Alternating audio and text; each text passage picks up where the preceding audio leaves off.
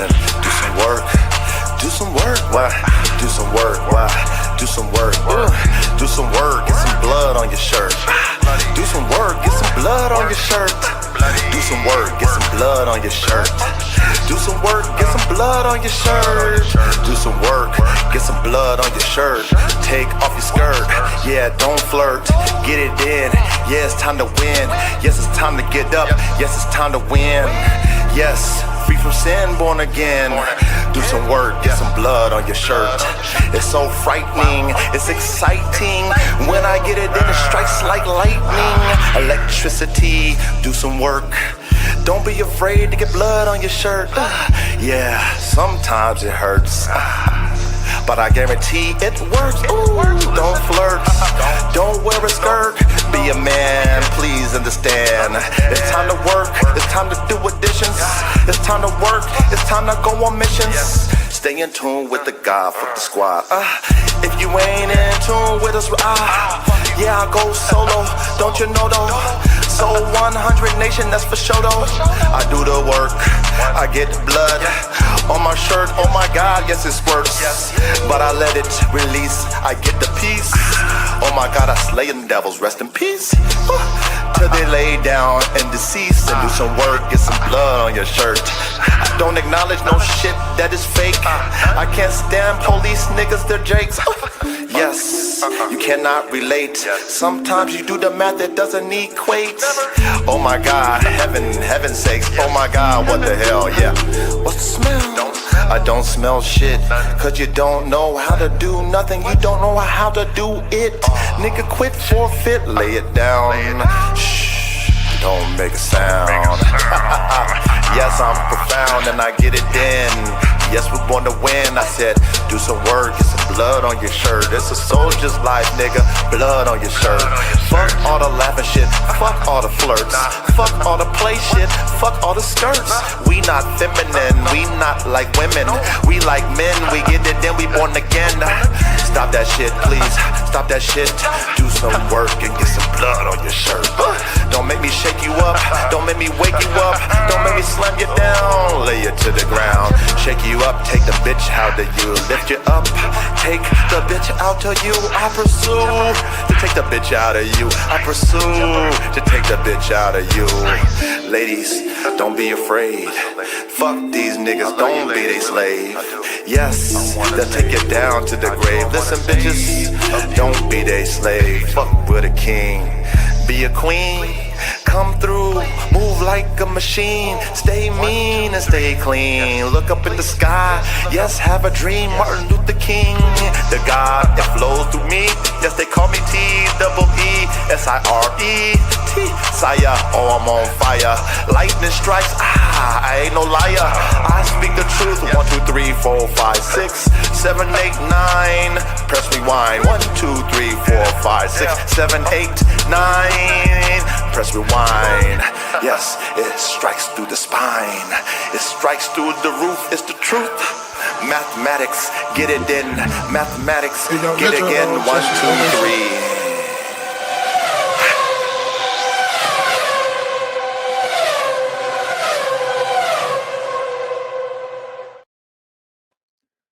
Good Thursday night, world, and welcome to another episode of Lab Talk with the Dog God, aka the Coacha, aka the Elon Musk of high performance working dogs.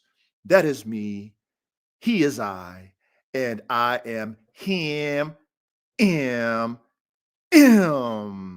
Yeah. Big salute to my brother Cooper with that pole position. Big salute to my brother Young Reddy with that second place. And big salute to my brother the Bakari from Canada in the building with that third place, that 1, 2, and 3, that podium, man. Big salute to my brother Rock Solid in the building, man. Big salute to you, Rock Solid, my brother, man. Who else we got up in the building, man? Look, excuse me, Lucky Mills. Big salute to you, Lucky Mills. Caveman. Caveman. Big salute to you, Caveman. Who else we got up in here, man, as y'all trickling in? My brother Bill, man. Big salute to you. My brother Bill, Blue Line Terriers in the building, man. My brother, only the council in the building, man. My brother, only the council in the building. Real certified, man. Real certified, man. My brother, Functional Focus, man, in the building, man. My brother, Functional Focus in the building. Big salute to you, Functional Focus, man. And big salute to all of you who are trickling in, man. Trickling into the classroom, man. No classroom like it but ours. For the high performance working dog, man or woman engineer. No classroom like ours. And I'm grateful that we've established this classroom where we got free thinkers who are very artistic, not autistic now, artistic, okay, very creative, the pioneer dog men and dog women. This is the classroom for us where we can come and learn and really be brainiacs, be nerds when it comes to this high performance working dog man type shit. That's right. Now, before I get into my week, you already know what time it is. I already know you guys are prepared. Might be some new people up in here, you know what I mean? Big salute to all my new subscribers, man. Slowly but surely, we are growing. Slowly but surely, our content is being heard, watched. So definitely want to thank all of you who have tapped in recently based off of this classroom content, because that's pretty much what my platform is on YouTube. It's just more or less a place where we can be in the lab. You know what I mean? So, salute to all my new subscribers, man. Hopefully you guys enjoy the classroom. Hopefully you guys respect the fact that I'm not a professor. I'm not a teacher. I'm a coach. Okay. And some of you guys who might be new, my coaching style might turn some of you guys off. And I understand. I do understand it. There's other platforms you can go to where you can get talked to like you're being talked to by your professor, and all that. There's so much selection out here for all of us, right? Options. Okay. However, this classroom is done by the coach. And if any of you guys ever played high competition level sports, if any of you guys ever been in the military, there's a certain level of leader that qualifies for that position. There's a certain type of leader that leads elite, top tier, blue chip athletes, right? When it comes to this high performance working dog lane that we created, it is the pinnacle. It's the highest level. Okay. This is our realm. Okay. Nobody but us now, okay, have been speaking when it comes to dogs at the highest level. Okay. When it comes to performance, complete dog, frames, brains, and motors, nobody but us. So it requires a certain level of dogmanship and leadership to be able to direct that type of energy. And being that we're dealing with very active dogs, very alpha dogs, my coaching style is a balance of all that. Okay. For you new individuals coming in there and just learning about the coach, learning about me, the dog god, the Elon Musk of high performance working dogs. I have three levels of my coaching, three ways I coach, three, not personalities, but just three energies. I got Coach Tony Dungy. I love football, NFL, but I like it from the office, the business side. I like it from the X's and O's. It's like when you become a player and you've done, you played in the field at the highest level, then, you become a coach, and then maybe you become a GM. You know how it works. Or if you're Michael Jordan, you become an owner. You know how it works. Right? So me, I have three sides to my coaching, three vibes, three energies to my coaching. Right? I got the Coach Tony Dungy style of coaching where I talk to you eye to eye and I'm very relatable. No cursing, just more even killed on the energy, right? Then I got my middle one is Bill Belichick. No nonsense, really, you ain't gonna fucking ruffle Bill Belichick's feathers, man. He's no bullshit, no nonsense. He's just, either it is or it ain't. I got that side of me, right? Then I got Bill Parcells, man. Bill Parcells gonna curse you the fuck out, gonna dig in your shit, you know what I mean? Gonna challenge your manhood, all for the purpose to make you better, right? Only for the purpose to make you better. And when you have coaches like that, which I've grown up because I played elite sports, okay? My father was a military man. My grandfather been in 3 wars, military man, okay? I've been around elite men all my life. So dealing with things based off of mathematics and pluses and minuses, X's and O's, I've grown up early bird as a child learning this, learning to control my Whitney, which is my emotions, learning to respect the leader that is going to push me, and learning to not get in my emotions with my leader who's in that position, might curse, might be aggressive, might tell me something I don't want to hear. Okay?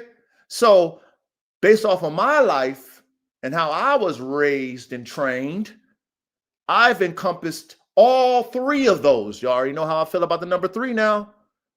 Father, Son, the Holy Ghost, 1, 2, and 3. Pyramid, the balance. You already know how I feel about 3, the root number. Okay? So I encompass all 3 for you, you new individuals who are, like coming into the class, like, okay, let me see what this is about, man. He got cool content. I mean, shit, he talking some, teaching. All right, cool. So when you hear me aggressive, you hear me cursing and stuff, I mean, I'm old school. And honestly, even though I know we have some women that come in this classroom, and I respect all the women who can handle that, but this class is for men. Most of my followers is all men. So that's my target audience. And I want a certain type of man around me, especially when we're dealing with dogs that can do damage to people, animals. Like we're putting together alpha animals. So you can't be bitch made and control an animal that we are engineering. You guys understand that? You can't be a bitch in your spirit and think you're going to control an AK-47 chopper. Or like my brother, the council, got an AR-15. Okay, or whoever, all you guys who deal with these alpha dogs, okay, when you see people who get these dogs, they can't handle them because they're not alpha. They don't know how to take control. You know what I'm saying? They don't know how to be Howard Stern at the right time. They don't know how to balance their energy and be loving at the right time. They don't know how to do the balance like me, the coach.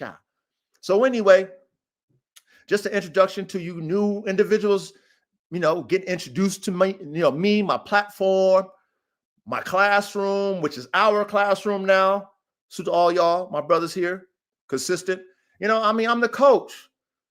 So if you can't handle the old school coach that's relatable, then you probably gonna get turned off. Cause I get aggressive, man. I have passion. I'm a curse. I'm gonna talk to you sensible, I'm gonna talk to you logical, I'm gonna get passionate, I'm the coach. So understand who you are in the classroom with, okay? I'm not your teacher or your professor. I'm the coach. Who else is coaching this dog shit but the coach? I'm sure there are other people, but I haven't heard them. I watch a lot of different dog shows because I'm a student of the game. I watch, you got to be a student. It's like a scout, right? A scout goes to all his ops games. I don't even consider them as ops. I like to learn. I'm a student. I'm a coach. I do X's and O's. So I want to learn plus and minuses and differences. Should I don't know? Should I might know? Should I do know? I want to learn all of it, variances, all the shit. So I watch, I listen, I learn, I have an ear to hear, man. I'm always in one in the back. I don't make no noise. You don't need to know I'm there, but I'm there. All right. So anyway, Salute to all you new subscribers. I'm very grateful that you guys have found us. I've switched up my whole play as far as like doing thumbnails now, which is working. By the way, it's working. And the algorithm is playing this game, right? It's playing this game, just like I did on IG, same shit. But I wasn't doing on Instagram because I just had on YouTube, because it was just more YouTube I use as the classroom. But now that I'm doing that, shout out to Reddy. It's good to have brothers, right, who aren't intimidated by your leadership, who respect your leadership. Not only that, who knows that I'm not here to disrespect what you offer as someone who can lead me, someone who can direct their leader. Come into the leader's office, boom, come into the coach's office. Hey, coach, man, I got something to say. And but I don't want to hear it. You're not going to hear that from me. I'm all about the team. I'm all about the team. You're not going to hear that from me. Okay? So respect to all of you. Respect to my brother Reddy, all of y'all. Because I got, y'all know who y'all are. Y'all be in my DM, send me all kind of shit. You know how I always do. Thank you. Because I'm a student. Y'all know I'm a student, but that's why that's why I play at the top of the spear. That's why y'all respect me. Because when y'all tell me something, and Reddy, he's a witness. When Reddy tell me something, I do what he say. He knows that, if I slide coach something, if I tell coach something, he's not going to disregard me. He values me. He knows I'm not coming with a offset spirit toward him. He knows I know who he is, because I want coach to be who he is, and I know who he is. I want to feed him. And that's the only reason why I want men around me, is to feed me, because that's what I do. I feed y'all. Why would I want men around me who can't feed me? But see, this is the difference between me and a lot of other men. I'm a mathematician. What I mean by that, think about the word problems that we used to have back in school, word problems. I'm good at word problems. I'm good at people casting spells verbally. I can discern whether the math is correct or wrong. I'm good at that. I'm very versed at it too, man. I can cast a spell back on you. You won't even know it. That's how versed I am on the word problems. So when men speak and give me a word problem, I'm calculating your words mathematically, because God is mathematics. God is pluses, minuses, addition, subtract. All mathematics is God. Think about engineering and how mankind has advanced through mathematics. That's God. So when a man speaks a word to me, like my brother Reddy, and say, hey, coach, think about this, do this, coach, try this, coach, if you do this, give me a push. That's all my brother doing. That's all y'all who be in my DMs. Hey, coach, watch this. Hey, coach, I know you love it. Hey, coach, have you ever thought about it? That's all y'all doing is pushing me. And because I do the math, I'm like, yo, like, thank you. Like, thank you. Then I apply it. Then a brother like Reddy, like, yo, coach really do. Coach is a man of his word. Coach just don't be talking because it sound good. He just ain't casting spells out of his fucking mouth because it's easy. That's not what the fuck coach do. Coach has an ear to hear. He listens. He does the math, the word problem, and like, oh, shit, down, Reddy. See, Reddy don't know, right? Reddy, my wife told me that. Or, Reddy, I was thinking that. Or, Reddy, somebody else told me that. Like, I'm getting confirmation. And then when I do it, Reddy says, man, coach, he probably ain't even saying it. He's not saying it to me, but I know in his mind, like, damn, coach, you know what I mean? You do listen. But I always let people like Reddy and those of anybody else who give me good game, I always let them know, thank you. I appreciate it. I did it because of you. That's why I'm such a great leader. That's why I lead men. Because they know I lead by example only, right? I'm not in this shit just to be like, oh, I'm the coach, so you better respect me like the coach. I'm not in this dog shit for that. I just do dogs. But I'm giving back to our community, because when you know something, you shouldn't be a covetous. You shouldn't be a coveter of that energy. You're supposed to give it. In scripture, it says, given it shall be given unto you. That's what the Lord says. So I could be a guy who covets all the energy and the spirit and the knowledge and the information that I have and just want to feel like I'm on top of everybody. I could be that guy because that's what the world is about. That's what social media is about. But that's not what I do. I give everybody an opportunity to come in because I really believe in the team. I believe in team ball. But see, as a leader who can go down to the first level, can be at the top of the level and then go walk down the stairs. I can walk down the stairs and meet everybody as I walk down and see them eye to eye. See them, and then I can go down to zero and see you eye to eye. The zero. And make you feel comfortable enough to reach where I'm at. See, I can do that. Most people, they can't do that because, you know, they don't want you to feel like you even have the, you know what I'm saying? They don't want you to even think that you can even remotely be on a level.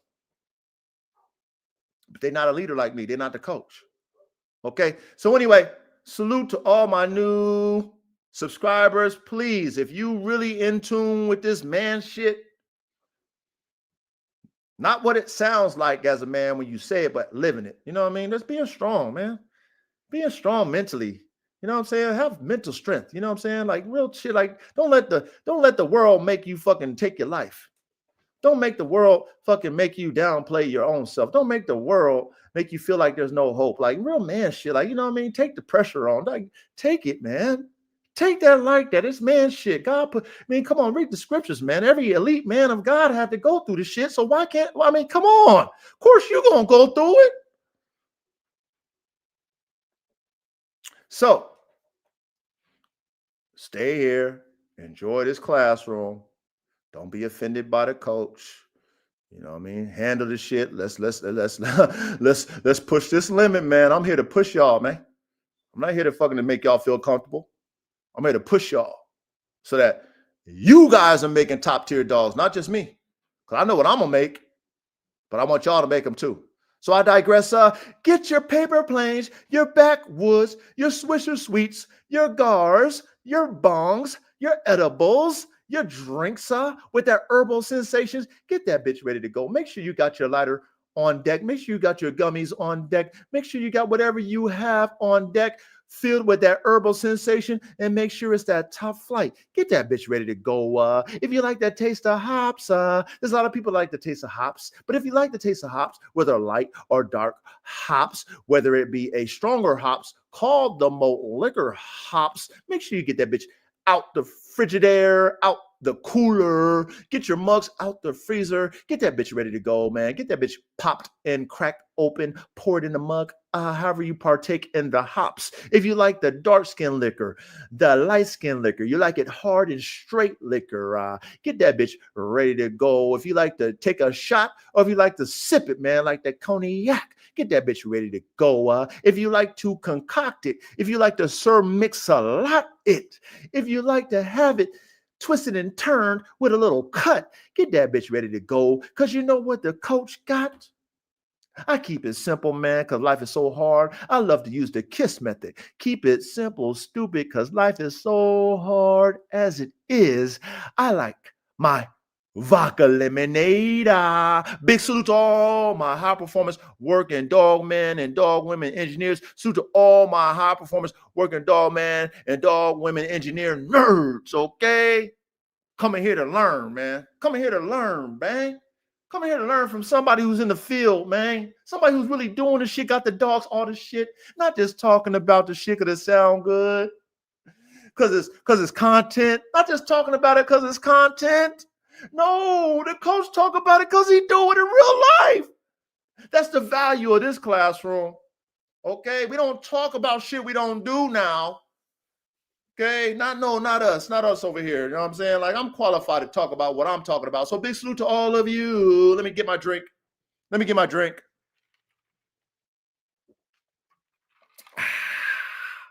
Oh yeah, let me get another drink.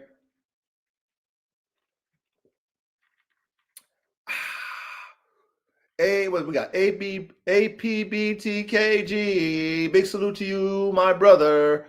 Welcome. So, as a Verde, oh, my brother Verde, big salute to you. Verde, man.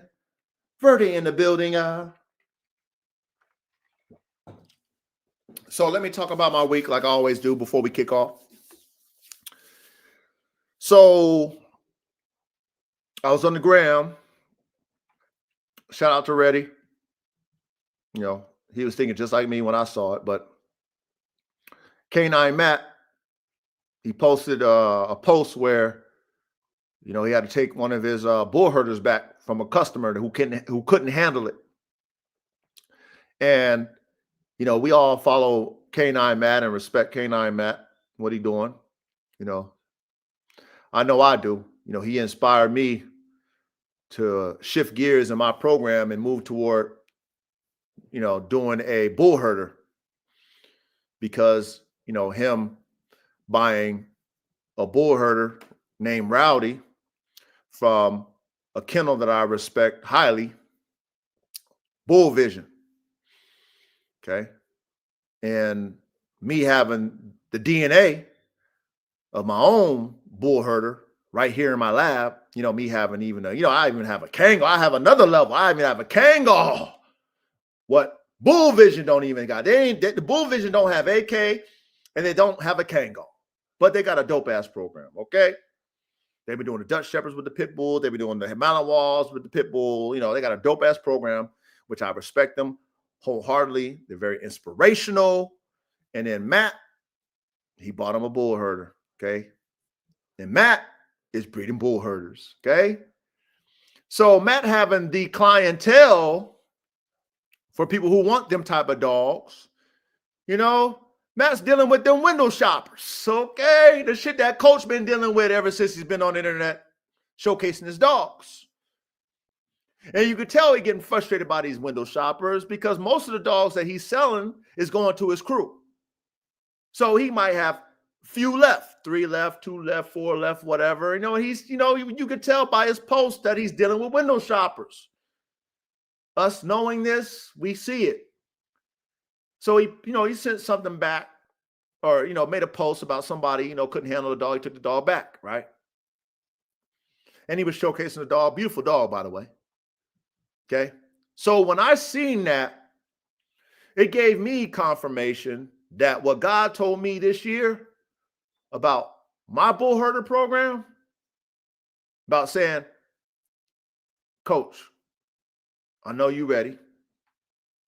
I know you got the DNA, Coach, but you've always been premature when it comes to your cook-ups. When it comes to everything you do, you're always ahead. You're ahead of everybody.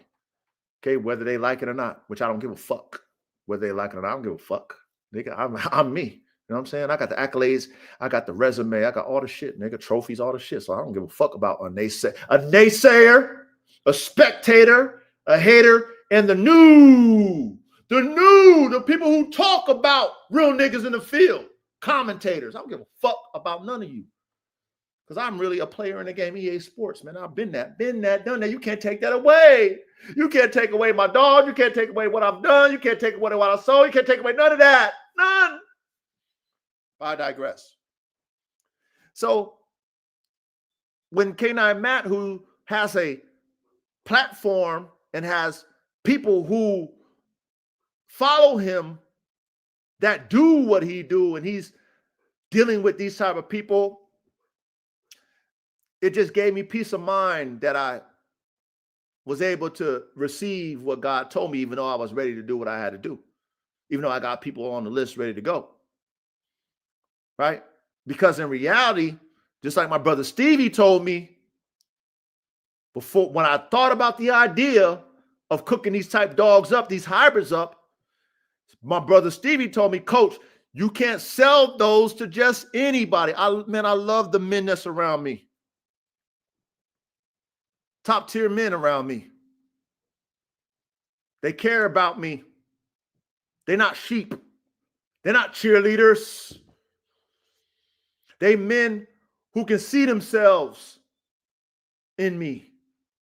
Can be like, yo, coach, you doing what I'm trying to do, or you doing what I did, or you doing what I'm doing. See, that's the type of men I like around me. Because when they see what I'm doing, they see me pushing the envelope, right? They see me pushing the envelope. That's what they see. They don't see me complacent. They don't see me playing foul to leader. They don't see me tracing motherfuckers. They don't see me commentating motherfuckers. They see me pushing the envelope. Pioneers type shit, right? They see it. You know what I'm saying? Just like I said, motherfuckers, that's what I say. It's like, I like to talk to y'all when I debrief so y'all can get where I'm coming from. That's why I debrief. I do this before I start the classroom. New subscribers. I debrief. I let you know who I am before I even kick into the classroom. I let you know what happened in my week. This is me being personable with y'all. Okay? So anyway, my brother Stevie told me this when I was talking about my lab notes. Okay. I gotta say this. Who? I know all y'all gonna be able to say this. Who has always been telling all of you to take notes? It's me. Ain't nobody telling nobody take no notes but me. Now motherfuckers is saying take notes. A lot of individuals talking about take notes. Ain't that something? But the coach always had the classroom, and coach always been telling y'all to take notes. Ain't that something? Ain't that something? This is the thing that I want you guys in my classroom to understand about me. This has been me my whole life. Because I'm an artist and I'm a creator, I always think at least 10 steps ahead. Now 12 steps ahead. 3, 6, 9, 12. Ooh, 12 disciples. Oh, man, y'all don't want to know all that. I know too much for y'all. Let's just stick with the dogs. So, I be talking about taking notes. So when I was taking my notes and Brother Stevie was looking at my notes, shout out to you, Stevie. I love you, Stevie. Thank you, man. Thank you, Stevie. Just being a real man, you know what I mean? Just being one of them type of top tier niggas that believe in a motherfucker that's top tier. Very few men, especially they black, they don't feel intimidated by you. They want to encourage you. Brother Stevie, top tier. Y'all don't even know Steve. I got a lot of top tier men around me that got their own, make their own money, do all their shit, do it. I got a lot of top tier men. I'm grateful for those I'm grateful to God that I have top tier men who got their own leadership, and they fucking want to pour into me. Brother Stevie said, Coach. He said, Coach. He did the math just like me. He's like, Coach, that dog you got there, AK, and you got this dog, Coco. You got the AK. He said, Coach, you can't sell that to anybody. Fast forward to what, my brother Reddy showed me with the post, and, we both follow K9 Matt, and I know what Reddy was telling me. Of course, I know what he's telling me. Reddy ain't no dummy. Reddy's smart. Of course he gonna tell me. He unbeknownst to him, even though he probably know what he's doing, but unbeknownst to him, he's telling me like, Coach, you're doing right now. You gotta just wait. You don't pre-ejaculate with them bull herders, Coach. Don't do it, because I guarantee you Matt is selling his for less than what I'm gonna sell mine for. I guarantee you can get probably a bull herder from Matt for probably like maybe. I'm a guess. No disrespect to what Matt's charging. $1,500. I'm a guess. $1,500. You get one of them rowdy pups. You know how much the coaches is gonna cost for them AKs, them AK Malinois, or them AK Kangals? They're gonna cost $4,500. No papers. No papers. You know what I'm gonna give y'all? Whoever buys, I'm gonna give you a certificate, a Formula One Canine certificate. They're gonna be certified by the coach, which is gonna be better than papers. Certified. That's what I'm gonna give you. But $4,500. I don't know who's selling a fucking. I know Coco costs $5,500. My Malinois that my nephew spent his hard-earned money on, she costs $5,500 plus shipping.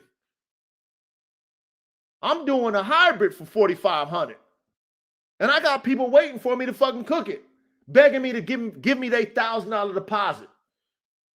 But you know what?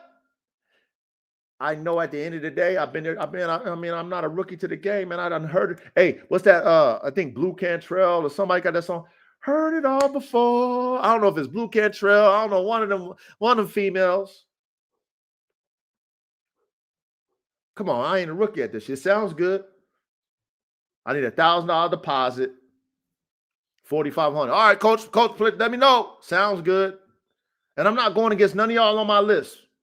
Okay, but bro, trust me, I done heard all this shit. I done heard it all. When it's time to play ball, when it's time to fucking cash out, I don't hear that same talk. So, shout out to you, Ready. Showing me that, me seeing that, me following Matt, seeing what he's doing. It's not time for them 4,500 next level fucking top tier military grade type of bull herders that I got. It's not time for that. And I'm grateful that God has given me peace of mind to say, it's okay, bro. You know, I know you're ready, but it's not time. It's not time. So that's what I was able to, this week, that's what I was able to kind of, get confirmation from. It was that.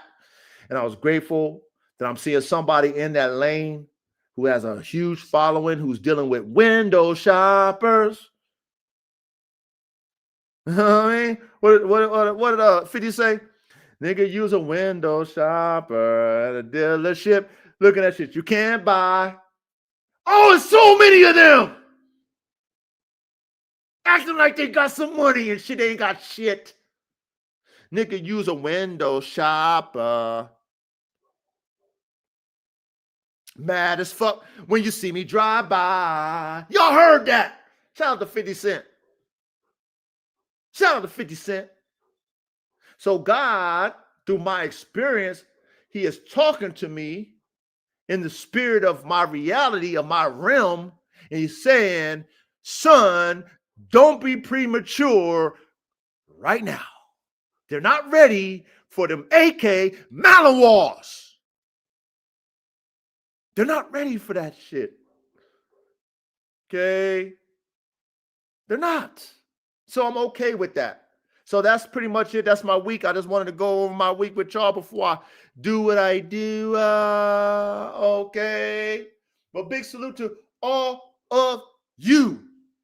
Now, let me put something in my ticker, okay? Big salute to Rock Solid. He got his merch. I hope he likes it, man. You know what I'm saying? I hope he likes it. That's the first wave, Rock Solid. That's the first wave, Rock Solid. I'm gonna keep perfecting it, Rock Solid. Trust me, it's gonna get better and better, Rock Solid. I just appreciate you, man. I appreciate you and your wife for spending that bread with me, man. Young Ready, I know you just got yours too, man. I appreciate you spending that bread with me, man. You know how I do, man. This is my first flex, man. I'm perfect. It's just gonna get better. I promise you. You know how I operate. It's just gonna get better. It's gonna get more premium. Salute to you, Cooper. Hey, Coop. Make sure your mom, right? Hey, Cooper. Y'all don't know my brother Cooper. My brother Cooper. He's blind. You know what I mean? He's like Stevie Wonder. He got the talent like Stevie Wonder. Hey, Coop. Tell your mother to buy the embroidered one. Coop. Tell your mother to buy the embroidered merch so you can feel it. Because I know your talents, Coop. Coop, I know your gift. So you can feel it. When you feel that embroidered merch that I made, you're going to be like, oh yeah. Coach, thank you, Coach. Because you bought that AK-47 chopper, which is dope. But Coop, you can't see that one, Coop. Coop, you can't see that, Coop. It's dope, but you can't see it. Tell your mother, say, Mom, give me the embroidered shit. I want the embroidered, either the embroidered dog head one or the embroidered Formula One canines with the frames, brains, and motors. Tell her, Mama, I need the embroidery merch so that when you get it, Coop, you can put that Stevie Wonder on it with your hands. You can put your fucking Sixth Sense. Shout out to that movie, The Sixth Sense. Hey, Cooper, you can put your Sixth Sense on the embroidery, and you be like, oh yeah, Coach done did that. Oh, Coach, you done did that, Coach. Get the embroidery one, Coop. Okay, my brother Coop. But let me share my screen. All right. Let me share my screen. Let me make it big. Okay. Let me make it big. Hey, I know you guys, maybe you might not want to support somebody, man, but I made sure I did some things where I can get some support. I made sure I put together a premium product that don't cost as much as my dogs do. All right. You guys and gals, you're going to have to do like the coach did. When I went on my DNA shopping spree, I saved up my money before I went to spend it. I saved up my bread before I went to spend it. Okay. So this one right here, you got this money. Y'all got a couple of dollars here and a couple of dollars there. Y'all can spend a couple of $100 here and a couple of $100 there. So this is the easiest way for you guys to support me until you guys are ready, right, to spend the big money on the doggies, huh? Right? This is how y'all can be like, man, Coach, I appreciate everything you do, Coach. You know what I mean? Thank you, Coach. You know what I mean? And it's going to be premium.com, okay? Look at the merch. Look at the merch. We got the Got DNA We Do. We got the Got DNA We Do. Look at that. Look at that, man. We got the, it's kind of cold outside. We got the sweatshirt. The Got DNA We Do sweatshirt. Okay. Then we got what we got here? We got the High Performance Working Dog Engineer sweatshirt. Okay. Go ahead and get that. Go ahead and go, man. I mean, we got all different sizes for you, all different. Like, man, we got the premium, man. Come on. That's what I do, man. I make sure it's premium like my dogs. We got the Built for High Performance. I've got all the different variants of fits. How do you want it to fit? I got it. I don't care what your kennel is. I don't give up what you're doing with dogs. As long as you're doing performance dogs, high performance, this right here, you can rock it, man. You can rock it with your J's if you want to rock it with your J's, man. I mean, you can rock it, man. That's what the coach do, man. Built for high performance. I don't care what breed you got. You believe in high performance dogs? Of course you're going to rock Built for high performance, man. Formula One. Y'all know what Formula One is? Go ahead and watch that shit on Netflix, man. That's what the coach is with dogs. The highest level. The highest level. And of course, the merch got to be that. Of course, the merch got to be that. What we got right here? We got the Unleash the Power. Unleash the Power. Come on. I mean, come on, y'all. Goddamn, Jean-Claude Van Damme, it, man. Look at that shit. Top tier premium merch. Top tier premium merch. Look, man, we got it all for y'all, man. We got it all for y'all, man. We got the AK-47 chopper, aka the Bone Crusher merch. We got the merch. AK-47 chopper, aka the Bone Crusher merch, man. Come on, man. Just go and shop, dude. Scroll through. I got it on the ticker. You know what I'm saying? I got it on the ticker. Okay, at Formula One K9's gear.printful.me. Simple as that, man. We got the hoodies. You know what I'm saying? We got the hoodies. Zip up with the embroidery of the dog head. We got the embroidery Formula One. I mean, come on, man. Frames, brains, and motors. Come on, man. Top tier professional type shit, man. Top tier professional type shit. You know what I mean? Ain't nobody got the merch like the coach. I know they want to hate on the coach. You can't do it, man. The coach just do shit at the highest level, man. You know what I'm saying? Don't let me pull up around with your homeboys and shit. You know what I'm saying? Don't let me pull up around when you with you and your homeboys and shit. They're gonna be like, damn it, man, that nigga the coach is cold, man. That nigga coach is top tier. Of course I am. Of course I live this shit. Look at that right there with the embroidered dog head. Look at that, man. Goddamn, I got so many variants, so many variations for y'all, man. Shop at my store, man. Come and support your boy, man. You ain't gotta donate to me and don't get nothing from it. You can donate and get some top tier fucking merch that niggas is gonna be talking about. I got the polos. I got the polos for your ass. Polos with the Formula One canines on the sleeve. If you like the polo, you want to be classy with the polos. I got the polos. You know what I mean? I got the polos for your ass. I got all the shit. Regular shirt, t-shirts, all different. I got the hats. So let's go to the hats. I got the hats. I got the dad hats. You know what I'm saying? We got the, you know what I mean, the little trucker hats with the curved brim. Man, come on, man. Shop with me. Shop with me. Shop with me, man. Look at that. With the embroidery, with the Formula One canines on the side of the hat. Come on, shop with your boy, man. We got the coach hat. Look at how the coach hat. We got it's called the technical director. If that's who you are when it comes to your program, the head of performance, that's what a technical director is in Formula One. It's the head of the whole engineering program of the race car. Okay? Technical director, the coach. That's you, the coach. You know what they call the leader of a Formula One race team? They call him the team principal. Over here, we call him the coach. That's what we call him over here. Technical directors, when it comes to dogs, we call him the coach. That's you. That's you with the Formula One canines, the highest level of high performance when it comes to canines. Of course you can rock that. Of course you can rock. I don't care what your killer name is. Of course people are going to be like, yo, that's dope. That's fire. That's fire. That's dope. Where can I get that from? Oh, man, go shop with the coach. Go shop with the coach, man. Go shop with the coach, man. Look at the frames, brains, and motors hat. Look at that. Look at the hat, the frames, brains, embroidery, frames, brains, and motors. That's what I mean. That's how we build dogs. Frames, brains, and motors. Formula One canines, of course, right? Of course, we got all different styles. Come on, y'all. Top tier like the dogs, man. Top tier. You can't downplay motherfuckers who's really in the field doing this shit. It sound good when you talk that shit. Sound good when you talk it.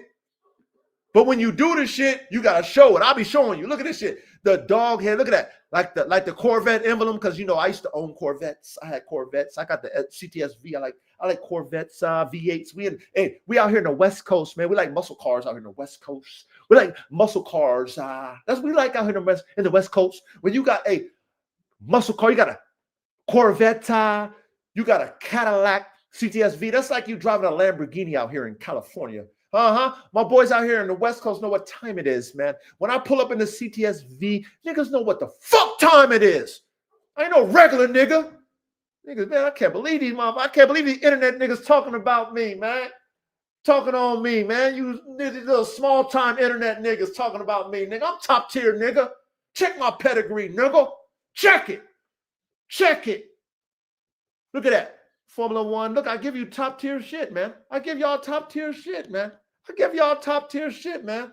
That's what I do. I do top tier show and tell. Ain't nobody else talking and showing. And if you are doing that, I salute you. Coach will never hate on a man who's talking what he's showing and showing what he's talking. I respect that, whether it be a lower tier, mid tier, high tier, or the highest. I will never downplay any man who is showing what he's telling what he's showing, regardless of what level you're on. I will never hate, because I do remember the time, like Michael Jackson, when I was on that fucking 0 level. Oh, I remember the time before I got to the top tier.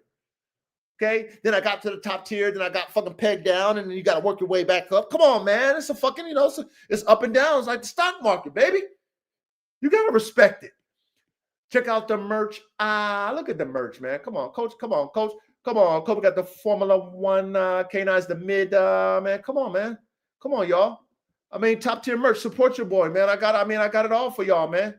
Top tier merch. Let me go ahead and digress my screen. Hold on. Before I do that, hold on. I gotta show you some more. I gotta show you this Red Bull shit. I gotta show you this Red Bull shit because that shit's harder. The Red Bull shit is harder. We got the frames, brains, and motors. We got look at the high performance canine engineering frames, brains, and motors. Fucking look at that. That shit is hard.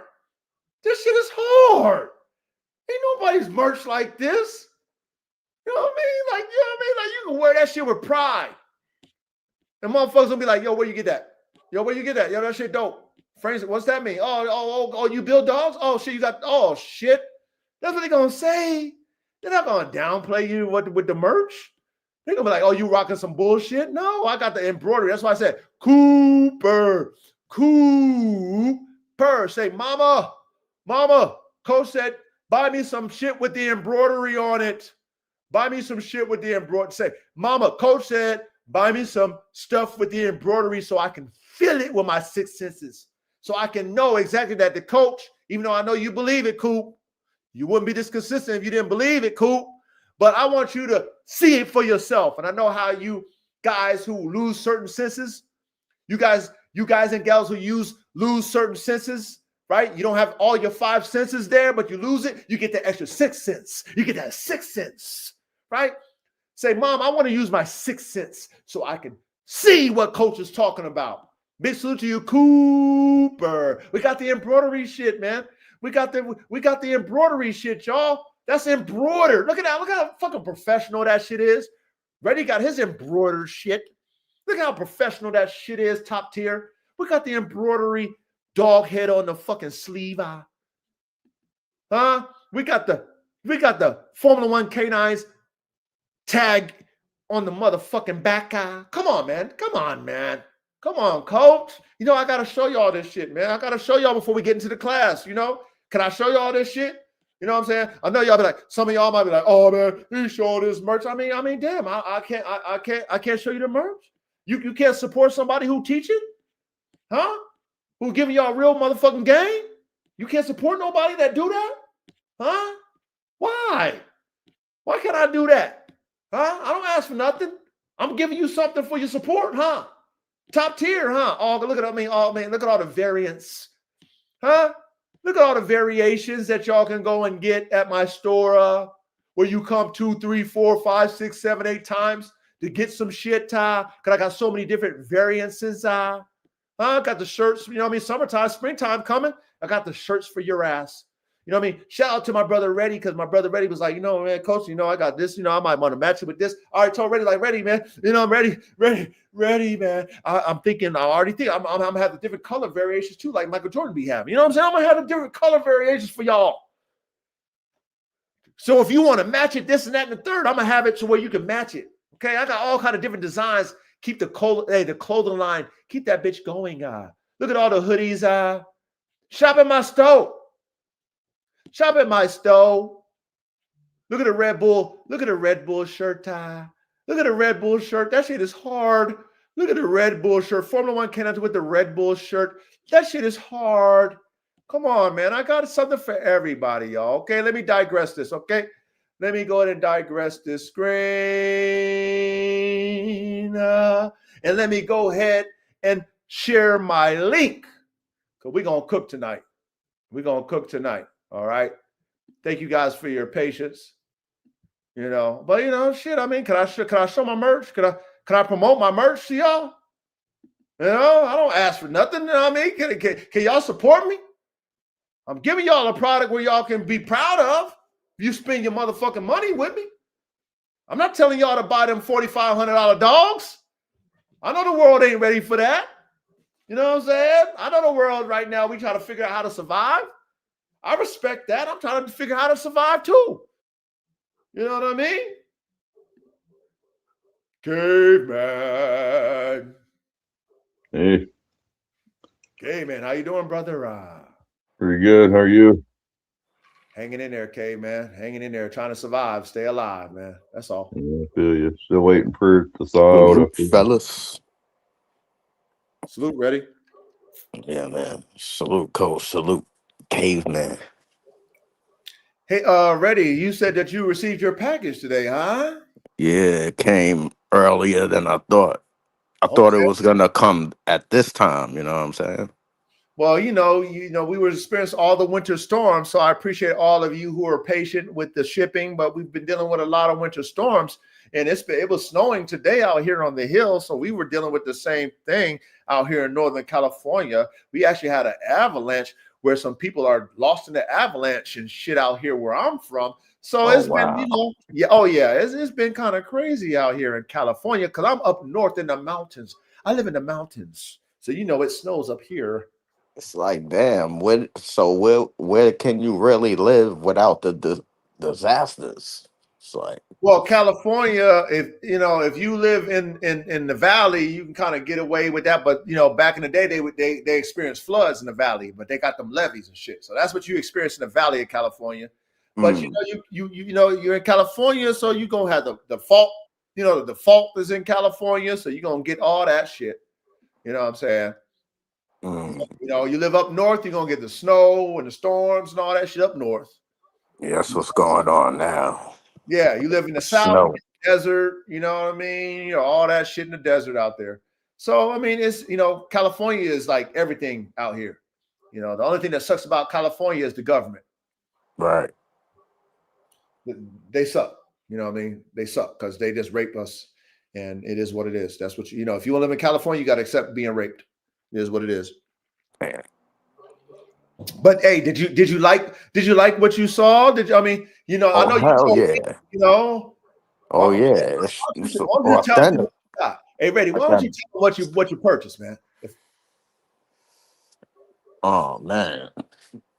I'm going to box right now. Cause I Oh, put I put that joint back inside the plastic, you know what I'm saying? Cause I ain't want my dogs to get at it thinking I got them a snack or something, you know what I'm there saying? you go. There you go. Go ahead and get your test. I mean, go ahead and tell them what you unwrapped out of your box. Because a lot of y'all. I don't know, man. A lot of y'all ain't on my dogs. And like I said, please, men,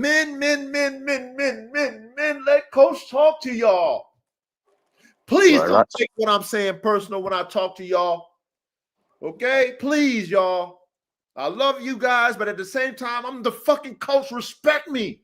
Let me talk like the coach and not fucking get in your Whitney. All right, but go ahead, Reddy. Go ahead. Shit. Go I ahead. got that authentic snapback joint, the one you had on the You got the on mid. the You got the mid shot. exactly the real joint. Mm-hmm. But you got the red bill though. Yep. I seen that. Hey, how's the embroidery on the front? How is it quality? Yeah, it's super quality. Like Okay. I really feel it. Like they made it great. Like Good. Good. It's visible. It's you know what I mean? Like yep. That shit's everything's not nice. coming. It's not coming off. It's not like a drawn. It's not drawn. That shit's Okay. stitched in. Like Stitched in. Okay. All right. All right. Oh, yeah. Yeah. Okay. Cool. That's yes. there Okay. ain't no holes. There ain't no lint sticking out of it. Like it's everything's in. Like it's Okay. clean, nice and clean. Nice. Nice. Nice. Nice. I like that. What about that hoodie you got? Because see, that's what I I was got telling. two. I got two hoodies. Oh, I didn't know you got two hoodies. Go ahead. Yeah, Go ahead. Hey, go ahead. Talk about it. I got the. I ain't even take the black one out, What about but the they gray? You got the gray, but hold on. You got the gray zip up, and then you got the black and pullover. I got a all black zip up too. Oh, you got the zip up? Yeah, yeah. Oh shit. I didn't know that. And they got the same embroidery as the hat So okay, on the front. on the front. Yep. Okay. What about your gray? What do you got on the The back? gray one, Formula One K9's frames, brains, and motors. Ooh, does it have the F, B, and the M in the red? Yep. Ooh, is it embroidered? Yep. Ooh, stop playing with them. Stop playing with them with the hoodie, with the embroidery. Okay. Now, what about that black one? What's the black one? What's the combination of the black one? I gotta open that one up. Can you open it for the live before we kick off? Can you do that? I got you. See, we like to get witnesses, chat. Oh, right? man. That's what we like to do over here. It's show and tell, brothers. Right? Oh, yeah. All right. It's the same embroidery as the hat on the front. On the front. And then in the back, it got the technical director, the coach, Formula One Canines. Okay, now that one's not embroidery, or is it embroidery? It's embroidered. Is it embroidered? Hell yeah. Stop playing. Hell yeah. Does it look good? Yep. Oh, This one felt good. oh. Coop. I know you listening, Coop. Tell your mother to get you the embroidered one, Coop, so you can feel it. Because you can't see that AK-47, Coop. You can't see that one. But I guarantee you, when you get that embroidered one, Coop, you can feel it. Hey, Coop, I know you like Stevie Wonder. You're a talented dog man. One thing about Coop, he's a young dog man, like Verde, like Brother Verde.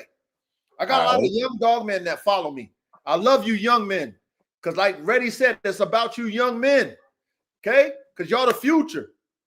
Okay? So I appreciate you guys being able to handle this type of aggressive coaching and being inspired. So, Coop, did you hear what Brother Reddy said about his embroidered shit? Oh, I got one more on there too. I didn't even see this. This is a plus. It got the wolf head on the sleeve embroidered. Ooh. Is it embroidered? Yep. I didn't even know. Ooh. Oh, shit. Got the three. Hey, chat. Whose merch is like the coaches? Huh? Just like my dogs. Okay? Don't feel like men, this is coach talking. Don't feel intimidated by coach. This is like my bravado. Don't be intimidated by that. I show y'all why. You heard Reddy. If you own my dogs, you'll be talking the same way when you get a dog from me. So don't feel some type of way about my bravado, men. Be proud for your coach. Be proud. Be happy. Like, that's my coach. Because that's how I would do it. Like that's what I want to inspire you men to be like. We're not downplaying men around here. Be proud if you got a brother that's fucking ahead of you. Be proud. Be happy for him. The only competition we have over here is friendly competition to push each other. We're not competing because I don't like that shit. I don't like that shit. Oh, yeah. Go ahead. And they got pockets. Ooh, how's the material though? It feels nice. It's nice and soft. And, like, I'm gonna be warm when I go out. So when it said premium, when you purchased it, it's a premium material. Is that what it is? Yes, sir. Yeah. Good. That's what I wanted to know. I wanted to know it's a premium material. Okay. Yeah. Okay. And just know, gentlemen, I'm only going to get better with the merch.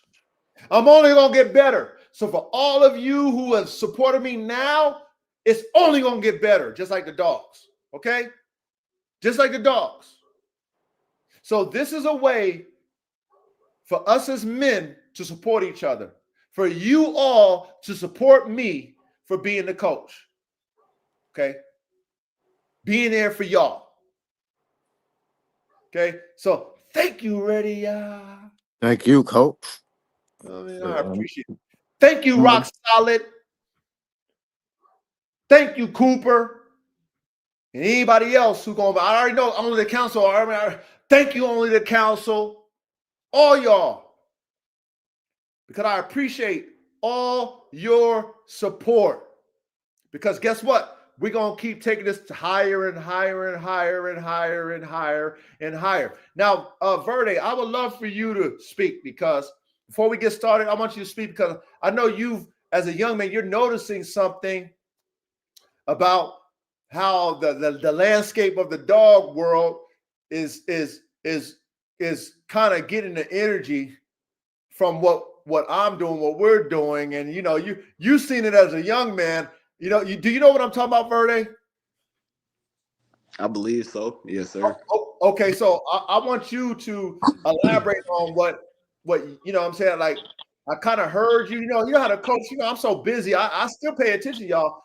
But I kind of heard what you said. Shout out to Reddy and everybody, and only the council. But if you could share what you're witnessing as you watching all these different dog content, and you're like comprehending, like, yo, like, what I'm saying? You know what I'm talking about, Verde, right? You know what I'm talking about? Yes, sir. Some of the phrases that you like to use, even some Go of ahead. the Go ahead. comprehension. Some of the phrases that coach like to use, like how he like to compare them to race cars and motors and their frames, brains, and motors. Pretty much the head of the topic right now. For the previous past weeks, when I'm out watching some of these other podcasters, I can see the very similar ways of talking, very similar ways of it's almost like sometimes they can't even use their own wording. Sometimes it slips out and they say the complete thing that coach do be saying, and it just be like a wow, like you saying things that this other man be talking about. But once again, it's like, personally, I probably never seen them in the chat. I probably never seen them in the live, in the comments, and I kind of be finding it a little amazing sometimes. Like, there are other men and women out there in the world that will sit up and downplay another man's way of thinking and teaching, but then will go back to their platform and try to perform it for themselves, if you see what I'm saying. Facts. Go ahead. So, for instance, like the frames, brains, and motors, comparing with the racehorses too. I've been hearing a lot of people talk about secretariat a lot too. Speak about comparing dogs to racehorses now, and it's just like, how can we get around the sitting in the back end and downplaying the next man method, and just come to the forefront, come join us, hop in, talk to us, you feel me? Like, don't try to take the next man method and teachings and ways and try to go do it for yourself, because once again, like, you feel me, the young, I'm gonna say it now, the young, we see that shit point blank. Like, there is no selling his dreams no more. Like, we see the real for the real. We see the evil against the good. You feel me? We see all that shit. So it's just like, can we get past it? But I don't really got too much more to say about it for real, coach, because it's like, they not doing it like you. You feel me? They not doing it like these classrooms. They haven't been doing it like these classrooms. These classrooms been going on for years now. You feel me? Some of these people, once again, they sat back, watched your method, watched your ways, and now they trying to do it for themselves. You feel me? But it is what it is. I don't really care for it too much. I just hope people see the real, and I hope people see the fake. That's all I got to say. No, thank you, Verde. And see, this is why I love our dynamic in our classroom and the brothers that's a part of this classroom, because we understand that there's levels to everything that we do. And like I said, me as coach, we nurture, you know what I'm saying? Like, as a team, you got to nurture from zero all the way to the top. You have to nurture it as a team. You know what I mean? If you ever been in team sports, that's how it works. So to see the young, talented cats like you, Verde, you, Coop, all you younger men in here, who's like really inspired about dogs, like you, like, like you really have a, you have a drive about these type dogs that we talk about, right? To see you guys have your own brain, you're not sheep, and you can decipher who's real and who's not. Then you come to a lane where you are invited, regardless of what level you on, and we respect you at your level. But not only that, you respect, let's say, me and others at their level. It's not a pissing match when we do what we do. But then when you come in and you learn at the top level, like you actually in that class, like you in that gifted and talented class, Verde, you know, Coop, all you young men, you know what I'm saying? Functional focus, all you young men, y'all are in the gifted and talented class. So now you learn it from the top tier. You know, it's like you being in buds training and your instructor has already been at the highest level of a Navy SEAL, been on all kind of missions. Now he's an instructor teaching the recruits. So of course you're going to respect them. Then when you go through that hard training and you're around them guys who really do it, then you see them copycats. You like, man, you just like, this shit is fucking ridiculous. What this dog game is today. You know, like how can these niggas talk these days like they're an authority when they don't even do that shit? How can you talk about anything, any subject if you don't do it? How? How can you teach something when you don't do it? That shit blows my fucking mind. But see, you young men, Verde, you young guys in the chat, whatever, who's listening in the back, who's listening, period, on the replay, y'all, you know, y'all got a mind of your own. You're not sheep. You're not sheeple. You can do the word problem. Like I told y'all, you can do the motherfuckers who casting spells on you with words. You be like, wait a minute, that don't add up what you fucking saying to me because you don't even fucking do it. Why would I listen to you when you don't do the shit? Why would I listen to you when you don't even do what you're talking about? But because people are so gullible these days, and it is what it is, let coach talk the talk. Men especially is so gullible. They want to believe in something so much that they fall in line with rhetoric, propaganda, the new shit, narratives that commentators spit. They fall in line with that versus going to the game and being a fan of somebody who's doing it at a high level. That's what you do. So shout out to you, Verde, because, you know, like I'll be hearing a little shit here, a little bit of shit there. And, you know, I'll let y'all do what y'all do because, you know, coach is busy, man. But I always tell you, I pay attention. I pay attention.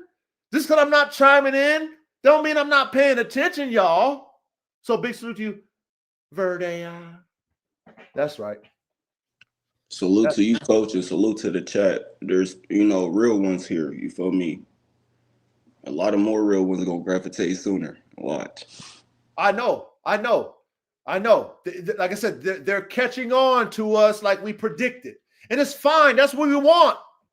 I'm not like I said, I don't have a covetous spirit. I'm not holding on to this fucking information. Ain't nothing new under the sun. I want you guys to gravitate. I want our shit to get better, bigger with the right people, though, that can help build us to a highest level. I want to create that Lockheed Martin type of fucking dogman engineer network. I want them type of men. I would love to have dogmen in our fucking community that got all kind of different breeds. Because guess what? If I want one, I would love to call my brother. I'm like, yo, that Irish Wolfhound that you got, I need one of those. Hey, ready, that Chinese fucking red dog you got, I need one of those. That's what I want to create. I want to create a network where we can get any dog we want because all of us have that type of level of palate where, you know what, we got all kind of dogs. Because where I'm at, nobody has a Kangal. I'm sure I can find it if I tried it. But I don't know how many people posting Kangals in America. But the coach did. But guess what? Imagine if this person got a Kangal from this place, and that person got a fucking off Chaka, and that person got a fucking you know how many different dogs there is. But I digress. Let's cook, man. Let's cook. Now, you know what I'm going to do, because this is something that Brother Caveman brought to our attention a while back. And Caveman, this, you already know Caveman. It is what it is. But like I pay attention. I remember you say, hey, coach, we needed, we should do this classroom. So I put it in my notes, like I tell y'all to take. And then Caveman asked me a week ago. He said, coach, what the classroom is about. Then I told him, I said, it's going to be about this, and next week it's going to be about that. So I'm sure Brother Caveman was like, okay, coach, remember. Maybe he didn't, but I'm sure he did. He remembered. He remembered. So shout out to you, Caveman, because I do appreciate you, all you got, every one of you. And I do listen and pay attention, because that's what a good coach does. Okay? I want the team to play. I don't want to have to fucking do everything. I want all of us to bring something to the table. I don't know everything. But if I got you to know something, you Verdi to know something, you Ready, you Chat. If all of us know something and we put it in our supercomputer, that's how, like I said, Lockheed Martin, Elon Musk, his team. That's what I want us to be. A team of fucking smart ass dogmen nerds pushing the limits, studying, coming up with ideas, coming up with schematics, and sharing that shit. What about this? What about, have you thought about this? Look at this, coach. What if we did this? This dog has this. I know, like real engineer nerd shit. That's what we got going on, right? So anyway, the topic tonight is genetic crossover explained in competition dogs and racehorses. Now, Caveman, Ready, Verdi, if you got something to say, you can say it if you want. But Caveman, I would like you to, kick off with this. Verdi, Ready, I would like you to, chime in and do yours, and then, we're gonna, we're gonna summarize it with the assistant coach, and tie it in and close it out with that. So, whoever want to kick it off, please be my guest.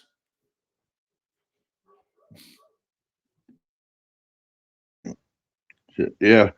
I think this will explain to a lot of people why breeding isn't as cut and dried as, just black and white on paper, and how you can easily lose traits or gain traits.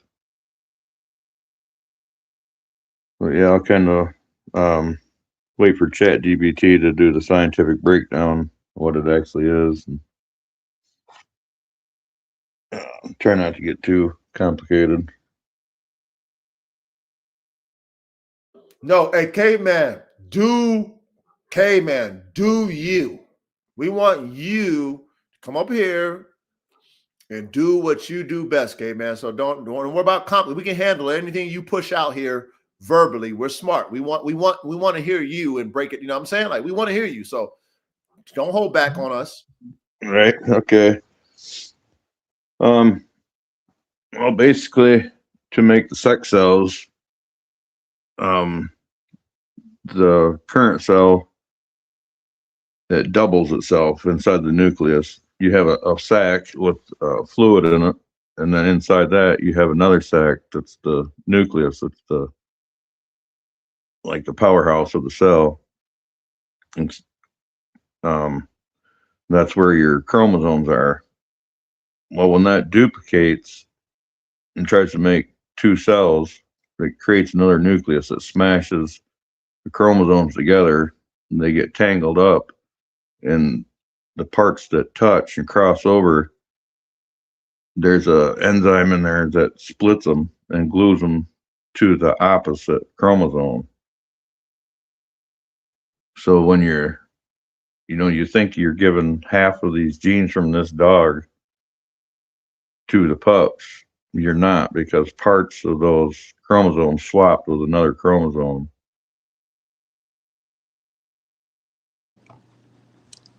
Question, Caveman.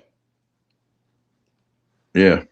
So is that the phrase for that they call that? Is that the meiosis? Yep. Okay. Meiosis. Yep. Okay. Meiosis. Meiosis. Yep.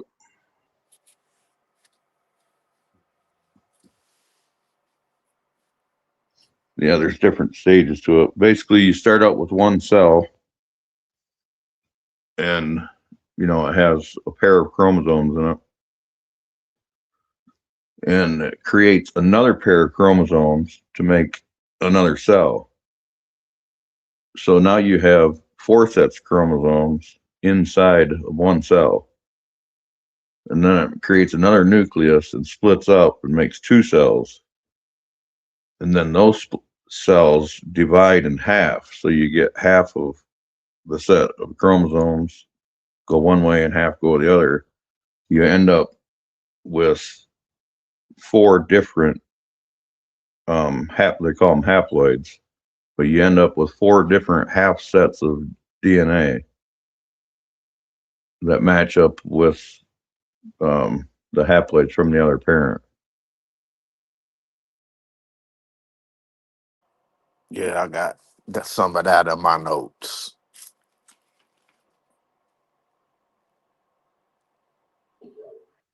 Okay, go ahead. Ready? All right, my joint says meiosis 1 and meiosis 2, the process in which the division of germ cells, sperm and egg cells of sexually reproducing organisms takes place. It gives rise to 4 haploid daughter cells with half the number of chromosomes as the original cell. The passage of genetic information from parent to offspring. Uh, that's consistency. When you breeding for your true F1s, you don't have variation. The whole litter is the same. Meiosis 1 is reduction. For meiosis 2 is the division. That's what the cross thing that caveman was talking about when it's the 4 cells and then they divide into the 2 and then those divide again and then it's 1 into 1 and both of those come together and it's 2, one one from the dad and one from the mom, so the offspring gets just 1 from both parent.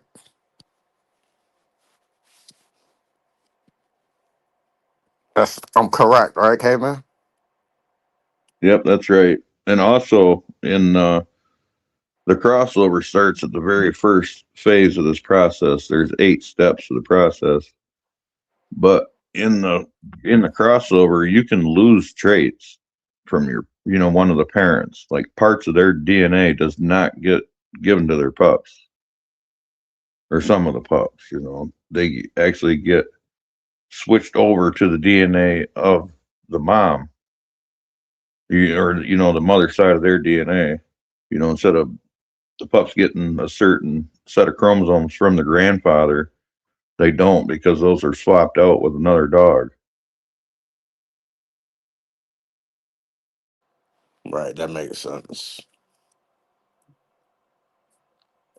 So only the mothers get it. No, really, the offspring, because that would be what they call it, heterosis or the heterosis. Help me out, caveman. When you do the cross, pretty much to get your F1, when you take 2 different breeds to each other, that's pretty much what's going on.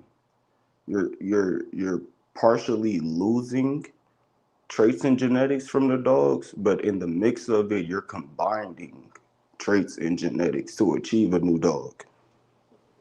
Yeah, really, this only going to come into play in the F2s, because this still happens in the F1s, but when this crossover happens in an inbred line, that crossover, you're crossing over the same chromosomes. You know what I mean? Like you've lined up all these chromosomes, so they're homogenous.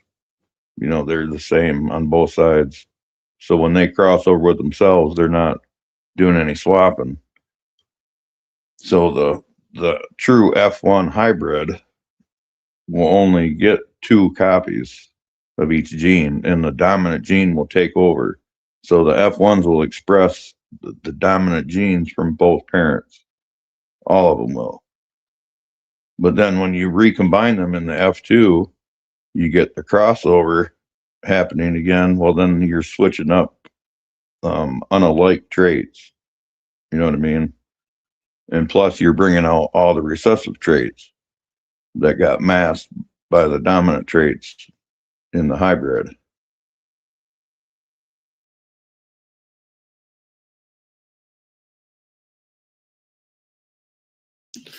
I really wish I had my whiteboard to do some diagrams, but it's a lot easier if you can see an illustration.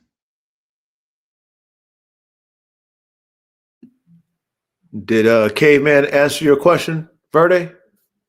Yes, sir. Yes, sir. Very much. I got more. Go ahead, brother. During meiosis 2, the 2 sister chromatids that make up each chromosome separate from each other and more to opposite poles of the cell. Why we need meiosis. Formation of gametes, eggs and sperm. Fertilization, putting it all together. Occurs in the ovaries in females. Occurs in the testes in males. For the females, it's oogenesis, and for the males, it's spermatogenesis. And haploid sperm going into the haploid egg equals diploid zygote. Meiosis forms haploid gametes. Meiosis must reduce the chromosome number by half. Fertilization then restores the 2N number. Let's say you get 2 from mom, 2 from dad. What happens is the child gets too much. You don't want that. Meiosis reduces genetic content to 1 from each parent, giving offspring the correct amount, which is 2.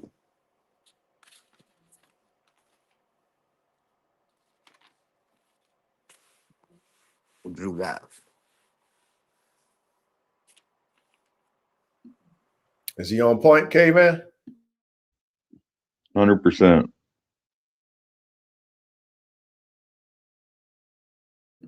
Brother Chris said the Y chromosome is passed father to son.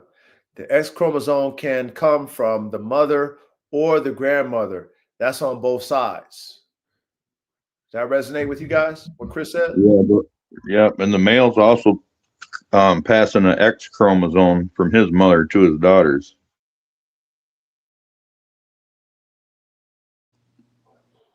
Yeah. Chat. Hopefully, you guys are paying attention in class.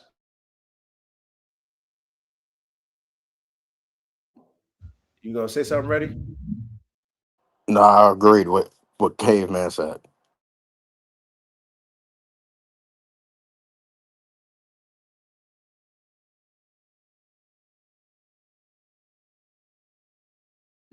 Okay. So you guys got anything else before we get into the format? No, not really. I was just kind of waiting for questions to come up or somebody else. Yeah, I don't really want to go past what she gonna say because I want to feed off of what she gotta say too. Like piggyback what she gonna say because I got a lot of crazy stuff up there. Okay. My And meiosis is deep. yeah, it is, and I definitely want you guys to feed off of what our format is. It's pronounced meiosis, though. meiosis. Yeah.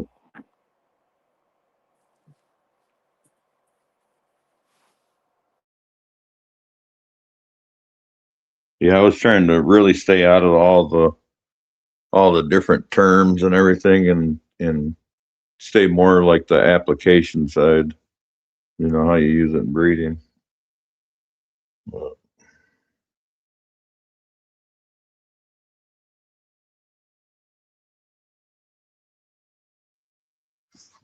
hopefully I'll learn something here tonight. So maybe Chat GPT will teach me something.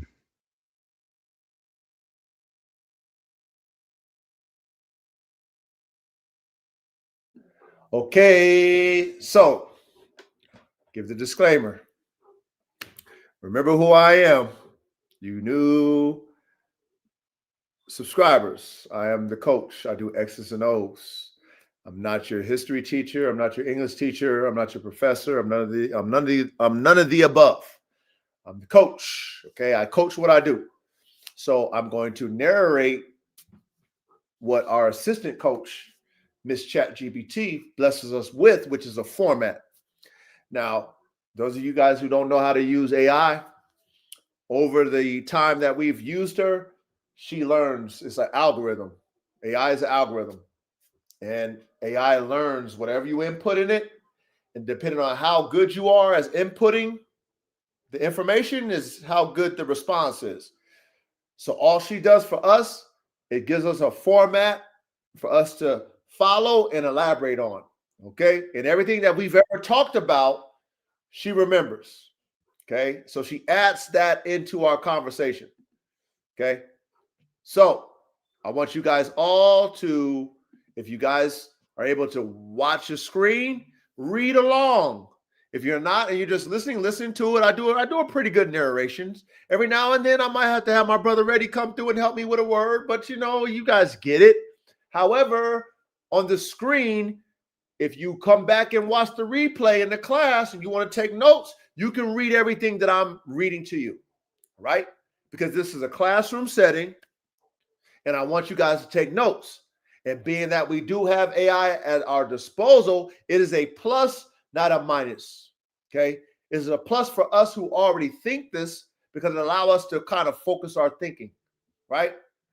Because we're able to take all the information that's ever been, let's say, talked about on the internet, and based off of how we speak, she summarizes it in a format. That's what's so valuable about AI. Okay. So I'm grateful for that. I'm grateful for that we have AI for us to have a format, for us to elaborate on. Those of us who understand this, like Caveman, like Reddy who studied it, like I who studied it, we understand it. Some of you guys already understand this. Chris understands it. A lot of you guys probably understand this because we nerds. But it's good for us to have a format so that we can just elaborate on. That, I mean, it's structure. You know what I mean? In the military, it's structure, right? We're not afraid of structure. So respect the fact that we have this level of AI that can give us a structure that's on our level of frames, brains, and motors, that's on our level of high performance working dogs. Respect it, because I do. All right, so Reddy, you already know what time it is, right, brother? 100. Okay, cool. All right. So here we go. And like I said, after we go through these steps, I want us to elaborate on it. Okay, let's not depend on her. Let's elaborate. So here we go. What genetic crossover really means and why it matters in competition dogs and racehorses. Let's strip this down clean and technical. The biological definition: genetic crossover happens during meiosis, the formation of sperm and eggs. What's that? Homologous. Homologous.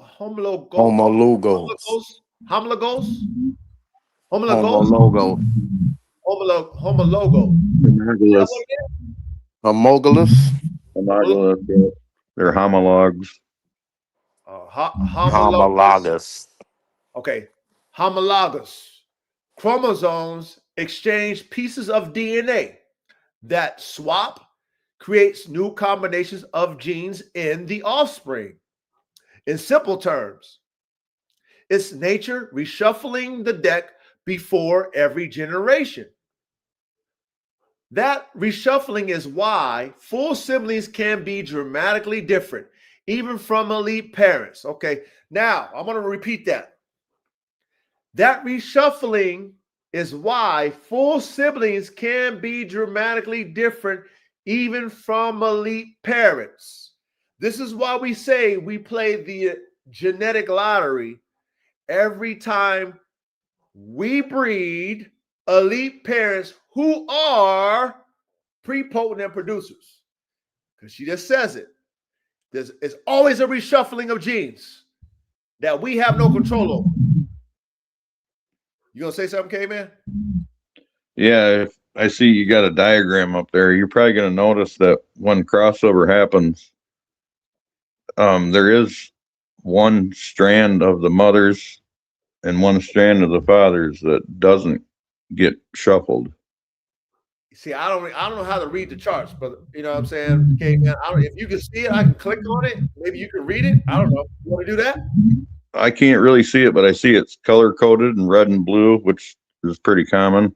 And you should see in the end, or somewhere in the 8 steps, you'll see 2 red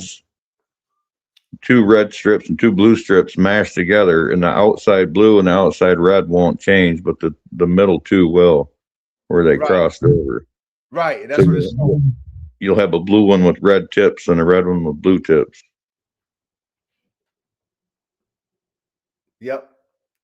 Now, chat, if you guys want to understand this, I would advise you to get on your AI game. Okay? ChatGPT, Grok, Gemini, the paid version now. Okay? And being that we're smart, talk to it like you want to take as much information as you can out of it. Don't be basic. Don't use it like you use fucking Google. Use it like you really talking to it, because then you can do like Caveman said. All the chart. I mean, they should do whatever you say. You just got to say it. So let's keep it going. During meiosis, chromosomes pairs line up. They break and reattach. DNA segments swap. New gene combinations form.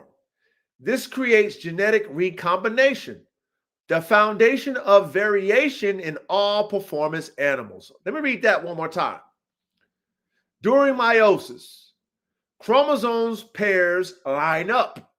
They break and reattach. DNA segments swap. New gene combinations form. This creates genetic recombinations, the foundation of variation in all performance animals. You guys get that part? Yeah. What happens during meiosis? Yep. Okay. Why this matters in competition working dogs, being that this is what we do. High performance working dogs. Pay attention, you guys. When you're breeding high performance dogs, bite work, protection, herding, catch dogs, etc., you're chasing traits like nerve stability, pain tolerance, drive, recovery speed, structural durability, cardiovascular efficiency, intelligence under stress. You can breed 2 elite dogs together, and crossover may combine elite genes, once in a generation freak athletes like my brother, my boy, my freaking dog, my son, AK-47 Chopper, aka the Bone Crusher. Yeah, that's him.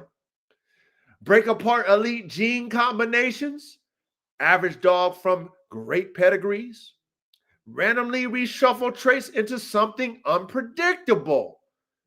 This is why pedigree does not guarantee performance. Crossover can preserve elite gene stacking or dismantle it. What can we add to that, gentlemen? I want y'all to add to that. Why this matters in competition working dogs. Like what her outline, what she just said, what can y'all add to this?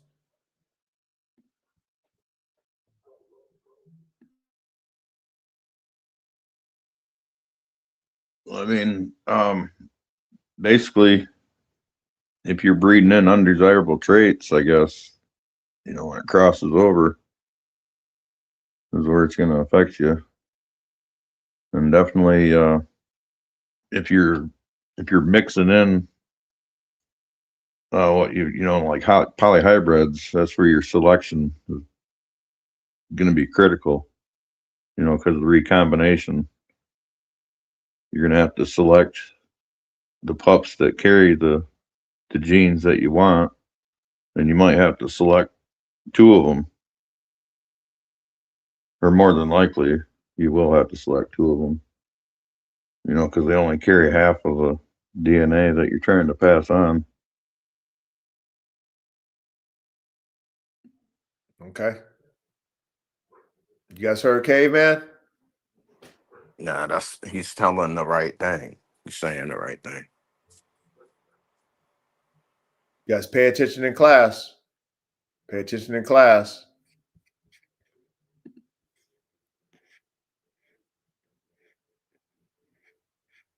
Now, let's bring in thoroughbred racehorses. Okay, now you already know why we correlate competition dogs with thoroughbred racehorses. If you guys don't understand this concept, that why we compare the 2 together, because they're 2 in the same breeding wise. Okay, go watch our class on how competition working dogs compare to or correlate or relate to thoroughbred racehorses. Go watch that class. We already did that class already. Okay, we like to have something that we can compare and contrast. Okay, that's why I am the Formula One of Formula One canines, because I build my dogs like cars.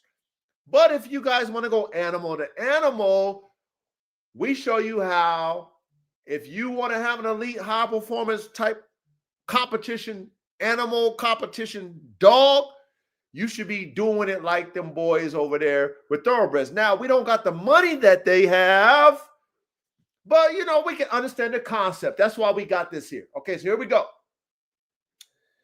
In racing, traits influenced by crossover includes fast twitch muscle fiber ratio, stride length mechanics, oxygen utilization, bone density, mental competitiveness.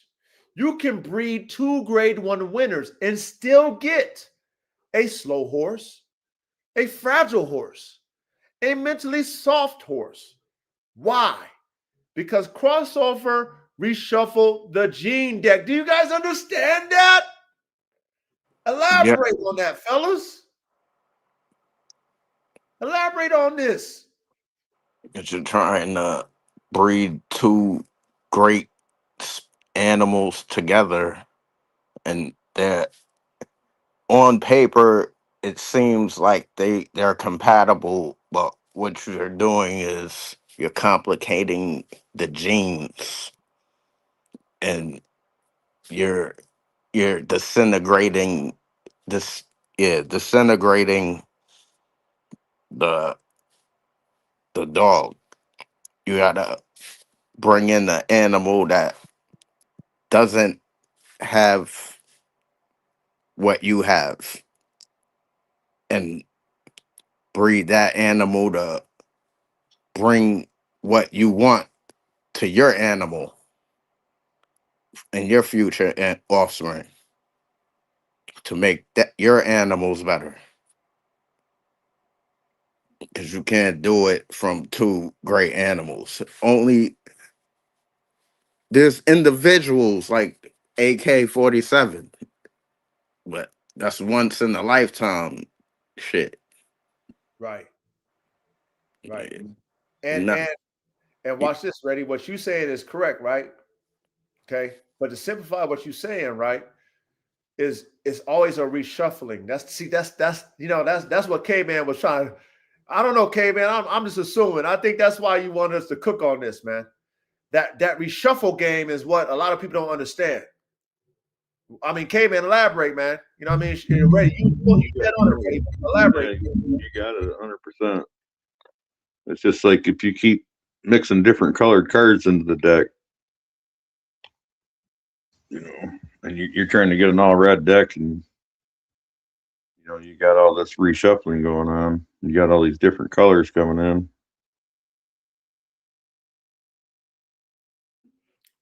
Right. Okay. So, engineers, pay attention, man. See, we're simplifying this so that you guys can comprehend. See, we want to keep it simple, but it's pretty complicated at the end of the day. It's complicated because you have to really think about these things and understand what you're doing, even though you have two elite animals.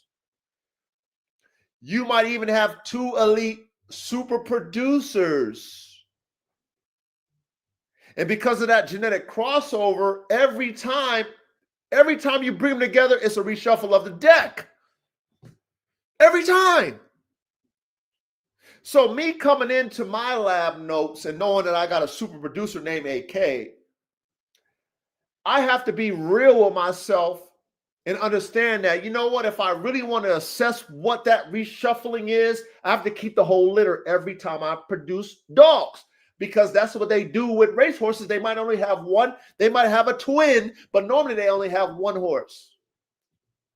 So, of course, they keep that one horse. They're not selling that motherfucker unless it don't, unless they're trying to make some money real quick. But if you got a program, you're keeping that. You're going to develop it. You're going to test it. You'll see what see what you produce. Same thing with the dogs. And being that with racehorses is a big money, multi-billion-dollar industry, they're not letting nothing go to waste without testing every fucking theory they do. And because they have these notes, they know it's a reshuffling every time they breed. And it's not guaranteed, regardless of what those parents produced you last time. That's why when they bred Secretariat to all them females, they didn't get no Secretariats. The females, which is what we would call, K-Man, we call that mitochondrial DNA that the females bring. Is that why we can assume that the females were able to produce fucking similar to Mayday, even though they're not Mayday, they were able to produce better than the males? Can we assume that, K-Man? Yep, that's what it's called. Okay. All right. So if you guys have been paying attention to in our class, you will get these things that we've been talking about. Like all the things we've been talking about over the years. If you've been paying attention and taking notes, you'd be like, man, we've been talking about this type of shit. There's no classroom like this. We're really trying to figure this theory shit out. So when we actually put theory in practice, we get it. We understand. That's why we do what we do. I digress. Let's keep it going. Let's keep it going, man. Okay, so here we go.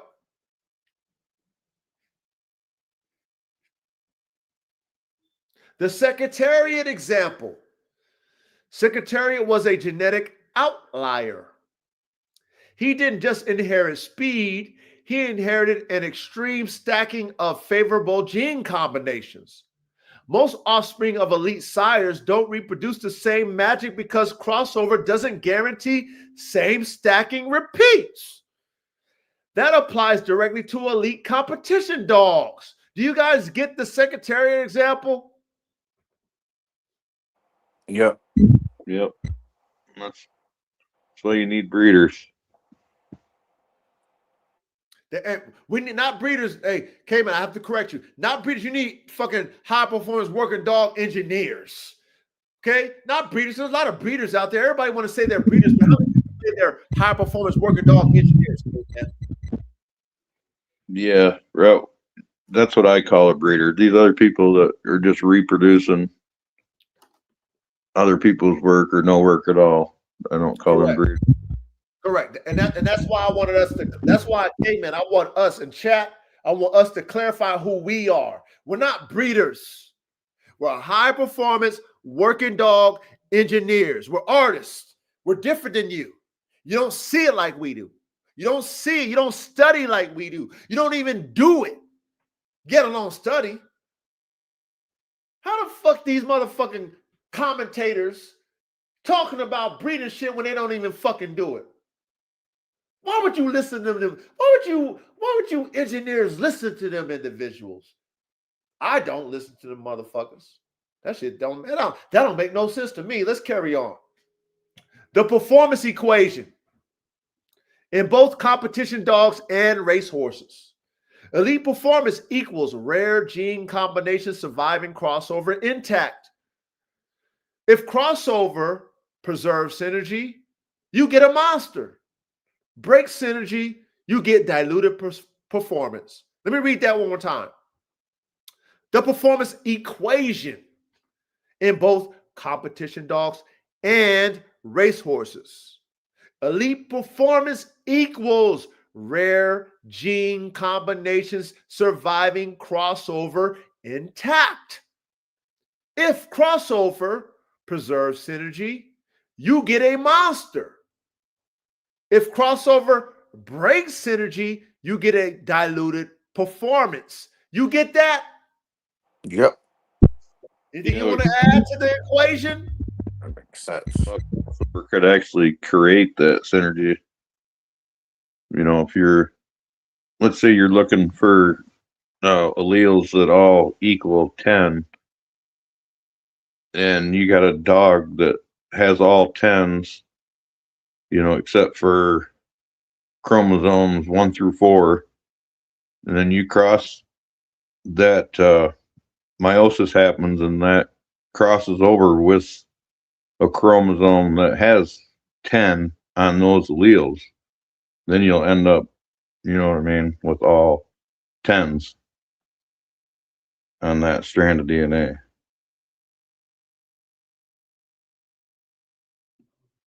Damn it, man. Same as you can lose, you know, by crossing to a dog that's weak, you can gain it by breeding two, you know, like mid-grade dogs that complement each other's weaknesses. You can get crossover to create dominance. Right, Caveman. Thank you, Caveman. Pay Oh, that was attention dope. in class. Engineers, pay attention to, man, please pay attention what we talking about. Caveman hit the nail on the head. When we talk about complementing, remember, I don't know if it was last class or the class before, and I was talking about like you taking psycho to psycho, high drive to high drive, and how you should be breeding things that complement each other. Like, let's say you take a high drive dog with a medium drive dog, or let's say you're taking a psycho with a low drive dog, and you're like complementing. Like, that's what K-Man is talking about. That's what engineers do. We want to create balance, or what she says, synergy. Synergy. Okay? Pay attention in class. It's basically like what they saying about the Malinois and the Dutch Shepherd. The Malinois is the crazy, and the Dutch Shepherd is the calm down. But it got crazy, but it also got calmed down. Right. Right. Right. Frames, brains, motors. You as an engineer, not a breeder, you and your expertise is balance, synergy. That's a hard thing to do.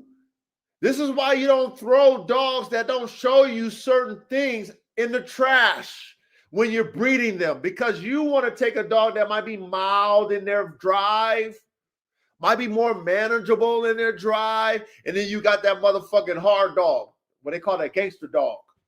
And you like the gangster and you like the mild dog, but none of them is perfect. The gangster ain't perfect, nor is the mild dog perfect. So what you do, you take them and you experiment and breed them together and see out of all the offspring if you get the balance. If you get the balance. If that crossover works for you. That's what you do. Pay attention in class. Let's keep it going. Hey, Chris, you're getting a wrench, Chris. Hey, Chris, brother Chris, You're going to get a wrench, Brother Chris, because you've been consistent with this game, Brother Chris. I appreciate you, Chris. You're getting a wrench, Chris. You part of this motherfucking engineering brain that we got. Let's carry on. How this relates to line breeding and outcrossing. Line breeding reduces genetic variability, increases chances of preserving specific combinations, but increases risk of bottleneck and weakness. Hold on, let me stop there. You guys get that? Do you guys, man, shut up. Man, you know what? AI, man, y'all better, man, you know what? Y'all better embrace AI, man. Do you guys get what she said about line breeding? The pluses, she hit us with the pluses and the minuses of line breeding. Reduces genetic variability, increases chances of preserving specific combinations, but increases risk of bottleneck and weakness. Do you guys get the line breeding? Elaborate on the line breeding real quick. Go ahead. Come on now. You get that? Elaborate. Yeah, you're losing Vega. Every time you line breed, you're losing Vega. Yep. Because every time you're selecting for something, you're throwing something else away. And if you're, if you're selecting your dogs to all be photocopies of each other, They're gonna disintegrate and hit that bottleneck. if you're breeding a hound, and you want them to be able to track and tree, but you got to keep some diversity in the line, keep dogs that complement each other's traits instead of breeding them all for just treeing ability. You throw all your other talents and everything away. Exactly. Cooper, I'm gonna give you a wrench too. What a wrench is it makes you a part of the squad where if somebody comes in here and do some ridiculous shit, you can put them in timeout. It gives you a level of authority on this platform, Coop. So Coop, you're gonna get a wrench too, Coop. So big salute. So thank you, fellas, for that. Let's go to the outcrossing, which is my favorite. Because that's how you produce freaks. But everything plays like we always say. If you're an engineer, we use all methods of breeding, right? Strategically, though, we do it strategically. We do it mathematically, genetically. We just don't do it just because a lot of people just do things just because they hear people say it. They don't have no strategy behind it. Let's go to the outcrossing. Increases variability, can reintroduce lost traits, but may dismantle refined performance stacking. Crossover is happening regardless. Your breeding strategy determines how risky that reshuffling becomes. Now, let me read that one more time. Outcrossing increases variability, can reintroduce lost traits, but may dismantle refined performance stacking. Crossover is happening regardless.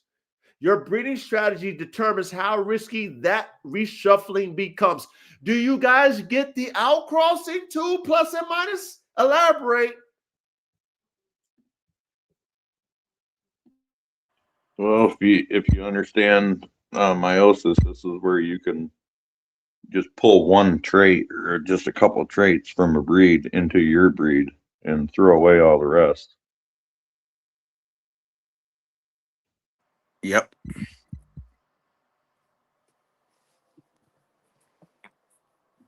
That's correct. Of course, it can be the same as far as destroying performance traits when it, crosses over and you're taking your high performance dog and swapping over undesirable traits. Correct. So this is why our classroom is so important, because now we're making you aware of the things that you do as an engineer. We're making you think about every possibility, every outcome, where even though we know it's a gamble, you can make an educated guess on what you're going to get. That's all we're going to do. Nothing is guaranteed. This is an educated guess. That's why we engineers. We practice what we do. It's never guaranteed. You're never going to say, I'm going to get this. You're never going to say that. We know better. We know better. We engineer. We know that we don't control the variances. We don't control what happens in the reshuffling. We don't control that. That's God's realm. We can only assess through our educated guessing. That's what we're doing, is educated guessing. The only way you can be educated is in this classroom, to know the terminology and what it means. That's why we do what we do. That's why this is the only classroom that teaches you this. What This. Chris said. Hold on, here we go. What did Chris say? That is, Chris, he said some good shit. That's true, though.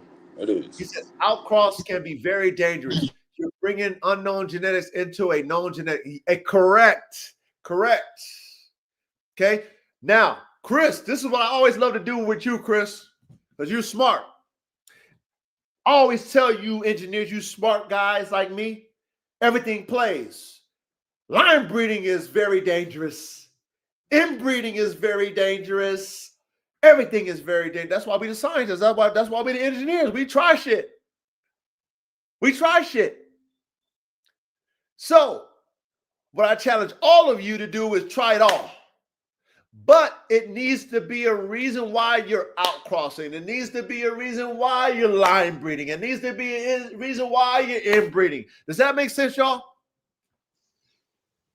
Yeah, that's what I was going to say. No, she said it can be, but it doesn't have to be. You don't have to use unknown genetics. Correct.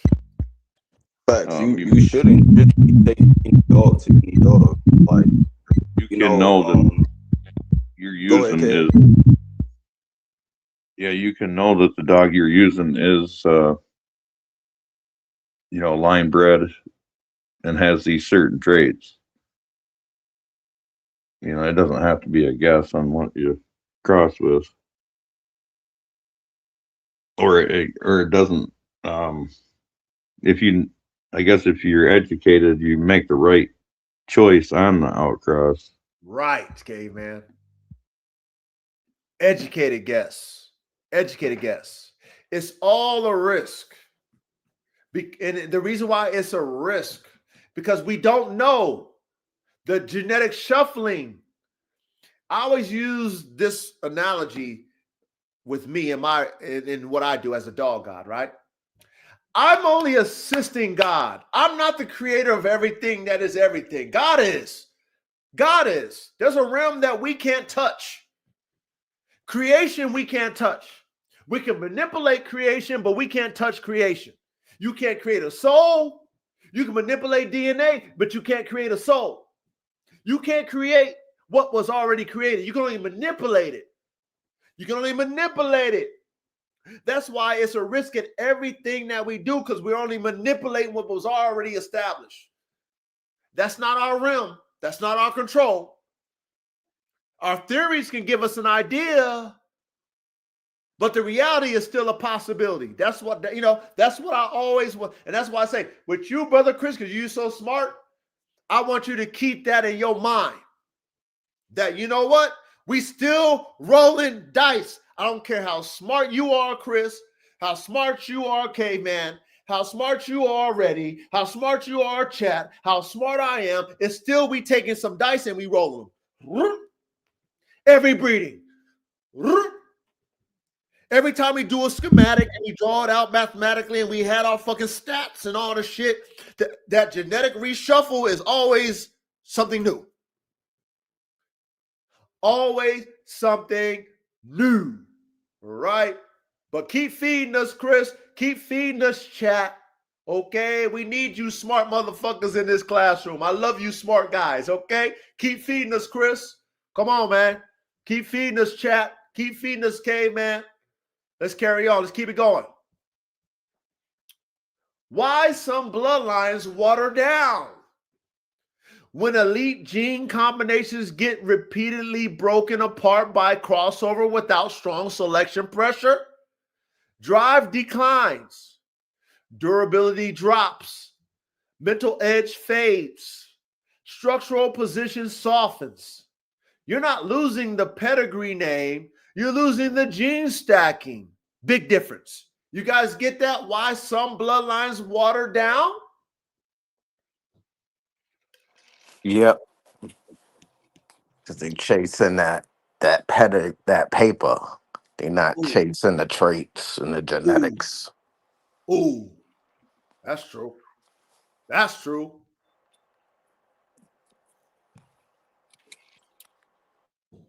You're losing the gene stacking. That's why I tell you guys, when we see, like I said, this is the highest level of performance. It's the highest level, high performance. Genetic diversity gives you the highest level of performance, gives you highest level of vitality, gives you highest level of fucking drive, gives you, I mean, come on. We know this.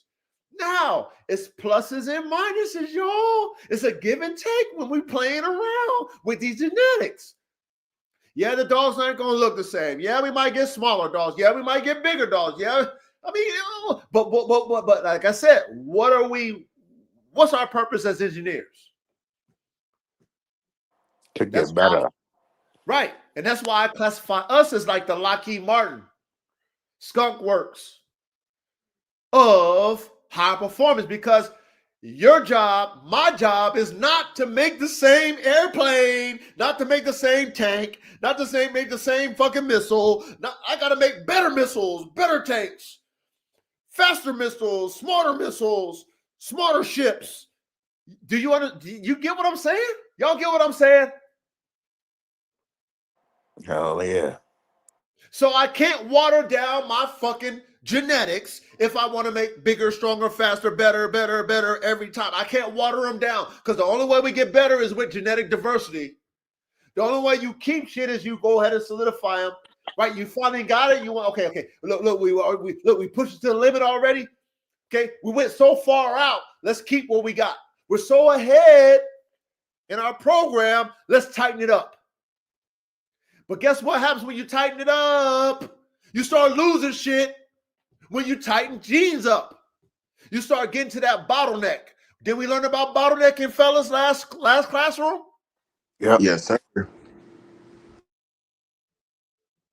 So, as an artist, you got to be able to dance with this shit the right way. As an engineer, you got to be able to dance with it. You got to dance with it, y'all. You got to dance with it.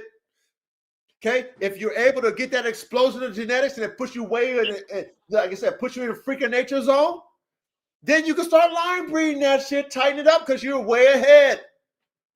You don't need to go no further than that. If that's where your mind is as an engineer, it's not where my mind is. But if that's where you are as a dog man, it's fine. Start line breeding that shit. You know what I'm saying? Do the 3 in and 1 out play. Start experimenting with your different type of breeding techniques. Because you know what I mean, you catapulted your fucking program from where it was. But at the same time, if you just keep breeding family of dogs and you want to breed off of philosophy of family, inbreed, pure, you're not getting better dogs. I don't give a fuck what nobody tell you. Because all it takes is one F1 to fuck your whole family of dogs up. One.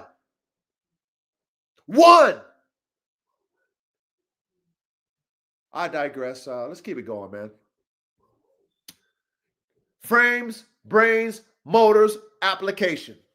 If we map this to your framework, frames, structure, bone, biomechanics, brains, nerve, focus, stress control, motors, cardiovascular engine, muscle fibers, endurance.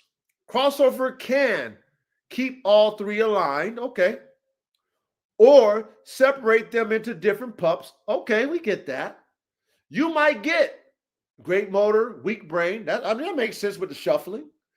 Great frame, low drive. That makes sense with the shuffling. Strong brain, soft structure. That makes sense with the shuffling. That's why we tell you keep everything.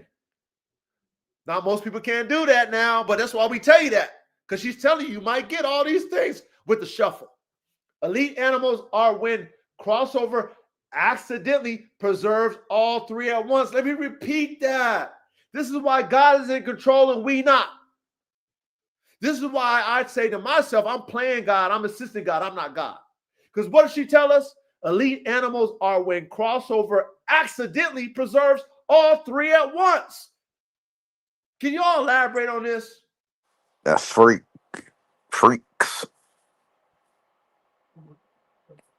Elite. When they preserve accidentally, that's the that 50-50 that you was wishing for and you got it. Frames, brains, and motors. You got all of them. You got one of them. By the grace of God, by God gave you it. You didn't get it. God gave you because it's a freak. Yeah. Now you get to keep playing again. Now you got a whole new deck. And you could keep trying to play it all again to see if you could get better than that. Right. Ready, right. You kicked it, man. You heard what Reddy said? We got a whole new deck. We got a whole new reshuffling with a freak. Now you got to try to figure out how to keep that freak shit alive. I mean, now you got another project, which is hard to do. They couldn't even do it with Secretariat. They couldn't do it.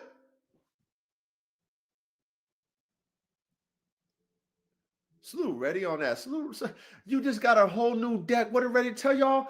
We just got a whole new deck by the grace of God. He gave us a whole new deck. You just bumped your head as an engineer.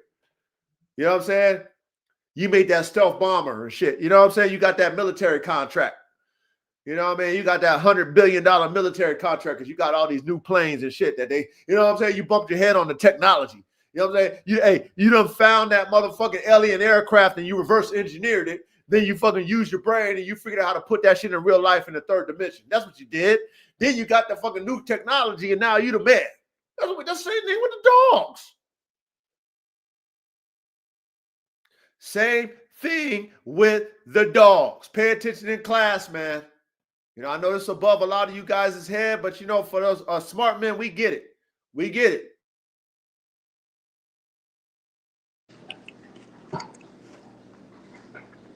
Excuse me, coach. Go ahead, brother. You know, it's crazy that you say that, right?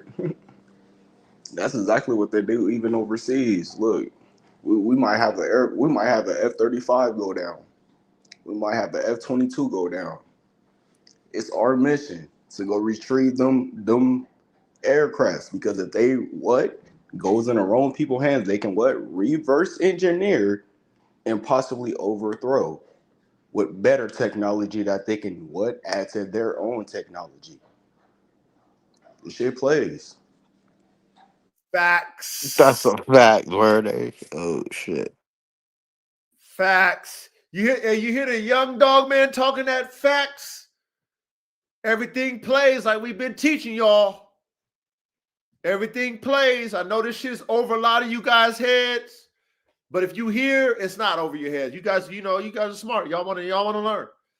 You know what I'm saying? Y'all who want to be entertained, get the fuck out of my classroom. This ain't no entertainment, man. I only want nerds in here. If you can't comprehend what we talking about, you don't belong in this classroom. Matter of fact, you know what I mean? It is what it is. You over here just trying to downplay.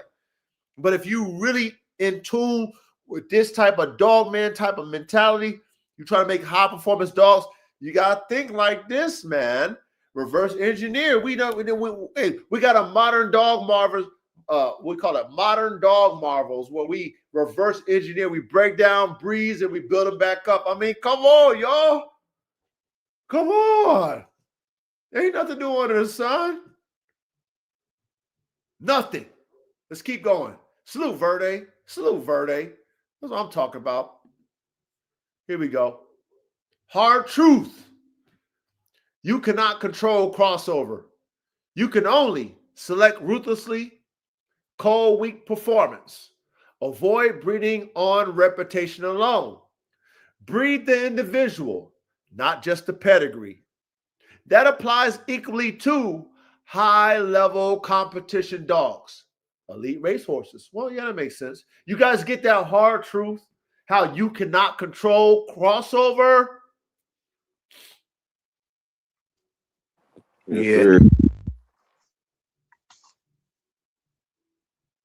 Okay. All right. I know you guys get that, hopefully you guys get that in the chat. You got to know how to test and select it. Right. Right. That's why we tell you keep whole litters. And match it. Yeah, and match it. That's why we tell you breed everything.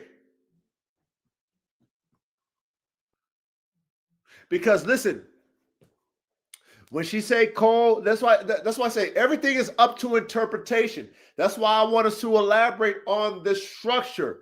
Because when you talk about weak performance, it's all about creating a balance, which is the synergy. Somebody who's weaker in one area and somebody who's stronger in the other, we breed them together, we should hopefully get a synergy connection. That's why you just don't throw dogs away because of your perspective on what you think all your dogs should be. Because through that genetic crossover, we know that is never possible because every fucking puppy is different. Every breeding with those same parents, every litter is going to be different from the last litter. We learned that just now in the crossover. You guys get that? Yep.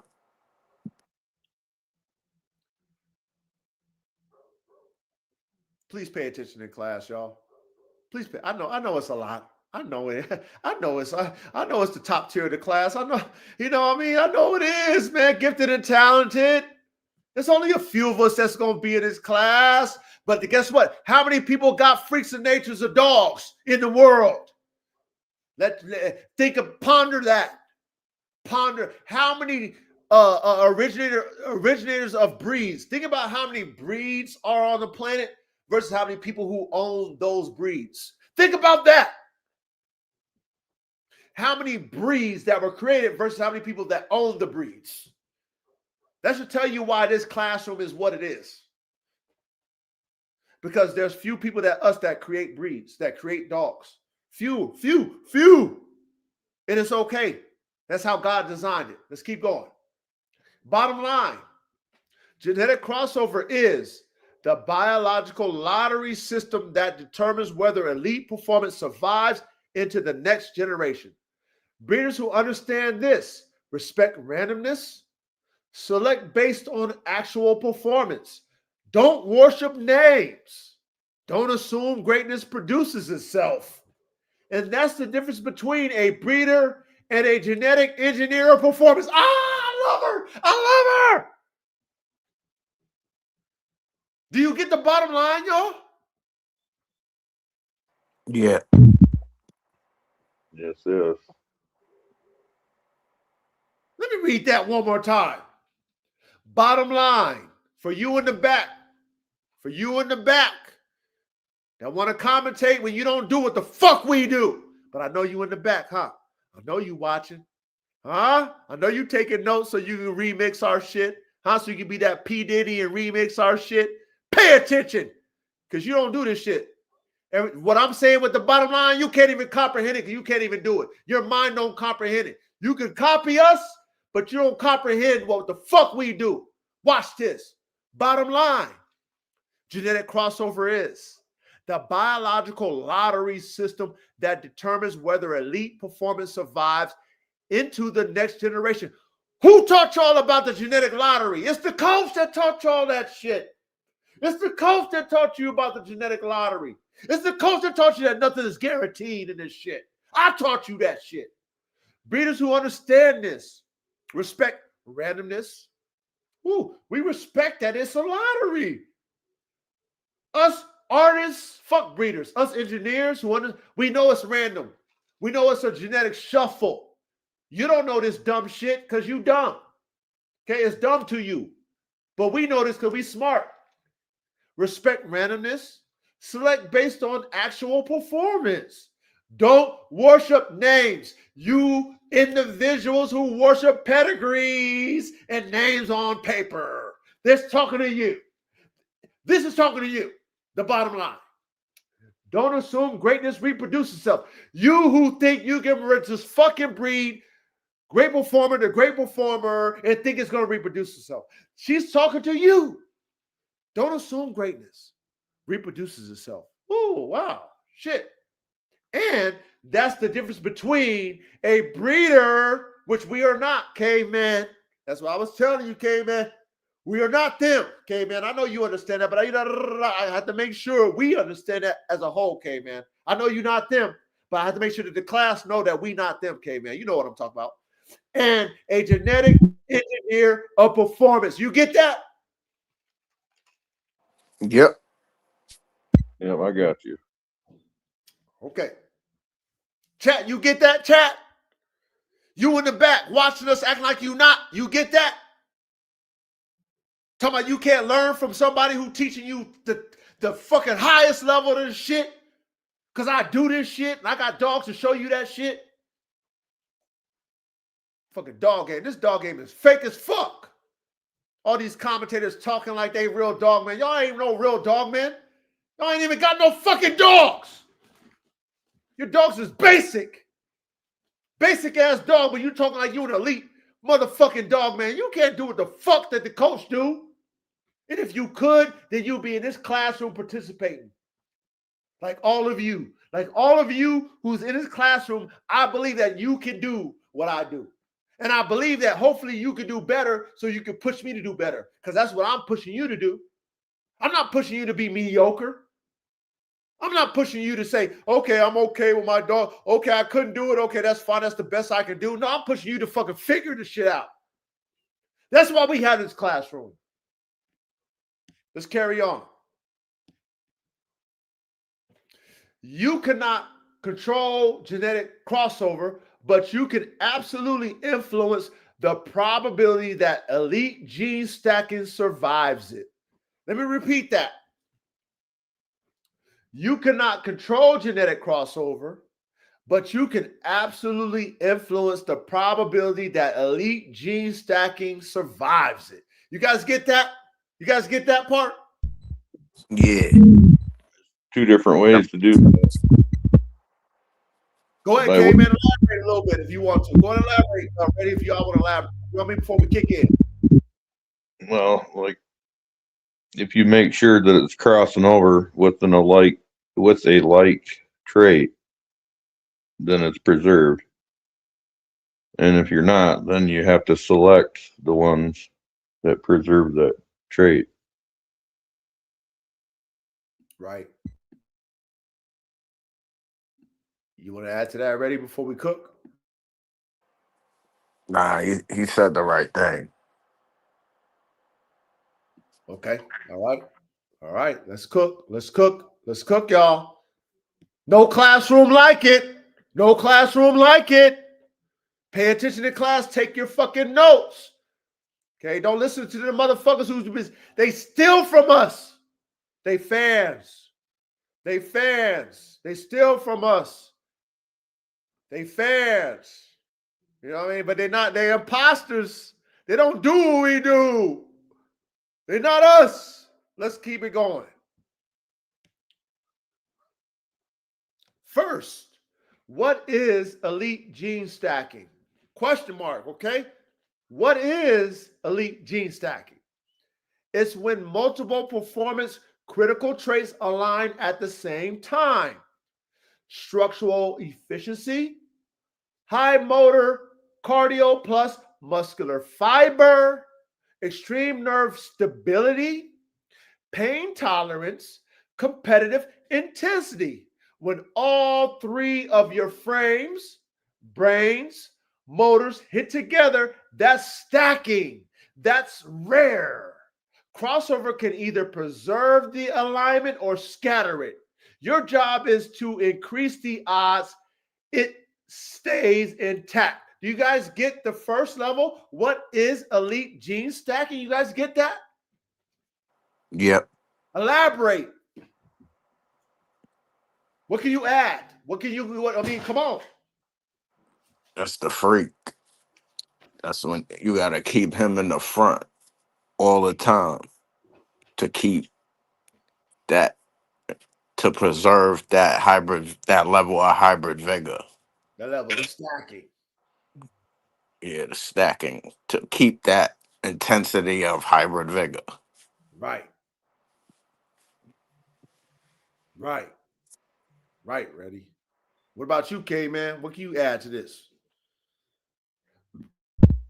Nothing really. It's I'd just be repeating myself and what I said about making sure you stack the same thing or cross in what you're missing.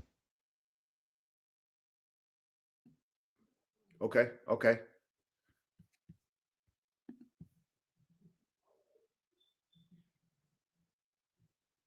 Line breed on proven individuals, not just famous names. Let me repeat that. Line breed on proven individuals, not just famous names. This is where most breeders mess up. You don't line breed because a dog is well known. You line breed because that individual consistently produces performance. Multiple offspring show similar strengths. The traits are repeatable. When you line breed correctly, you reduce genetic variability. That increases the probability that crossover reshuffles similar material instead of totally different material. That increases stacking retention, but only if the foundation individual was truly elite. You guys get line breeding on proven individuals, not just famous names. You guys get that? Anything you want to add to that? No. So that's like you keeping the traits that you want, and you're gonna keep repeating to get those same traits over and over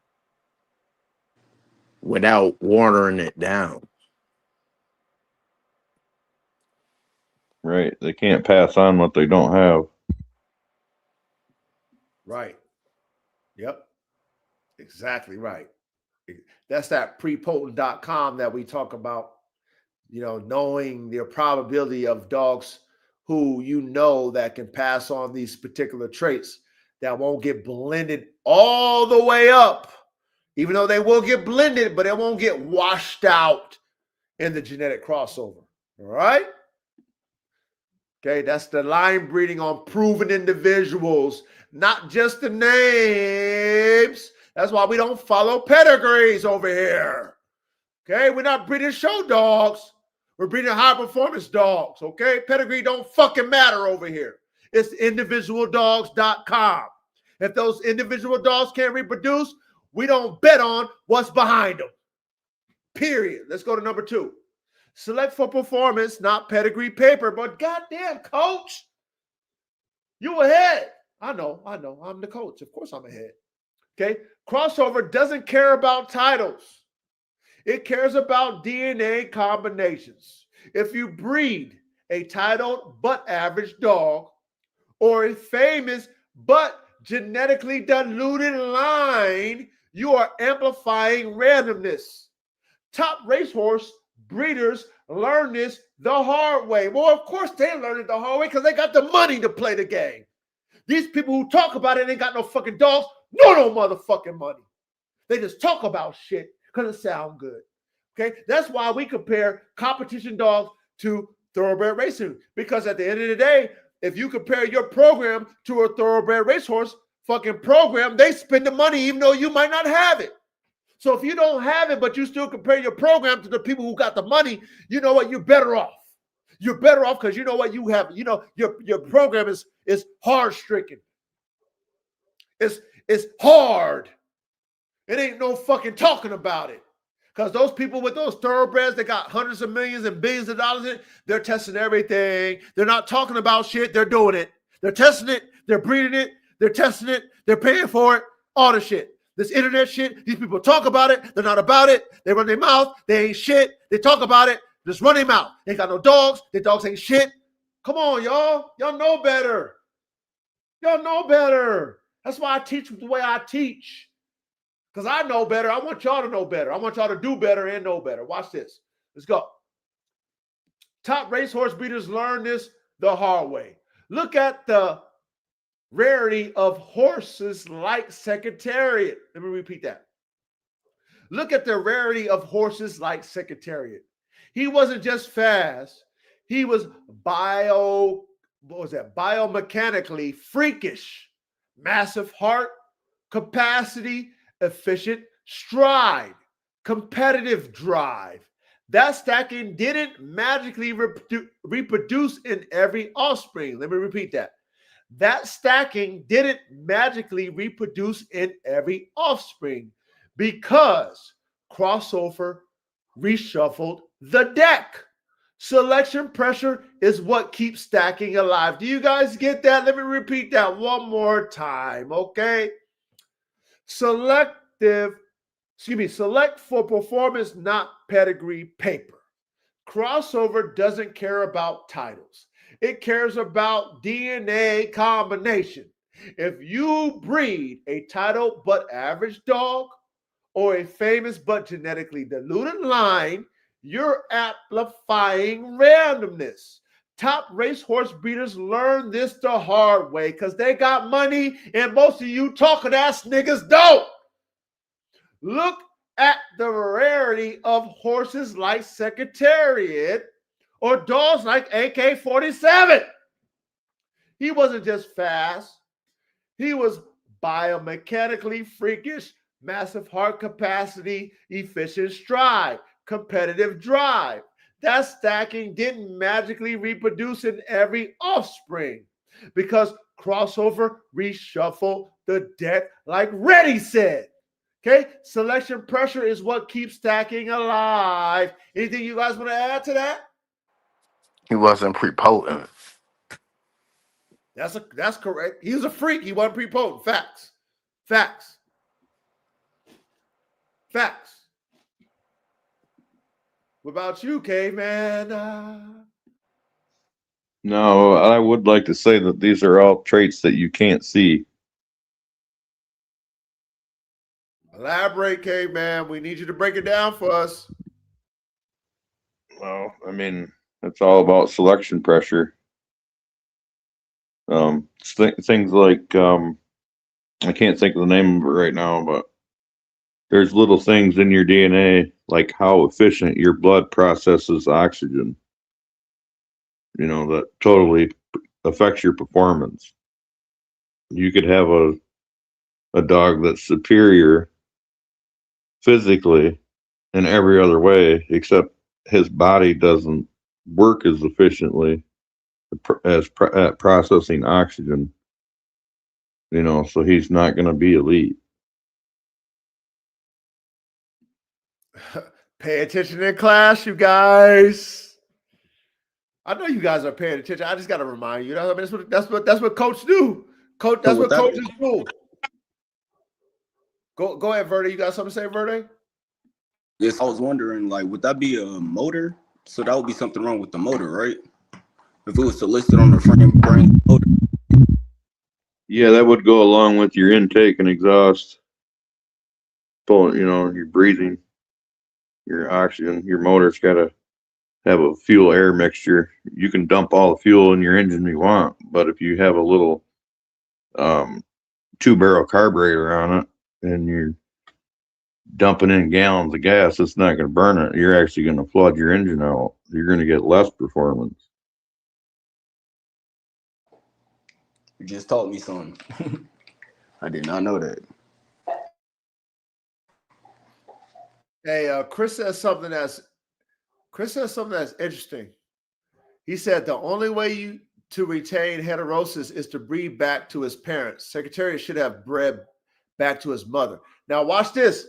Chris, that's interesting. I want to ask you this, all y'all in the chat. Chris, you said some real shit, Chris. Chris, you getting your wrench, Chris. Chris, you already know I appreciate you, Chris. You smart, man. I'm grateful that you were part of our class. You know what I mean? Now, how I would have thought is breed Secretariat's kids to each other and breed Secretariat back to his daughters. But being that we know the pluses and minuses of his father and his mother, and I'm trying to really produce this, I would have did everything possible to try to get that. So, you know, I'm gonna have to ask ChatGPT if there was ever a breeding to AK to his mother. I mean, not AK, I'm sorry. Secretariat to his mother. Because you would think, right? There's so many people that had they had like stock as Secretariat. If you research Secretariat, there were so many people that had stock in that. That's why he was bred so many times. Okay. You would think that they would have did that. That's what I would have thought. So I'm going to research that. Because you know what? You're right. You're right, Chris. I would have tried it all. To his daughters, to his mother. I would have bred Secretariat's dad to Secretariat's fucking fucking daughters. I would have did it all. Try to figure out how to produce it. But wouldn't you think that they would do that already? Like, I don't know, but like I'm asking you guys, like, wouldn't you think they would have did that? What do you think? Yeah, I would have thought because all the marriage were related. So could they have possibly back crossed?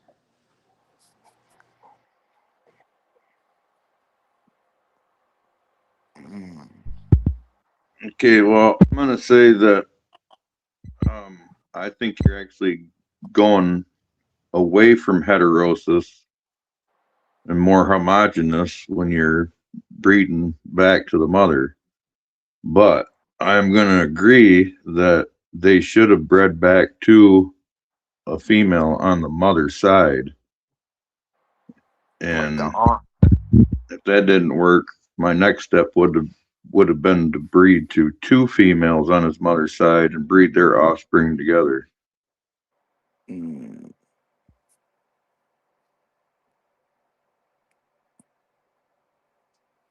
Hey, Chris said some real shit. He said hybrid vigor can't reproduce itself.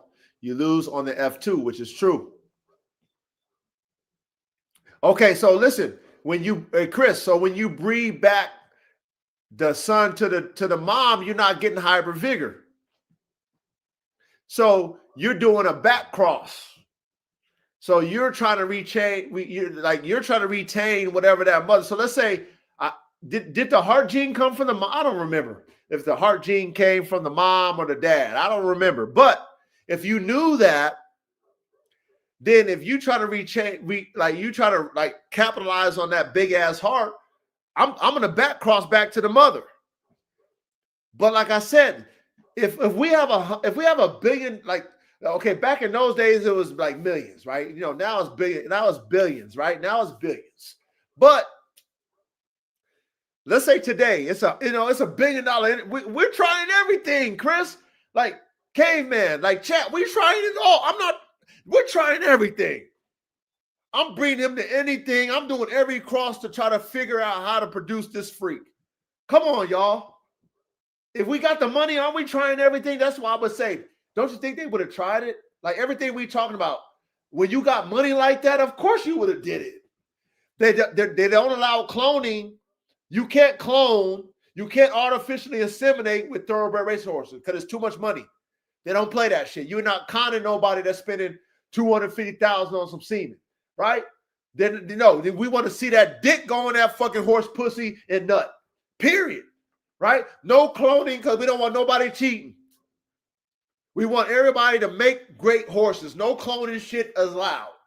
So don't you think if we got the money, we would try everything? So Chris, I would think they would have tried it. I don't know. But I would do it. Chris, if I was them, I would do it. Wouldn't you, chat? Wouldn't you, panel? Yeah, I would have. But Yeah, he was a one and done horse. I'm going to say I was going to say didn't they say he was pretty much like the final product for what he could have been? If he ain't pre-potent, what the hell is he gonna do? And Unless then that was he going to run be into my a next question. pre-potent Like, bitch. I was just gonna ask that already. Like, so we got this amazing specimen that can outperform like fuck, but it's like he can't. You can't perform in the bedroom. Right, Right, right. So it's like, right. You're a okay. half performer. So that's what I'm saying. Like, are we bottlenecking the situation? We gotta find a bitch that's pretty potent. But see, that's the thing. If we find a bitch that's prepotent, it's going to knock down Secretariat every time if he can't reproduce himself at all. It don't matter. Like, that's the whole thing about the prepotent that we learned about. You should be able to smack this shit to a donkey, and you feel me? That donkey should be able to gas, haul ass. You feel me? But it's like Facts. if we using strictly prepotent bitches too, we're damn near really Xing the specimen out even more. So that's what I'm saying. Like, or like, were we bottlenecking the situation, or like, should Secretariat have just been his final form, and should we really just been looking forward to push for a whole new horse? Watch this. Watch this. I'm K-Man. I know you want to elaborate. I want you to elaborate after this, K-Man. Okay. This is why K-Man said it skips his generation. This is why the power came through his daughters. Okay. This is why the genetic combinations of the reshuffling is so important. This is why we engineers, right?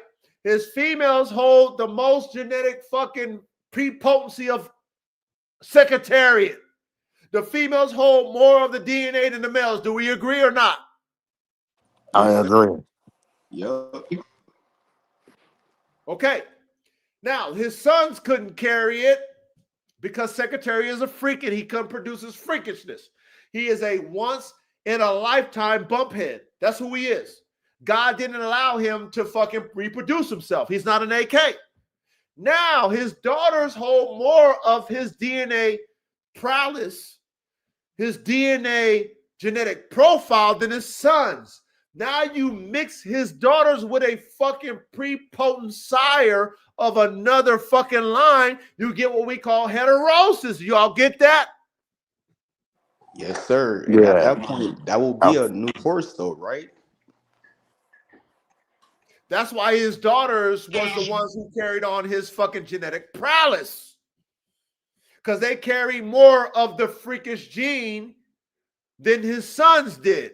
If And that they makes can sense. reproduce. They still didn't produce Secretariat, but they produced better than the sons did. That's why K-Man says it's skip a generation. You get that? Yes. Yeah. Yep. Now, go ahead, K-Man. Go ahead, K-Man. I got a few things. I'm gonna say that like this stuff does work really well to a certain level. It just does not reproduce that elite. Like it's not producing garbage, you know what I mean? It's producing top performing animals, just not the top one. Not freaks, not freaks. Right. And also something like Secretariat, the problem with that is you're talking about running off of a hybrid that was an endurance cross with a speed cross. Well, he only gives half of his genes to each offspring. So he can't give both of those things to his offspring. So you're going to have to take offspring that has this side of his DNA and cross it with offspring that has this side of his DNA and try to match it back up and hope you mixed in the right stuff from the two other sides or whatever, you know. So yeah, this stuff does work. If you're trying to produce good animals or really good animals, it does work. It just doesn't work for that Guinness book animal, The you know, freak. that easily. That's where you gotta test. And with horses, let's say you got a horse that's 3 years old, you breed it, it takes 11 months for it to have a baby. The horse is 3 years old before you test it. That's 7 years, and you only pulled one possible combination out of the mix.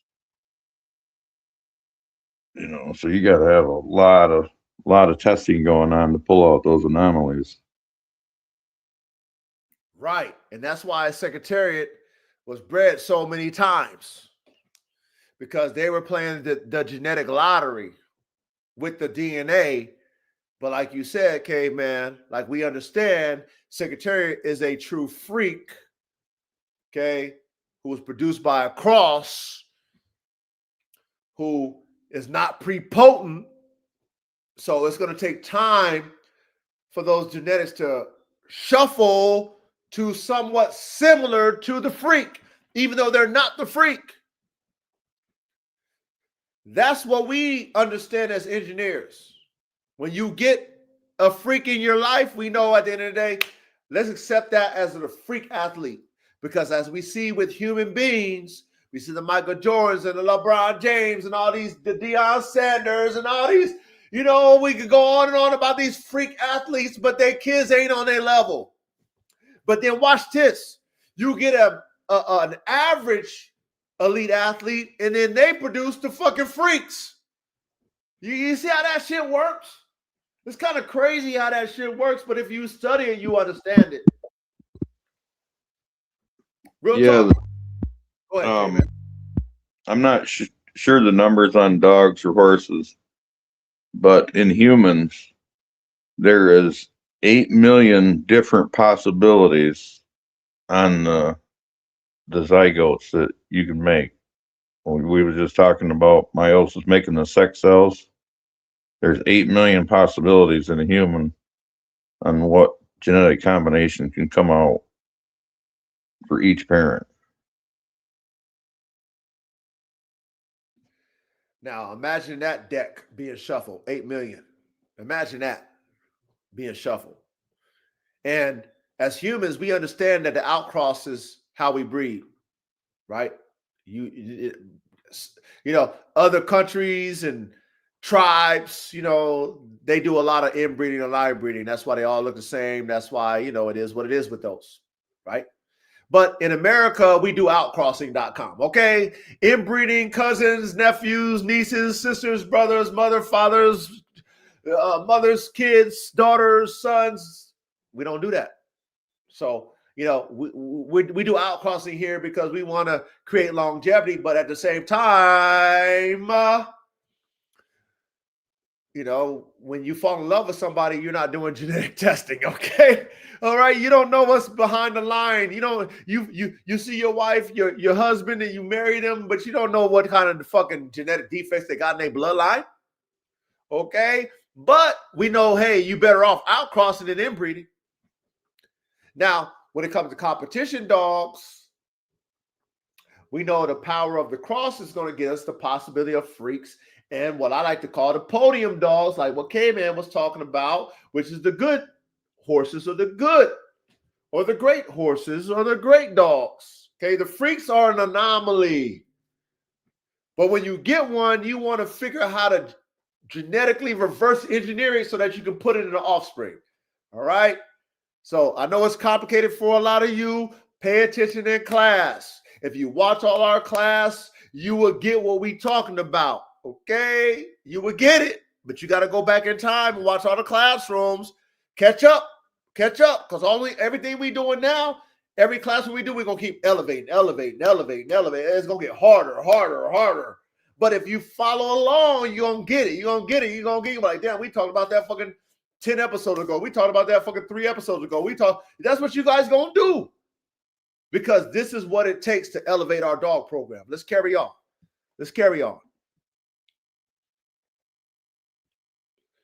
Breed complementary strength, not similar weaknesses.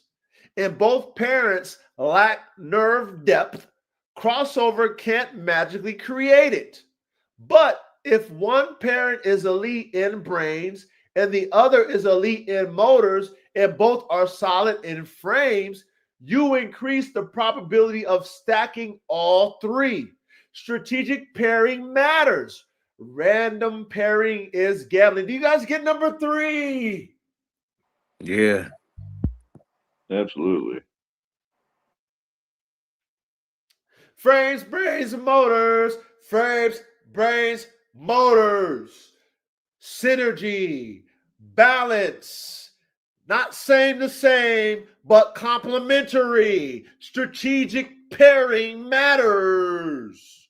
Not this freestyle shit, not this random shit, not what people just talk about, but what engineers actually do that complement the pairing so that when we shuffle, it's not just a gamble.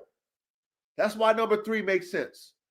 Number 4, avoid over dilution through repeated outcross. Outcrossing increases variation. Variation is good when rebuilding.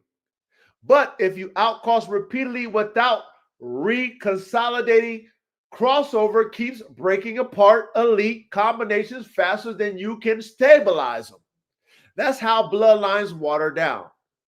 Racehorse breeders often outcross once, identify elite offspring, line breed back to lock traits in. That's not luck, that's probability control. You guys get number 4? Yeah. Think you want to add? I'm good right now. Okay. Ready, Verde? Anything you want to add?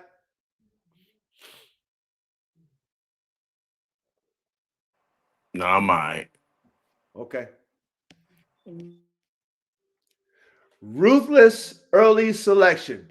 Here's where most programs fail.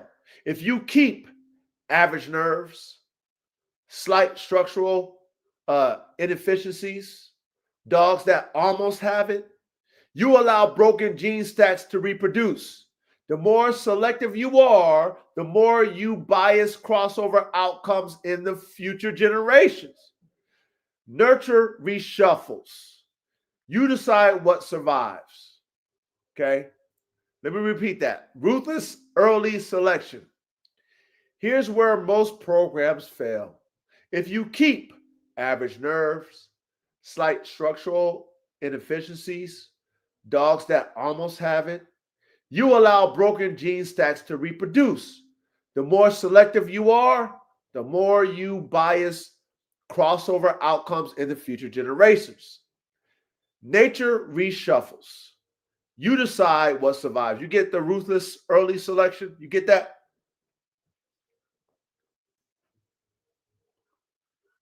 Yeah. We went over that. Yes. Now watch this. When you're doing your F1s and your F2s and you got the room and the space and the patience, then you keep everything.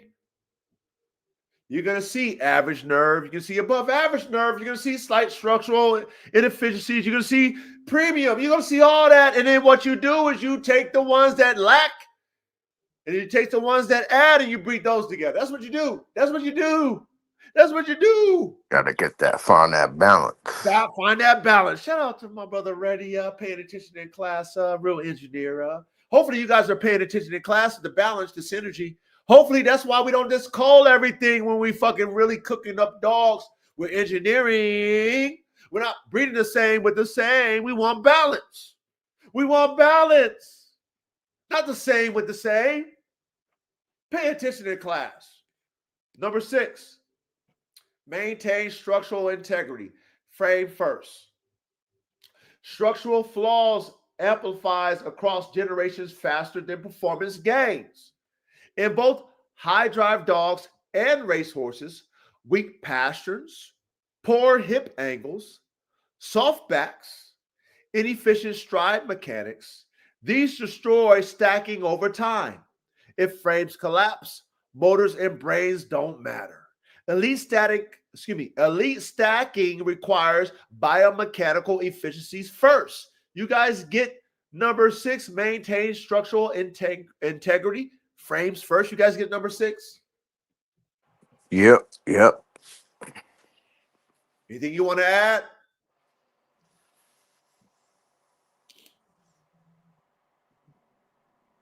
No, not yet. Okay. Yeah, I was like, she hit this one. takes so long for me to mute to respond. But there's always a pause. Verde, you had something to say, Verde? Oh no, she hit this one on the head. If the frame collapse, you know, your motor and your brain definitely will collapse. And you know, we're gonna get to it. You know, I don't want to say too much because I feel like she finna hit her on the head again. Okay. All right. Let's go to number 7. Manage bottleneck risk. Tight line breeding increase stacking probability. But if done blindly, it also increases fragility, immune weaknesses, fertility problems, mental instability. The trick isn't extreme tightness, it's calculated consolidation. Top thoroughbred programs use pedigree coefficiency calculations to avoid destructive bottlenecks. Dog breeders should be doing the same. Do you get number 7? Yeah. Yep. This is where breeding complementing traits instead of just focusing on something besides just looks, getting all your dogs to look the same. The same, yeah.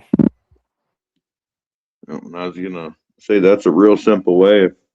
A basic way to start is if you're breeding a line of dogs. It's crazy little things like breeding dogs of 2 different colors will maintain a certain amount of genetic diversity versus trying to get them all the same color. And you need to think about maintaining like separate segments of your line to where you're breeding dogs, let's say with a little more legs, to your dogs that are starting to get heavy, instead of bottlenecking down to dogs that are nothing but muscle and they got these little short legs, so they got to hop. If that's not what you're looking for, if you're looking for performance, you're going to want to keep some complementing traits to make up for that. Correct. That's why it's very important that we all take our notes. We do our schematics on our dogs, the mom, the dads, if you know the grandparents, all of them. You should know everything. And then you should know why you're breeding and what you're trying to produce. And then you should test them. Like you say, you got all this extreme muscle, but the legs is too short. So you're not getting the performance out of the dog. Or like all this stuff should be assessed. And then with number 7, which is managing the bottleneck risk, you should know all these things. But if you're not breeding in the way we're talking about, then of course you wouldn't know no better. You freestyling the shit then. You're assuming that you're going to get it versus, we have all this shit in our schematics. Managing bottleneck risk. Like, who even fucking talks like this?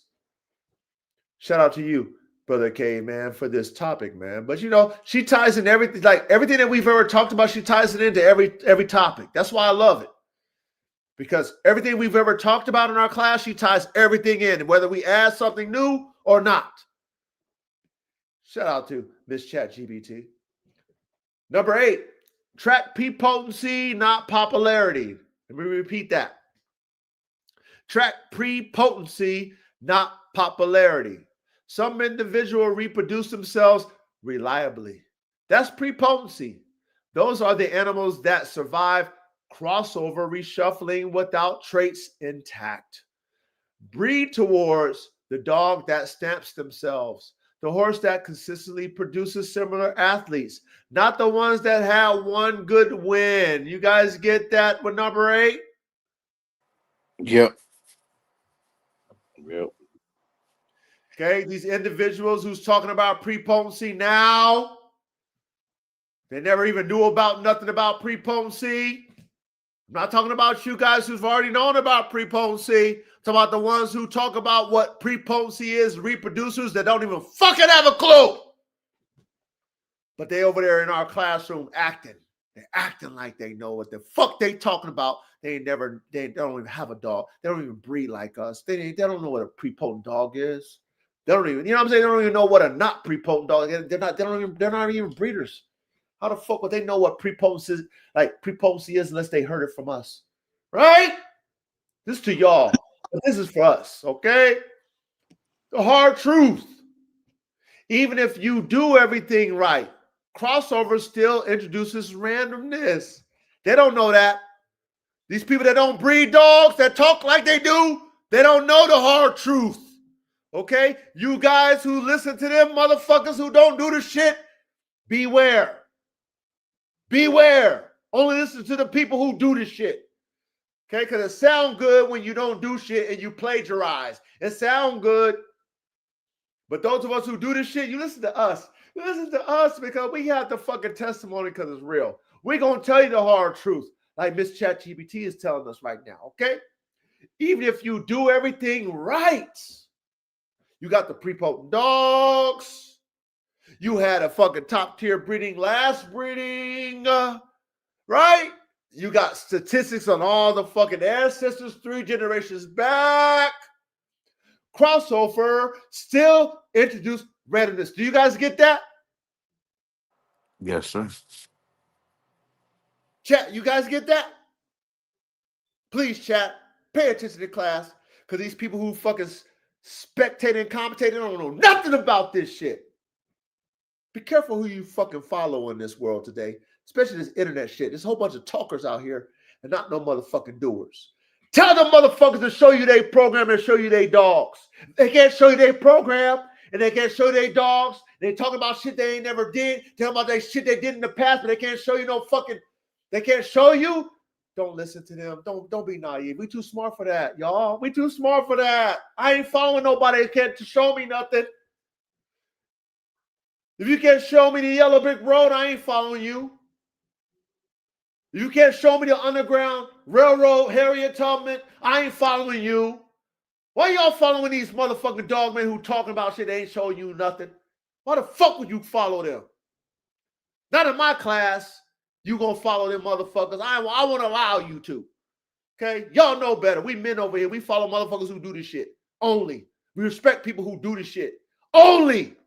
Not people who talk about it. You are not eliminating chance. You are increasing probability.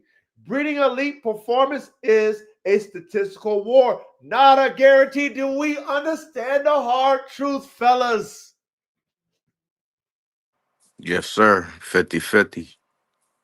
Every time. Every time. Every time. 50-50 when you roll them dice. Genetic shuffle every time. But you know what we believe in? The probability of those fucking prepotent fucking dogs. Proven. Not talked about. Not talked about. Proven. In your notes. In your offspring. Not show dogs. We're breeding high performance characteristics. Frames, brains, motors. All 3 in synergy and balance. Frames, brains, motors. Not frames and no motors, no brains. Not frames, motors, and no brains. Not frames, no brains, but motors. You follow me? Y'all follow what I'm saying? Yeah. Okay. Bottom line. To preserve elite gene stacking, line breed on proven reproducers. Well, we get that. That's the bottom line. We get that. Proven. Proven. Engineers, proven. Don't listen to nobody who's not proven. Don't listen to these motherfuckers who ain't proven. Sounds good. Pair complementary strengths. Let me repeat that. Pair complementary strengths. Select ruthlessly. Let me elaborate on that. Being that we want to balance shit, get you a mild-mannered high-performance dog, get you a medium-level high-performance dog, get you a high level, get you an extreme level. All those should be in your lab. All of them. Not only one extreme only. Because we don't breed extreme with extreme. We don't do that. We want balance. No dog is perfect. That's how you select ruthlessly. Select in a balanced form, because we as engineers, we want every part. Because somebody might come to you and say, you know what, my dog is too much. My dog don't have an off switch. You as an engineer say, you know what, I got a dog for that. Fix that. That's why we select ruthlessly in balance. Do you guys get number 3, how I'm explaining it to you? Yes, sir. Yeah. Good. Engineers, please pay attention in class. Please pay attention in class. Consolidate after outcrossing. You get what that means when she says consolidate after outcrossing? Consolidate. Do you get that part?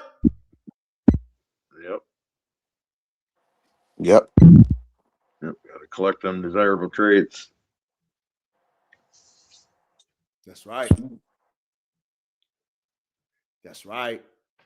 Now, because it's a shuffle, you don't know which of those. You can see the expression in the offspring, but you don't know what they're going to produce. But because you can see the expression, your probability when you create that synergy of balances is higher. It's higher because we believe in the genetics, even though we don't know the outcome of the shuffling. Number 5, protect structure. Number 6, avoid genetic bottlenecks. Number 7, track pre-potency. The only way you know pre-potency unless you test it. Unless you test it with multiple different variances. Not just one bitch. Multiple different variances, multiple different breeds. Track pre-potency. Do this consistently. Consistently. She said, of course, do that. But I'm telling y'all, do this consistently. And you tilt the odds in your favor. Ignore it, and crossover will slowly dismantle your program. Do you get the bottom line? Yep. That makes 100% the truth. Yeah.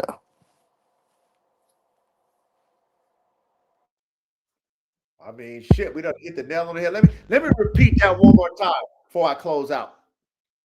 Okay. Bottom line. Us engineers up here in the front, us smart guys, pay attention. You guys in the midsection, okay? You guys are kind of unsure, but you're interested. You're like, oh, this class intrigues me, but you're not fully comprehending it yet because you have, this is 125th episode. You got to go back in time. You know what I mean? You got to go back in time and take your steps. But you're intrigued, right? You guys in the middle, you guys in the back, right? You guys in the back want to be naysayers, spectators, haters, and commentators, but you are in the classroom because you want to jack. You want to jack. Pay attention to this, because see, you could pay attention to what we're talking about, but because you ain't never going to do it, you'll never get no credibility. Even though you're going to jack it, you're going to remix it, you're going to act like you guys are experts, you're going to act this and act. You guys are actors, internet actors, man. But you still in the class. Pay attention.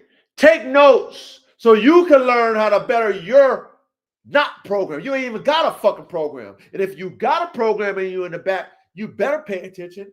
You better fucking pay attention. Because if you don't pay attention to this, then your program will always be mediocre. Always. You will never have any naysayer in your fucking at your games. You will never have a commentator at your games. You will never have a spectator at your game. And you will never have the motherfucking Stephen A. Smiths. The Stu, what's my man Stu? Oh, Stu, rest in peace to Stu. All them commentators, you would never have them talking about your fucking games. Never. You would just be in your backyard amongst your little fucking friends. In your backyard. Okay? That's all you would have. But when you become popular with your program, you will have all them at your games. So you in the back, pay attention to the bottom line. To preserve elite gene stacking, learn something, you in the back. Learn something. I know it's above y'all pay grade. I know it's above y'all mental pay grade. You guys in the back. I know you don't comprehend because you ain't smart when it comes to this engineering shit. But you in the back, you better pay attention because I keep it simple for all of us And especially for you motherfucking idiots in the back, okay, that want to act like experts. To preserve elite stacking, line breed on proven reproducers. Well, guess what? A lot of you in the back ain't got no fucking dogs. But I do. Pair complementary shrimps. Select ruthlessly. Okay? In a balanced form. We're going to add that. Because we want all the pieces in our genetic laboratory. In our genetic DNA laboratory, we want all the pieces so that we can create a synergy of balance. So that's why we select ruthlessly so that we can have everything. Because when your dog don't have an off switch, we need an off switch. When your dog don't have an on switch, we need an on switch. When your dog has too much drive, we need a dog with medium drive. You know, like, come on.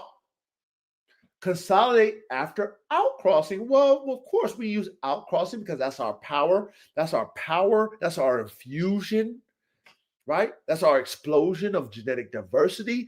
But then at the same time, we want to consolidate because we want to, once we get that explosion and we see it, then we test it to see if they can reproduce it. We want to keep it so we can consolidate what we got. Pay attention in class, you guys, okay? You dummies in the back, I know you guys going to try to remix this shit, but you don't do it, so I know you don't comprehend. But if you study, you will get it. If you get some dogs that's worth something, you can practice it, okay?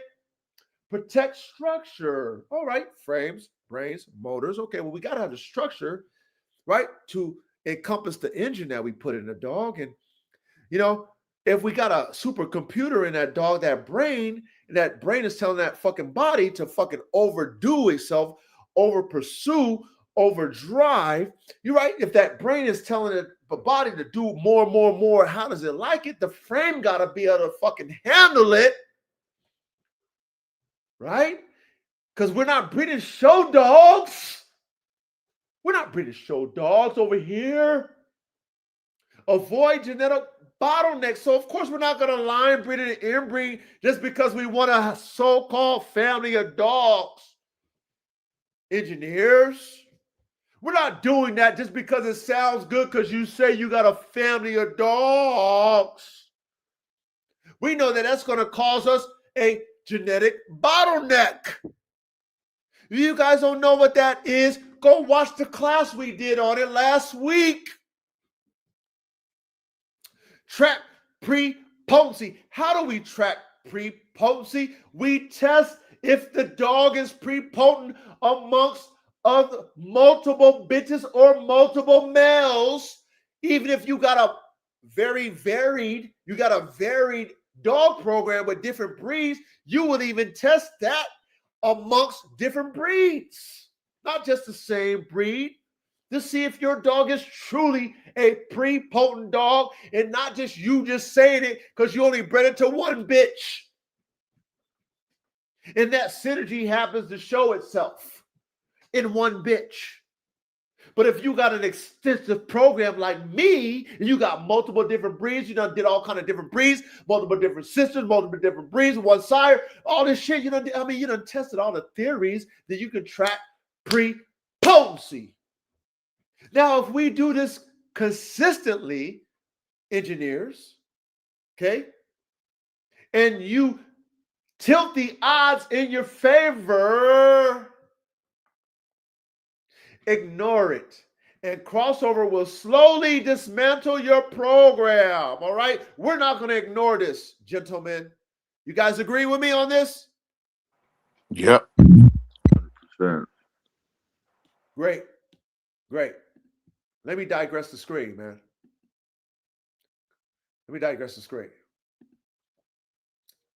Anything you guys want to add to this? Beautiful. Hey, Caveman, great topic, Caveman. Nah, this topic was one of the ones, Caveman. Yeah, I feel like it come up a lot in the background as part of our discussions. Something that needed to be understood. I kind of got a little bit more, though, with the meiosis, though. Because I had like a second paper but then it's gonna lead into all types of extra stuff that I didn't write down. 'Cause the meiosis is very deep. It's a lot going on with that joint. What you talking? The phases of meiosis. Yeah, yeah, that's the 8 steps I was talking about. Prophase, metaphase, anaphase, telophase, Yep. and each. 1 and 2. Yep.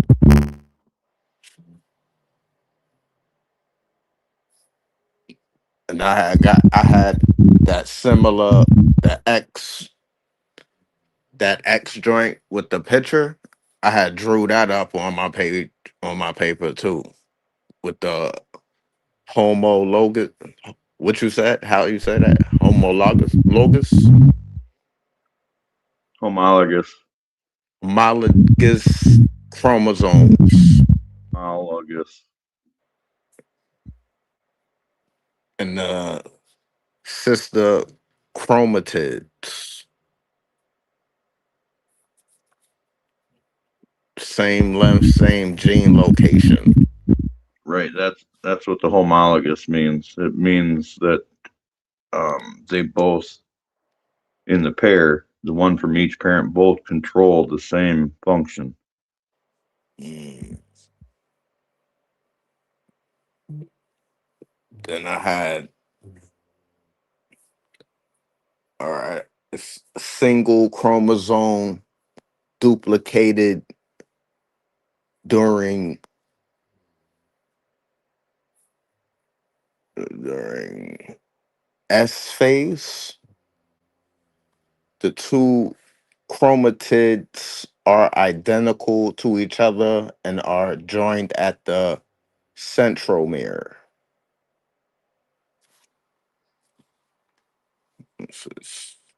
Sister chromatids.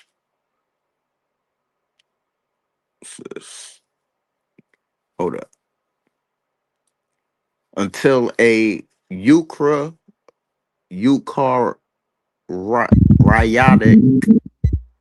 cell divides, its nuclear DNA exists called chromatin. After DNA replicates and cell is about to divide, the M phase, the DNA condenses and coils into the X-shaped form of a chromosome.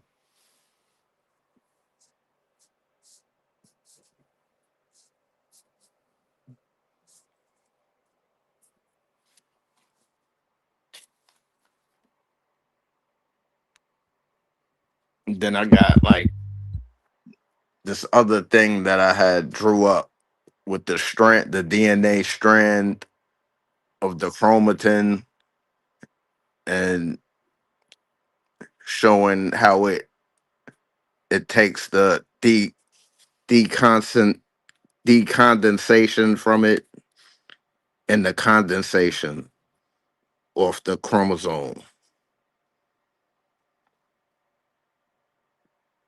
I'm not sure what that is or what you just said. I found fire, but The chromatin, the DNA strand and the chromatin, which is the one of the homologous chromosomes. There's two of those.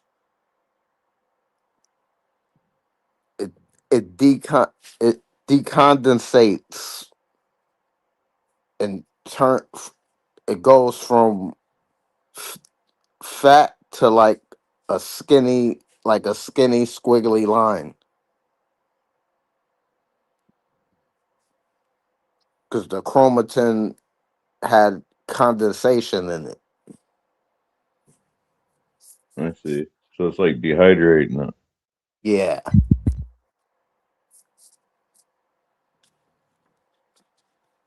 Yeah, see, I just told you I was hoping to learn something. That's a little deeper than I went on that subject.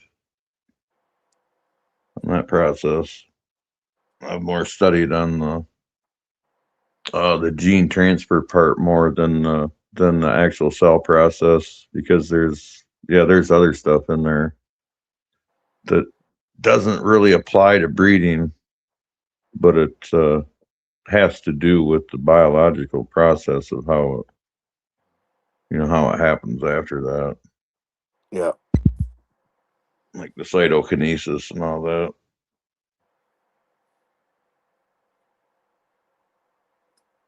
I ain't even read into that yet. Deep subjects. Yeah, it's a lot of different subjects within meiosis. Yeah, because after what you was talking about, it being condensed, then it little strings attached to them and rip them apart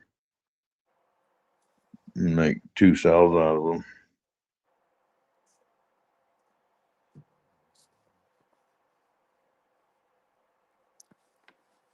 And that's what when I came into the chat earlier today, and I was like, that's the true F1, then that everything's the same.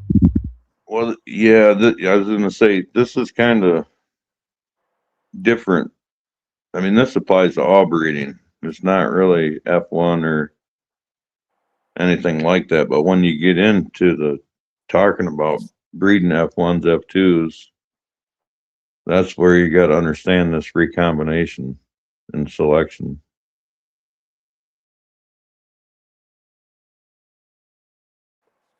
I get it.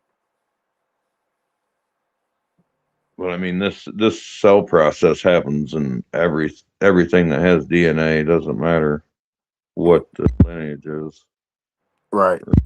how pure or how mixed or what.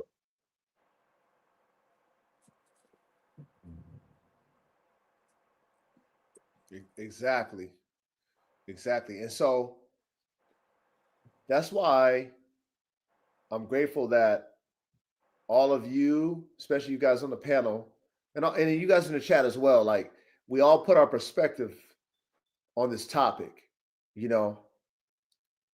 because how you interpret it, Caveman, how you interpret it, Ready, and then of course the outline that Miss ChatGPT gives us.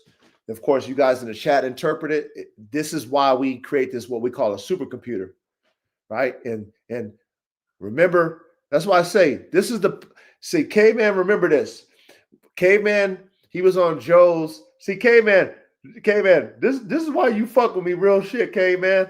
It's a couple of reasons, but I remember the time when I watched you do an interview on Joe's podcast, and you were talking about your pioneer shepherds, and you mentioned that you kind of insinuated that that you heard my interview with Joe, when we were talking about pioneer dogman, and you kind of insinuated that in your your interview. Remember that, K-Man?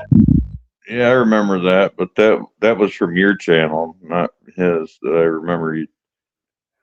Okay. Yeah, talking about hybrid vigor. Right, but you remember that though, Cayman. I'm just telling you that's how far we go back. You know what I'm saying? That's how far we go back, Caveman. That's all. Just but you do remember that, right? I remember saying that. Right.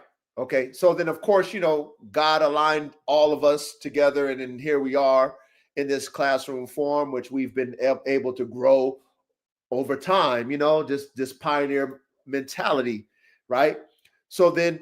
Now we're talking about this genetic crossover play. Shout out to you, Caveman, for that topic. But for us, this is something that a lot of us didn't know about, right? And I'm grateful that we can talk about it here, so that we can simplify it. We can go into the technicalities, right? Because just like you said, Reddy, we can go, we can just keep going and going and going. And there's a lot of different type of understandings of this concept. But what we try to do here, especially for us, you young dogmen, is we try to keep the KISS method there.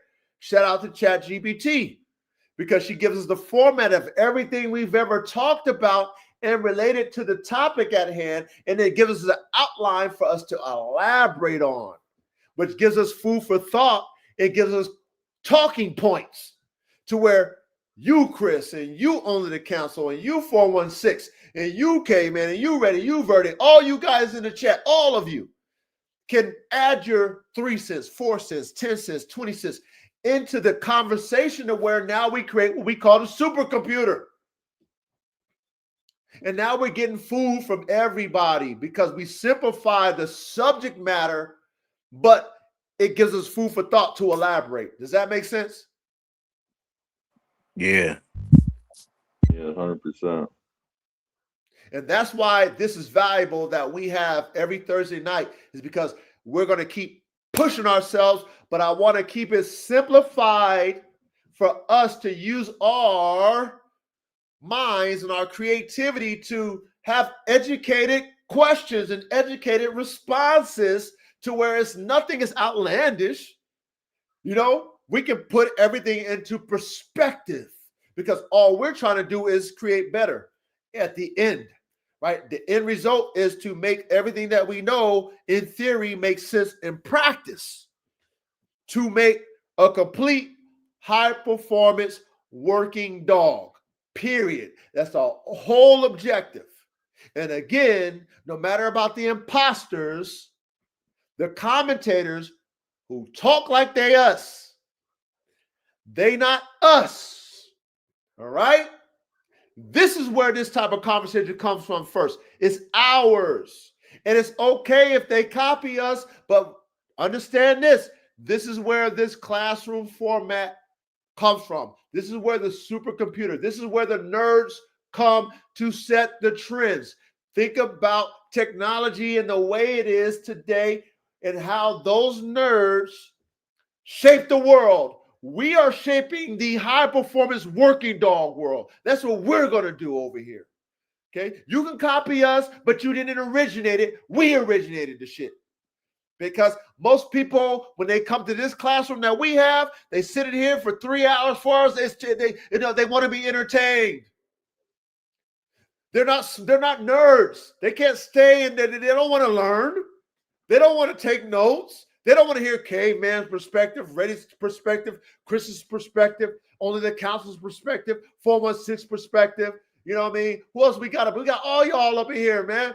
TESD perspective, Verde's perspective. Who else we got? We got all y'all. Come on, man. Come on, man. We got who else we got? Chris's perspective, APBT's perspective, Cooper's perspective. Come on. They don't want to hear nerds talk. They want to hear drama. They want to hear bitching. They want to hear backbiting. They want to hear Mr. Know-it-alls. They want to hear all the fake shit. They don't want to hear no nerd talk. So be proud, gentlemen, that we are here standing on our own, doing our own thing, and people are watching who really want to learn. They're watching. And people are watching who want to copycat because they don't got no real content. Because they're only one-trick ponies. So they got to figure out how to copy to create content. We will always have content. You know why? Because we reverse engineer dogs. We are the pioneers of fucking dogs. We'll have content forever. Imagine if we just broke down every breed. Imagine if we just reverse engineer every breed. We have content for days. If we just did our modern dog Marvel series and we just reverse engineers every breed. Imagine if we have content. Imagine how many fucking crosses we can do. If we just talk about, what if we cross this? What if we cross that? What if we cross this? Imagine if we was talking about Unlimited. Yeah, imagine if we was talking about fixing dogs that got diseases. We would have content for days fixing purebred dogs. Because we high performance working dog engineers. These motherfuckers ain't got content like us for days.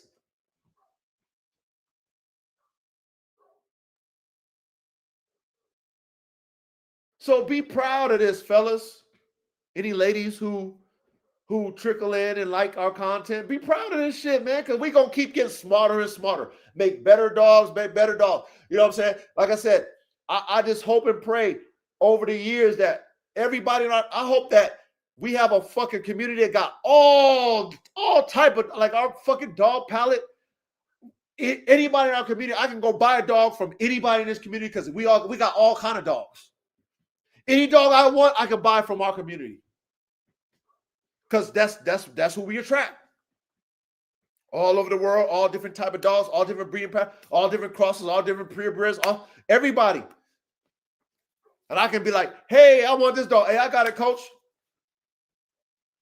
Holla at me, man. Pay me this. I'll line you up my shipper. Brew. And that's what we're creating over here. And because for me, the only way I'm going to create the level that I'm going to create, which for my program, and create these military dogs, I got to have DNA over here, man.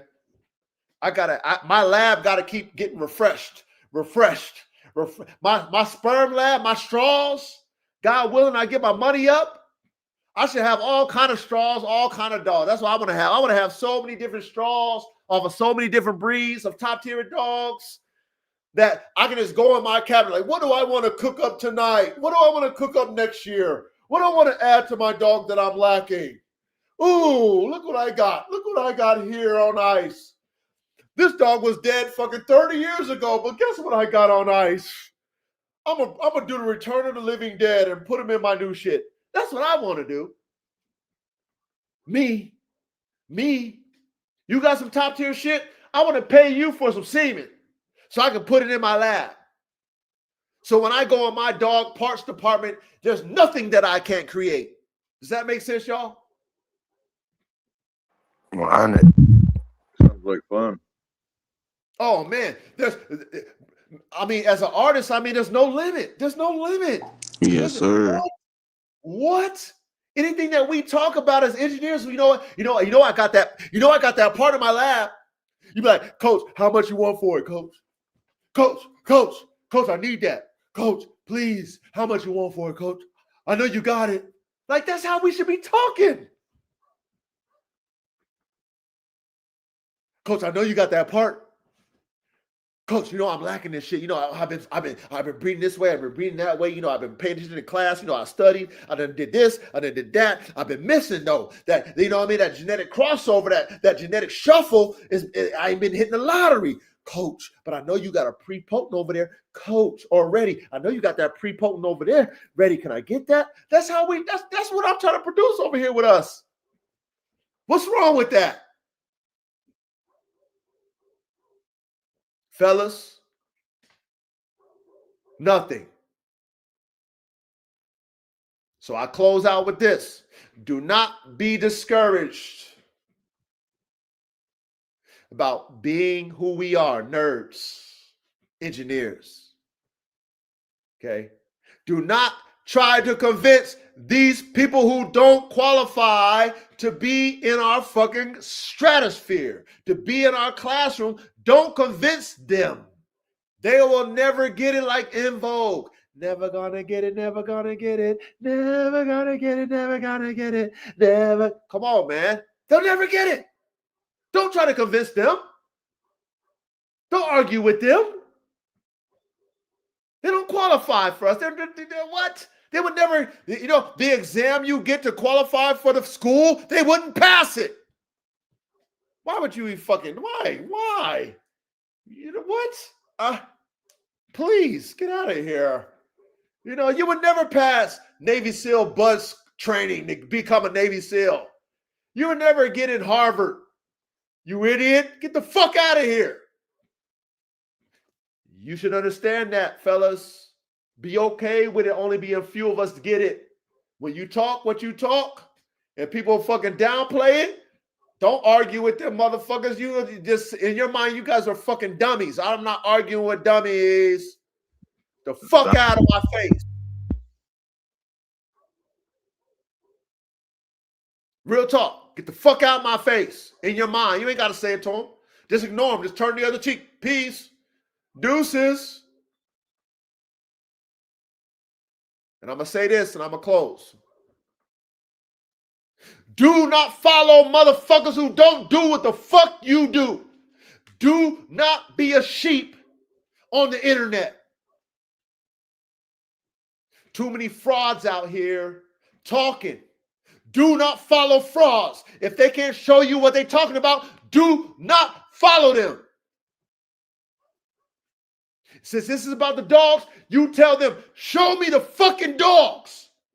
If they can't show you dogs, but they're talking about dogs that they can't show you, do not follow them. The people I follow is people who support me, and the people who have the dogs that I have or the dogs that I want. That's who I follow.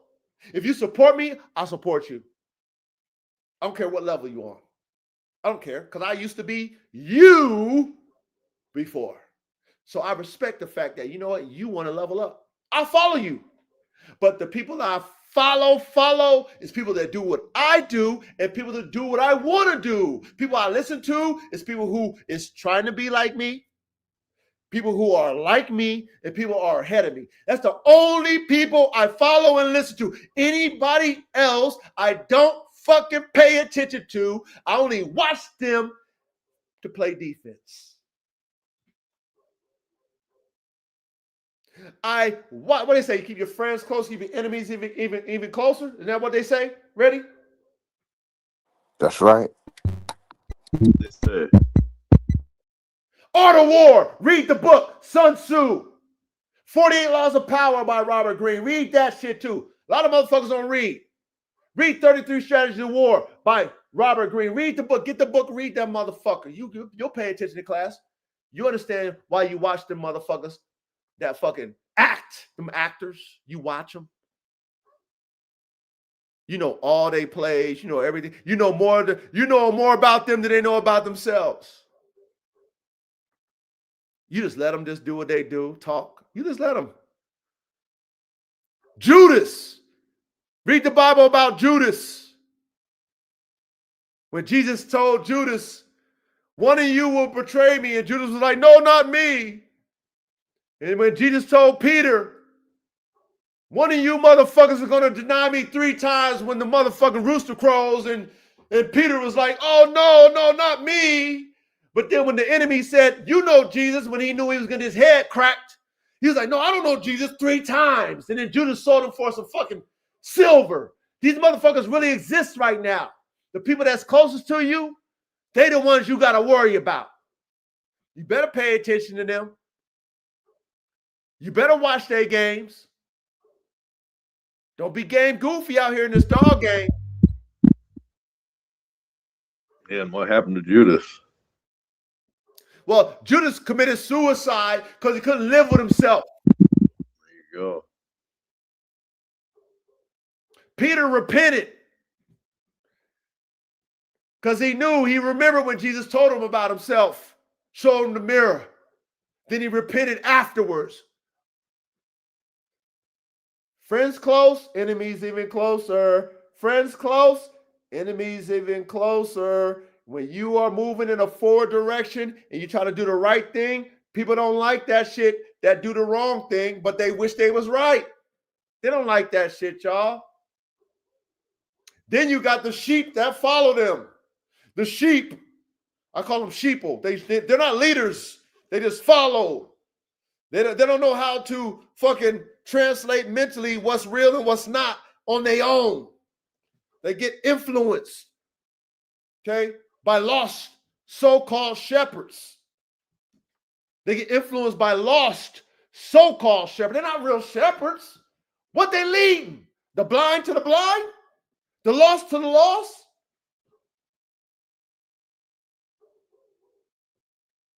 This thing we call discernment. You guys better learn what discernment is. Go fucking look it up. Discernment. Learn how to discern who's around you. If this is the easy way to discern people. If they're not doing what they say, they're frauds. Simple as that. Simple as that, fellas, ladies. If those individuals who talk, They're not doing what they talk. They're frauds.com. Then you check their background, and if there's multiple people who have contrary motherfucking experiences with that person, you got to believe the numbers. You got to do the numbers. You got to believe in the numbers. You got to believe in the math. You got to believe in the percentages. Don't be stupid. If there's 10 people that feel a certain way versus 3, and the 10 people feel negative versus the 3 that feels positive, who are you going to believe? The 3 that's positive or the 10 that's negative? Ready? Who are you going to believe? The positive. No, listen to what I said. Numbers, you guys. If there's 3 that's positive and 10 that's negative, who are you Oh, going to hell believe? no. The negative. Right. Yeah. Not his Numbers. 3 friends. Right. Numbers. Mathematics, fellas. Keep it simple, y'all. Don't get swayed by the fucking verbal spells that people cast on you because they run their fucking mouth. I'm tired of this internet shit. I wouldn't be on here if it wasn't for the fucking dogs. I don't have no personal social media. My social media is dogs only. I don't have a personal social media. Okay? I don't put people in my life. They don't need to be in my life unless I select you to. So I'm not out there showboating and showboating my life and pictures of this and pictures of that. I don't do that shit. I do the dogs. I do dogs. Dogs. But see, in this dog game, people don't have no fucking dogs. And if they have a dog, they dogs ain't nobody fucking looking at, ain't nobody worried about. But they personalities outshine their dogs. Well, you know what? Hey, that's backwards to me. Because my dogs is fucking what got me in the game. My dogs is what got people liking me. My dogs.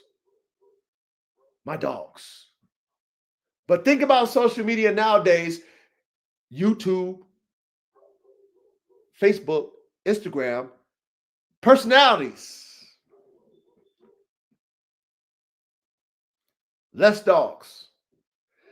Personalities, but less dogs. Drama interests the algorithm, not authenticity.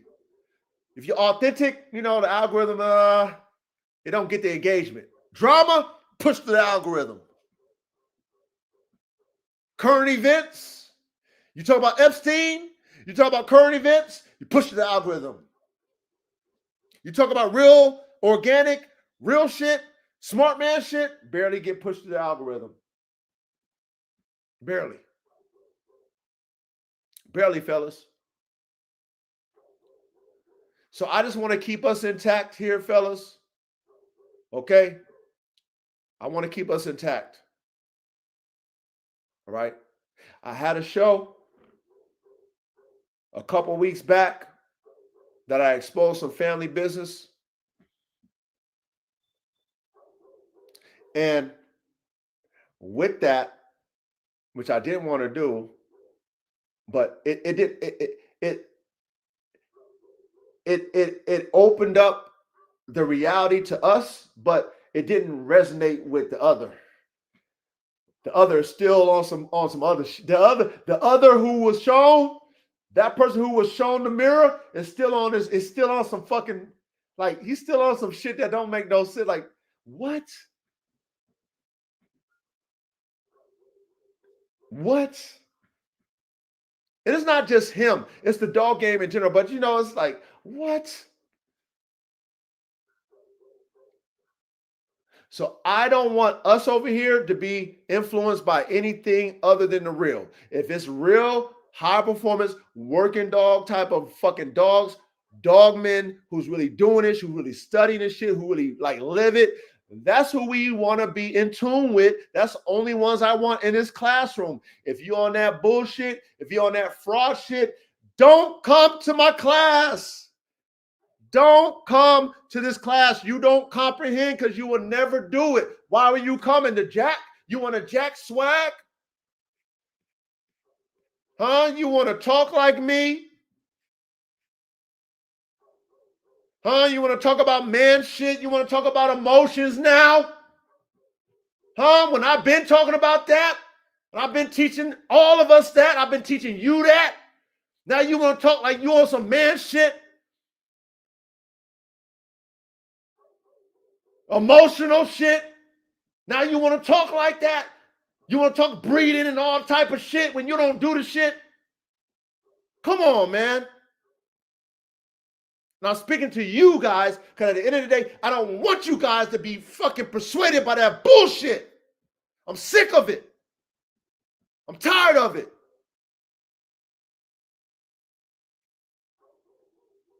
Put your dogs up. When you want to talk to me, you over there on that side. When you want to talk to me, put your goddamn dogs up. I wish we was in a different day. I wish Pitbull, you who talk that Pitbull talk, stepbrother, I wish I could show you something, stepbrother. I wish. Put your money up too. I got money too, stepbrother. I'll find a way to get some money on your ass, stepbrother. You got hog dogs, stepbrother? I mean, bro, bro, all that hog shit that you promoting and stuff like you doing, and you know, you on. I've been to have hog dogs like a long time ago, man. You know what I'm saying? My boys in Texas have my dogs. They've been doing hog dogs. I've been there, done that. Been there, done that. I got bigger, stronger, faster than that shit. If I put Black Hawk on any of your fucking dogs, he'll fucking eat your goddamn dogs. If I put Black Hawk on your fucking dogs, stepbrother, he eats your shit. Facts. Facts. He'll eat your little ass fucking game dogs. He'll eat them. He'll eat them. You don't know how to make dogs like me. Don't let Duro fucking gas you, stepbrother. Stay in your fucking lane with them little ass game dogs. Stay in your goddamn lane. I make bigger, stronger, and faster dogs, nigga. I'm high performance with this shit. You ain't me. The audacity of these motherfucking dog men today. The audacity of these guys. You don't make dogs. My dogs ain't got no old school bloodline to them. They mine. They mine. I make them. Bigger, stronger, faster. Ask Bill. Ask Bill about my goddamn dogs. Ask my brother Levi about my band dogs. I can go on and on and on about people. Ask Manny about my goddamn XL Pitbull Dracos. Why don't you ask them? Let them tell you about the murder, kill, maximum prey drive. Ask them about their yard accidents. Why don't you ask them? This is why I'm tired of this dog game, y'all. I know I'm ranting, but y'all hear me out. This is why I'm tired of this shit, man. I'm tired of hearing these motherfuckers who ain't qualified to fucking speak when it come to me. You can't compare to me. You ain't got the dogs. I fucking retired my pit bull program, stepbrother. I got straws on all my top tier studs. I'm not breeding pit bulls no more. I got their straws though. I got their straws. I got the next level version, which is Black Hawk. Right now, young guy, 3 years old. He'll be 3 years old this year. Youngster, 21 in fucking human years. He's a young guy. I got my next level. I'll have his straws, but I'm not breeding pit bulls off his ass. No, I'm breeding bull herders and fucking Kangal crosses. I'm doing shit like that. I'm not breeding pit bulls. Why? I'm not getting no money off no pit bulls. Niggas can't even get $500 for a goddamn pit bull. What I want to breed pit bulls for? Huh? Well, my shit gonna demolish your shit. Huh? What would I breed pit bulls for? For what?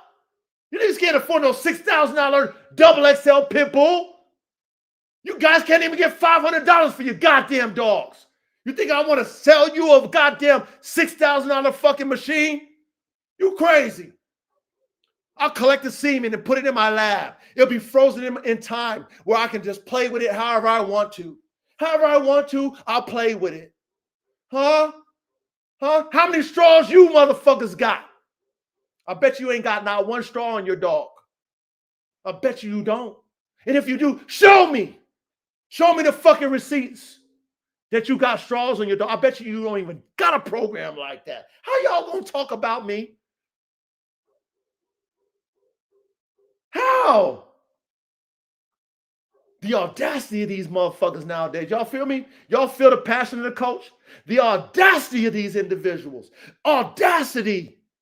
No sacrifice, no dogs, no program, no nothing. Basic shit, basic shit. Been there, done it. What you do, what you doing, stepbrother now? I been did that shit. Been there, done that, been there, done that, been there. I done elevated that, I done elevated that, I done elevated that, I done elevated that. Like what? What? Hog dogs? That's what you on now? Stepbrother, hog dogs? Congratulations. Been there, done that. Congratulations, though, that now you're on it. Been there, done. I got shit bigger, stronger, and faster. Eat your shit. Eat it. I got shit will eat your shit. Fuck a hog. Black hog can't be on a hog. He is not a hog dog. He'll try to kill the hog. He gonna try to kill it. Fuck catch it. The fuck? Come on, man. Y'all not on my level. Stay in your lane. That's all I'm saying.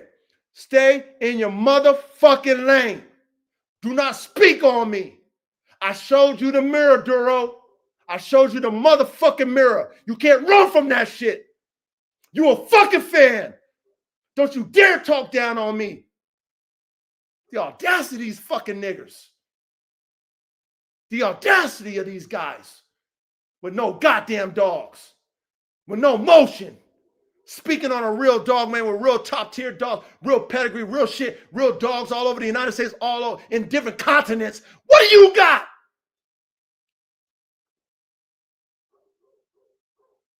The audacity of these motherfuckers. I've been holding back for so long, y'all.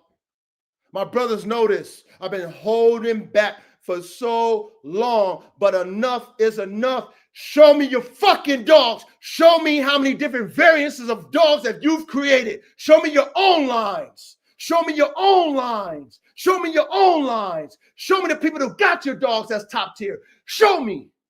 Show me your content. Let me see how conditioned your dogs are. Niggas talking about dogs that's boned up. Shut the fuck up with that fake shit. Y'all ain't got no boned up pit bull. Shut the fuck up with that shit. Boned up my ass. I'll show you a boned up pit bull. Boned up. Y'all motherfuckers is funny. Keep my motherfucking name out your fucking mouth. You don't compare to me. Stay in your lane. Duro, you a vet tech. You ain't no goddamn dog breeder. Who the fuck is you? Go tell him. I know you watching, stepbrother. Go tell him, because you don't watch my shit. Go tell him, stepbrother, because that's what you're going to do. Big John, go tell him. That's what you're going to do. Who's the other one over there? Hey, ready? Who's the other one? Who's the other one with him? Oh, no, Mac. Now, Mac, go tell him now, Mac, since you don't watch me. Since you don't watch me. Duro, you don't compare to fucking me, man. You was a fan, nigga. I fucking separated myself from you. That's all I did, man. That's all I did. You a copycat, nigga. You didn't have no goddamn podcast. This is Bill Belichick talking now. You ain't got no goddamn podcast before me. You was on my shit. I inspired you to go do your shit. Yo, man, go and set your shit up. Yeah, do that. Yeah, I inspired you. You ain't going to tell them that. And like I said, you don't want me to rewind the tape. I'll show some more mirror on your ass. We got more mirror if you want me to show you. Okay? Because that's all I did. I showed you the mirror. But if you want to talk about me, I'll show you and exactly what you said. I'll show you your. I got more. I got more about you saying you were drunk. I got more you dick riding. Oh, I got it. We got the tape. We got the tape. Talking about, oh, I fucking got all the guys in here. I got all the guys to come against you. I wasn't the one that talked to K-Man and talked to Reddy, talked to Abla Bang Bang, and I don't know your relationship with them. I didn't tell them to fucking come against you to create division between you and Collaboration Canine. You fucking liar. I was talking to you. They were talking to you. I don't even know Collaboration Canine. I don't know none of them guys. No disrespect to none of you guys. Okay? I don't know y'all. I was talking to Duro. But you know what? Your stepbrother, he feeling some type of way, huh? He's feeling envious about the coach, ain't he? Huh? You got my name in your mouth now, huh, stepbrother? Huh? Huh? Now you want to worry about me, huh? Huh? Isn't it funny how you was talking about how you got a whole group of guys? Man, you guys just talk too much. You guys talk too much. Those of us who are like the Auto War, Sun Tzu type niggas, all we do is listen to you guys and we just take notes of what you say because you tell us all the shit. You guys do what we call self-snitch on yourself. So when you run your mouth, because you all like to run your mouth, we just take notes. Oh, what do you say? Oh, you had a whole crew you was rocking with that was against you? Oh, I can see why. Oh, I can see why. You had funk with fucking Thompson Kennels? Oh, I can see why. Oh, Buck City was carrying your ass for 15 hours? Oh, I can see why. You worry about other men. I can see why. Why you worry about me? Why you got my name in your mouth? I don't got your name in my mouth. You know who Duro is. You know who Duro is. But you want to stick up for the guy, huh? Go ahead, stick up for him, man. It's not a good look for you. Just like Buck said, just like I said, it's not a good look for you. Huh? You having funk with a whole group of guys that you was down with and they fucking discontinued your ass. That's not a good look for you, stepbrother. But you rolling with a guy who we all discontinue. That's not a good look for you, brother. That's not a good look for you, brother.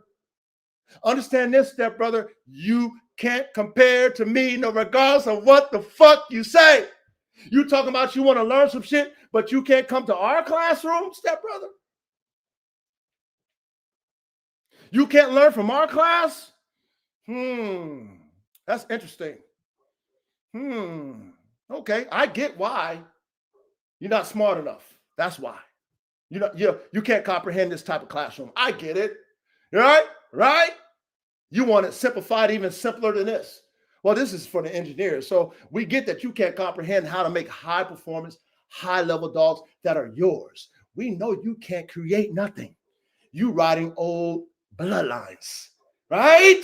You riding game dogs that you can't even get $500 to $1,000 for, right? You riding game dogs that you guys are basing pedigrees off of old dogs who used to be fighting dogs, but now you're trying to create hog dogs, but you're not even breeding hog dogs to hog dogs, right? Right? These are people who understand how to make dogs. They're listening to you guys who's taking old pedigrees and old dogs that used to be fighting dogs and trying to make these new dogs who aren't proven in the ring and acting like they the dogs that were back in the past. Like that shit don't make no fucking sense. That mathematics don't. You trying to make a hog dog off of some Eli and Bolio tombstone dogs. That don't make no fucking sense. That don't make no fucking sense.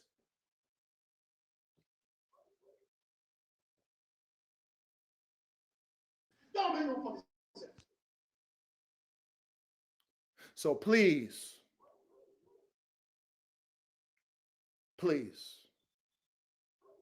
when you fucking around over here and you talking to a man like myself who got real dogs, who got a real pedigree, who got real all the shit, who got his own, who established himself, who got real men that really fuck with him, who got real smart individuals who really got brains and who really do dogs and they really got something to bring to the table, and we're elevating and we got our own lane. We show them we got our own lane, and you're trying to, whatever. I don't know what the fuck these motherfuckers is trying to do, y'all.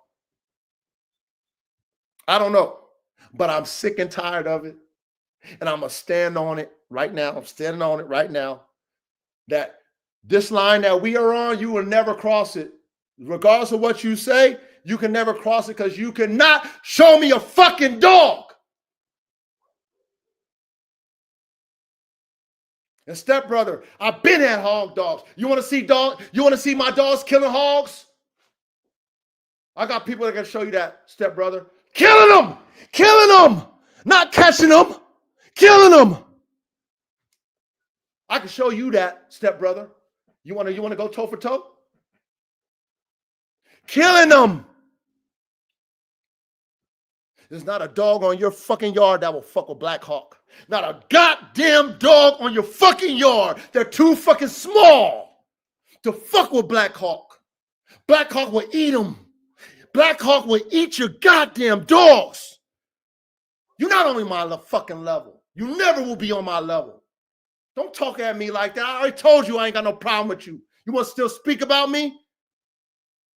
You want to be his cheerleader? You want to be Duro's cheerleader? Huh? You got your pom-poms on for Duro, huh? Pom-pom, cheer, huh? Yeah, oh, that's right. Yeah, oh, that's right. Yeah, oh, that's right. Pom-poms, huh? Stay in your lane. Stay in your backyard. Stay in your goddamn backyard. Stay with your fucking bloodlines that you copying. Can't fuck with me. And none of your dogs want to see AK. None of them. You wouldn't even qualify. If we was doing waiting to date, AK too big. One bite will have your goddamn dog paralyzed, nigga. One fucking bite from AK will make your dog paralyzed. Paralyzed. One fucking bite. 112 pounds. None of your dogs will be able to compete with that. I don't give a fuck. Who you talking to? This is Coach Bill Belichick talking. I didn't want to do this, fellas. But at the end of the day, I'm going to stand on my, y'all, man, you better put some respect on my goddamn shit. This internet shit, y'all, is out of hand. That's why I'm closing out like this. It's out of hand, man. It's out of hand. This shit is out of hand. These motherfucking commentators, this shit is fucking garbage, man. Garbage. And at the end of the day, us who really do this shit, we standing on it. And I'm standing on it. Show me a dog better than what I got. You show me a dog better than what I got. Show me a goddamn dog. Show me, Duro. Your goddamn Staffordshire. Show me a goddamn dog. My Frenchies look better than your goddamn dogs. Nigga, I got muscle up French bulldogs. Your dogs ain't got not one bit of muscle on them. Sit your fucking ass down. My Frenchies look better than your goddamn Staffordshires, nigga. The fuck you talking about? Show me your pit bull, stepbrother. Don't let me, man, all my shit shredded up. Let me see your shit shredded up. And if you really want to talk some shit, hit me on the back street. You really want to talk that shit, hit me on the back street. Ask Duro for my number. Hit me on the back street. You really want to talk that goddamn shit.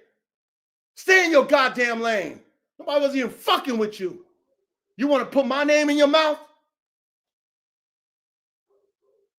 Sensitive men. When I just was talking to Duro and I dealt with him like a man. Ready? Did I not fucking deal with Duro professionally? Yeah, you handled them right. Mhm. Didn't curse him out. Nope. Told him I love him. All the shit. But now he want to, this nigga can't get me off his fucking mind. You can't discredit me, Duro. My boys follow you, but after this talk, they probably not gonna follow you anymore. You a fucking fraud, nigga. Don't ever talk down on me. You crazy. You ain't got no dogs to compare to me. You ain't got no fucking experience like me. Talking about you got 50 years experience. Cap. Nigga, you ain't even a fucking vet tech. I heard you not even a fucking vet tech. I heard you a goddamn janitor. I heard, nigga. I heard. Heard you not even qualified. Show us your credentials that you was a vet tech. What school you go to, nigga? Huh? You want to be exposed? What school? How you going to expose me, nigga? How you going to expose me? I got the dogs. I can show you the dogs. I got the land. I can show you all my productions. You want to know who got my dogs? I can give you their DMs and their phone numbers. You want to see what I got now? I can show you AK. I can show you Black Hawk. I can show what? What can you show me? 2 pets that's fat and sloppy. You got a breeding program with no goddamn productions. Nobody who got them.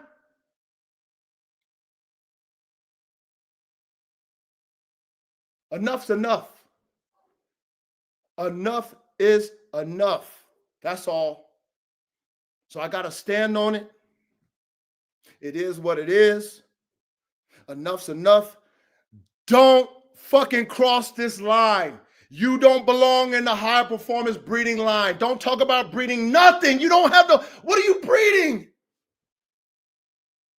Who's buying any puppies off of Bang? Your female is spaded. Who's buying puppies off of Bang?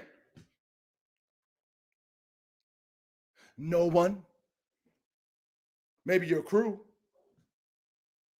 Nobody else. Don't downplay me, Duro. You was a fan, dog. I showed the world you were a fan. I showed the world you were a fan. You are in your emotion because I cut you off like Jesus did Judas. I cut you off. You in your feelings because of that.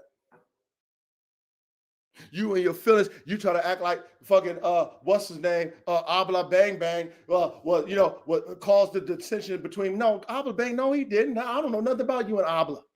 Well, what Abla said is what you know what I mean? That's y'all energy. I dealt with you like a man. Duro, I called you on the phone the next day. After the live, I called you the next day to squash that.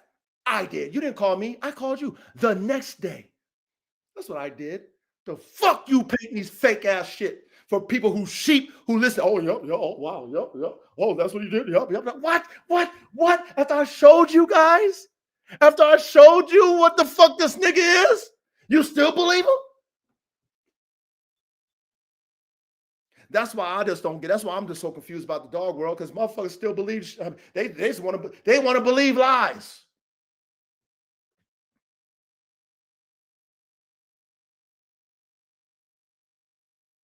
So I'm drawing a line, fellas, brothers. If you guys follow Duro, that's up to you. I'm drawing a line. Okay. I got to draw the line. I have to draw it now. I never drew it before. But K-Man said they drew the line. K-Man been saying it. They drew the line. I never drew the line. I'm drawing it now because this shit's getting out of hand. This fake shit, this fakery, fuckery shit. These motherfuckers who ain't got no traction, no motion, no dogs, no nothing. You know what I'm saying? They got backyard basic ass shit. They ain't got no credentials, no nothing. They ain't got no program that's theirs. They ain't got shit. They ain't got no knowledge to bring to the table. They remixing and tracing and faking. I'm drawing a line now. Now I'm drawing it because I see as we gain momentum, more and more people are copying and not giving respect. So tonight, the line is drawn, fellas. If you guys want to follow that, you your own man. Do what you want to do. I'm telling you right now that them over there, that's fake. And if they want to keep talking about a real motherfucker in the dog game, you choose to be around that fake shit. I will never be. That's why I cut them off. Because I can't be around that. I don't want that. I don't want that fake shit. I don't want that dissension. I don't want that fuck. You're not going to trick me. You can trick all them over there. You will never trick me. Friends close, enemies even closer. Friends close, enemies even, man, I'm not a game goofy dude, man. Plus, I can show you dogs. We're in this dogs. That's all we in this for, the dogs. Show me the dogs. Show me the dogs. Show me the resume. Show me your productions. Show me your breed. You can't. Motherfuckers reaching out to you for interviews. No. You got any? I don't got no enemies in the dog game. I don't have none. I don't even consider you an enemy. You just a fan, disgruntled, envious, because I cut you loose. That's all you are. I showed the world that. So You can't deny that. But at the same time, all this shit, like I said, my people still fuck with you because I didn't draw the line. Fellas, I'm drawing the line. Brother Tony, I'm drawing the line, Brother Tony. I have to. 416, I'm drawing the line. I got to. I have to. Because I wasn't pushing narratives. I wasn't pushing energy on y'all. I wasn't telling y'all don't do this. But then this guy over there thinks he can downplay me. How? And then you guys are over there listening to this type of shit. Then you're bringing that spirit over here. I don't want my brothers to bring that type of fucking spirit over here where we trying to learn and try to elevate. And I want everybody to feel comfortable and feel cool. And we ain't got no arguments, no bullshit. We ain't talking about each other. We ain't downplaying each other, all the shit. I don't want that. I don't want people to be lying and mislabeling and misflipping and flipping and bouncing and acting like this, acting like that. You know what I mean? Acting like they really who they are when they not. I don't want that over here. I want us to be genuine. If you're not there, you're not there. If you're there, you're there. If you can show me, show me. I respect it. If you can't show me, it's okay. It's okay. Just don't act like you are there when you're not. That's all it is over here. It's black and white over here. Over there is blurred. It's blurred. And people who don't know no better believe it. And I don't want my brothers who's over here to be believing that shit because you'll get infected by it.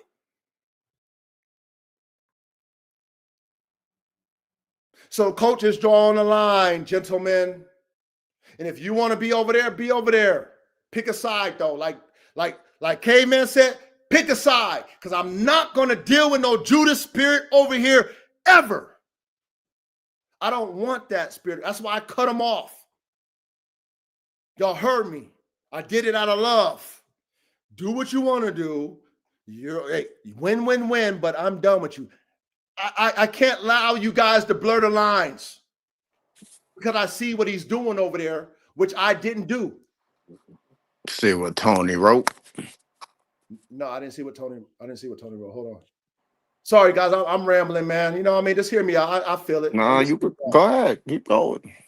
You know, like I apologize, man. You know, it is what it is. What split y'all in different lanes? Duro can't make no real nigga feel nothing about you. Okay, no, I respect that, Tony. But listen, I'm gonna admit this, and I know that Reddy could probably gonna find that. He gonna find what I need to find, but I'm gonna admit this. When I thought that there was funk between Duro and Yellow One, that's stepbrother, by the way. I didn't want to mention your name, man, but you know, you man, well, you and your feelings about me, huh, Yellow? Man, ain't that something? Envious, huh? You envious, huh? Shout out to Duro. But I thought that when Duro was going at the chat at somebody who called him sensitive, I thought that was Yellow. Now, you know, I still think that there was something there, maybe not. We got to find it. I don't know. But that situation, it was actually you, Brother Tony, when that went down and you called him sensitive and he was cursing you out, saying that he was going to, you know, meet you at the airport, knock you out, called you a sucker. And I came in and cleaned that up. So that was actually you, Brother Tony. And I made sure that I told you, Tony, like, hey, man, you know, he just talking out of passion. He ain't talking. But that's who he is, Tony. I was covering up for him because I wanted to keep the peace. I didn't know that's who he was, Tony. But you're right. Brother Tony, you was right. Tony. See, I didn't see that when I allowed him close to me. And when he was coming at you, Tony, I was trying to keep the peace. That's why I told you, Brother Tony, which I thought that was Yeller, that he was arguing at. Okay? I told you, hey, man, he's just, you know, he's talking from passion. He's talking from passion. Okay? Now, you got to squash that, which is fine. And again, Tony, listen. Tony, I never told you or none of my brothers to not fuck with him. Tony, I never did. You know that. Never. Never put no energy towards y'all to think a certain type of way. Never, never, never. But you know what? Now you know, Tony. Go back. Hey, Tony, do me a favor. You a student again. I know you are, Tony. And you watch all the shit. Go back and watch all Duro shit. Now that you know about him, listen to his shit and hear all the innuendos and all the subliminals that nigga, all the trolling he do. Just listen now that you know. You be like, oh, that nigga been on that shit. That's what you'll be like. Oh, he been on that sensitive shit. Everything you said about him was true. Tony, you heard what he said to you. I kept it clean. Hold up. You said he thought it was me and him arguing. No, I never argued with anyone. Oh, you thought he was talking to Reddy when he was talking to. Oh shit! How did you forget that? He thought I was arguing with him, with Tony. But you didn't say nothing. Exactly. That was Duro talking. Duro saying that shit. That wasn't no fucking. That was Yeah. Duro. Wow, he thought it was you, Reddy. Damn, Tony, you thought it was Reddy? That was Duro. But the common denominator is that's Duro with everybody. It ain't just you, Tony. He was doing that amongst all of us. That's the problem that we have. You know what he says to his brothers? Hey, I remember when I have funk with what's these niggas' names, man? No disrespect to y'all, man. What's their names? His crew. What, the collaboration? Yeah, the dudes on the panel. What's their names? No, Mac. Okay, I remember when I had funk with you, Nell Mac, or disagreement with you, Mel Mac. We kissed and made up. Who's the other one? Not the other one. Who's the other one? CDC. No. Yeah, CDC too, right? But the other one. Something 80. Oh, GR80. Oh, I remember I had fun with you, GRA, but we kissed and made up. You see the comment? He had funk with everybody. What?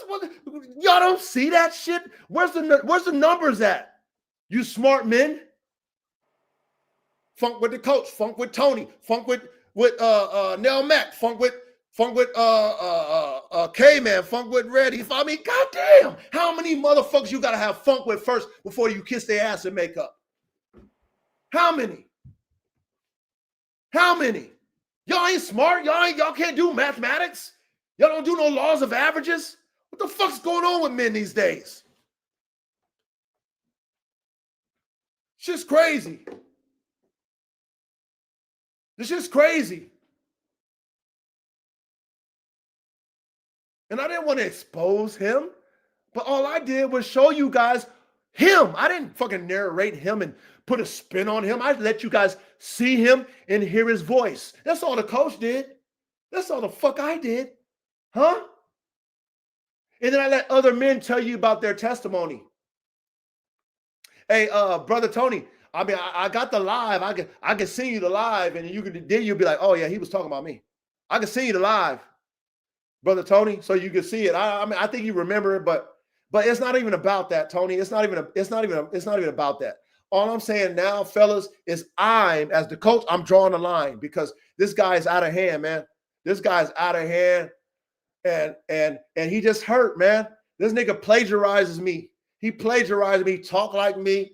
He fucking his dialogues like me, talking about some old men. We're men and we can't be emotional. Where you get that from, nigga? Now you talking about men and being too emotional? That's you, nigga. I'm the one that's talking like that. You wasn't talking like that till you heard it from me. Now you talking like that? Now you talking like that, huh? You originating and all this type of shit. You been on this. Where you get that from? But see, people who don't know you, they believe that type shit.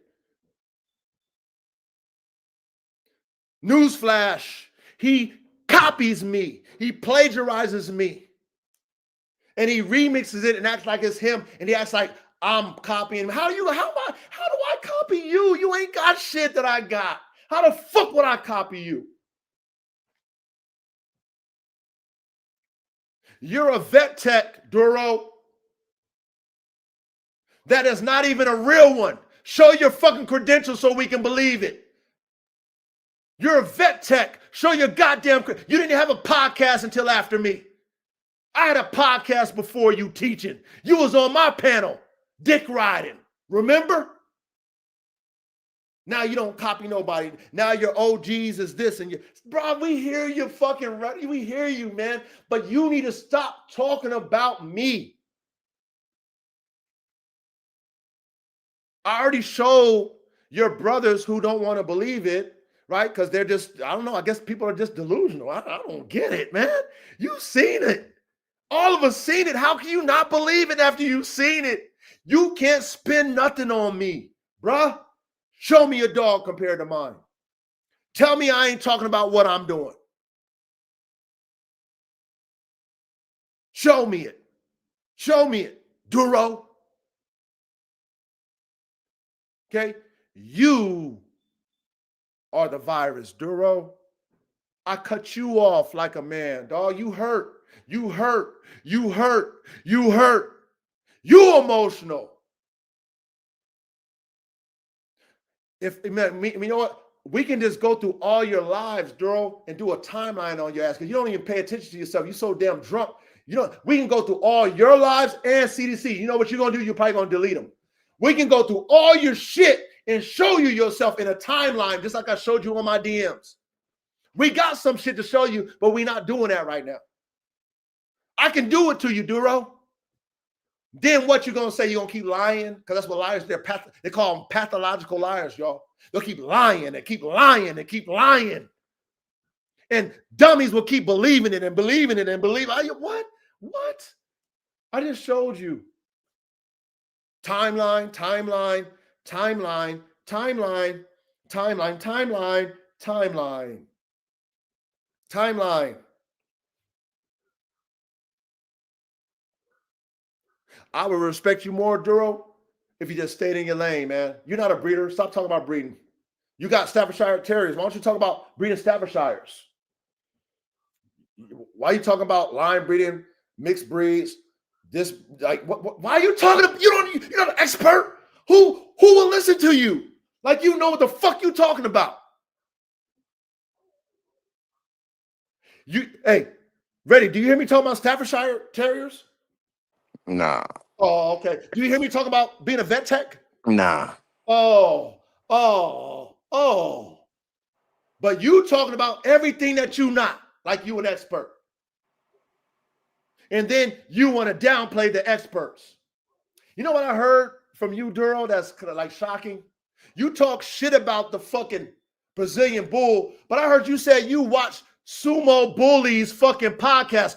What the fuck does he breed? He breeds Brazilian bulls. What's wrong with these niggas?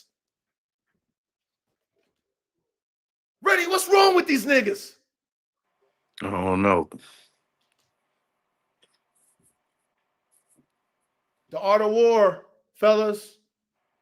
Remember when the coach tell you he go to everybody's games? Remember when the coach tell you he take all the notes? Huh? Remember when the coach tell you he's always in the back taking notes? You don't even see me in the back, huh? But I'm taking notes. Listen to everything you fucking say. Wait, Brazilian bulls? Oh, I don't like the Brazilian bull. You know that motherfucker's a hater and shit. You would never beat Aria. How you gonna hate the Brazilian bulls when they win and they selling $300,000 fucking dogs? You see what type of person Duro is? How you gonna hate on the Brazilian bull for? Aria's killing the game. Why would you congratulate her? Why would you congratulate them people with the? You want to suck fucking what's his name's dick? Camelot's dick. Kenny. Kenny's a goddamn hater too. Show me a dog he got that's better than goddamn Gunner. Show me a goddamn dog. Put his best dog up against Gunner, produced by a black man named fucking Greg from Crack Kennels. Show me a dog better than Gunner that Greg got. That Kenny got. Duro. You put his best dog up against Gunner, guess who's gonna win? Duro.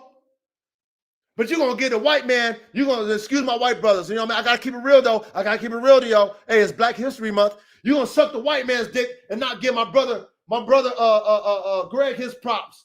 Knowing damn well that Gunner is fucking Not no Camelot dog. Nigga, I heard you talk. Oh, it's Camelot. He ain't no Camelot dog, nigga. That's a crack kennel dog. And Gunner shits on anything Kenny got. Did you know Kenny was trying to get the fucking semen off of Gunner from Greg? I bet you didn't know that. Duro. You talking like you an expert. You don't know shit. Talking about shit you don't even fucking know about. There's shit I can't stand about these niggas. I be listening like, you don't know Greg. You don't know no Gunner. That nigga fucking Kenny don't know you, nigga. He don't tell you nothing. You don't know that fucking Kenny been trying to get crack blood for the longest. You don't know none of that shit. But you gonna talk like you know? This shit's crazy, man.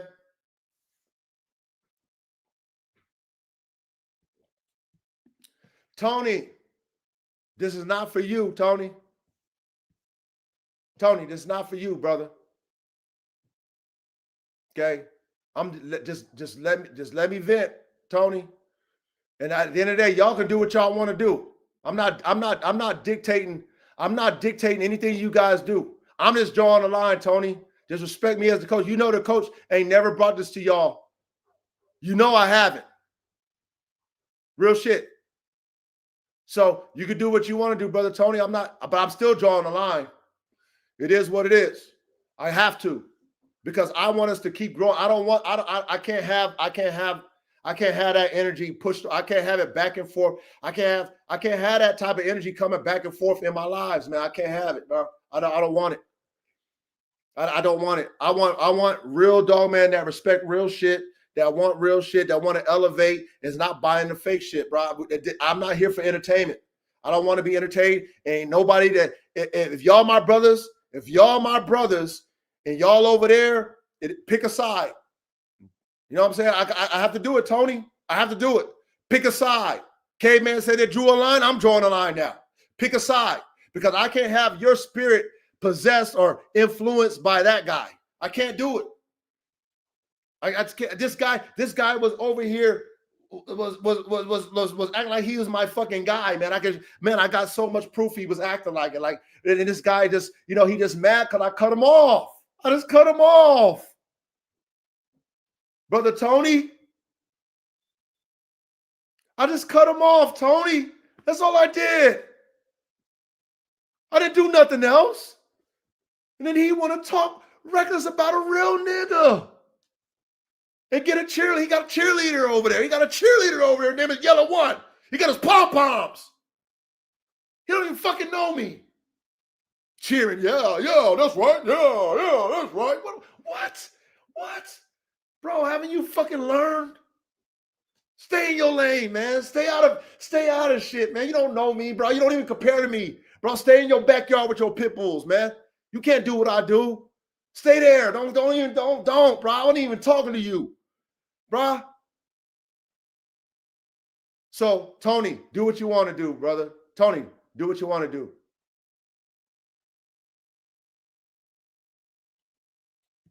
What'd you say, Tony? Oh, I see guys being over there. Give him fuel to go at you. Hey, Tony, think about how quiet we've been, Tony. Tony, you've been here for Tony. Until I exposed it. Did you know until I exposed it? You know how long it's been? I think it's been like about a year, right? I think it's about a year. We cut him off. Did you know anything from us, Brother Tony? Think about it. For a year, did you know anything from us about that?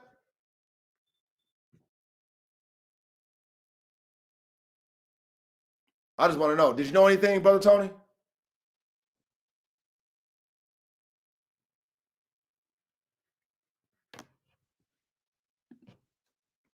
So I don't want to. Okay, that's all I'm saying. Tony, that's what I'm saying, Tony. That's why I'm drawing a line, Tony. That's why I got to draw it. Enough's enough. Because like I said, I didn't tell you guys to not fuck with him. But I have a lot of you guys who fuck with me fucking with him.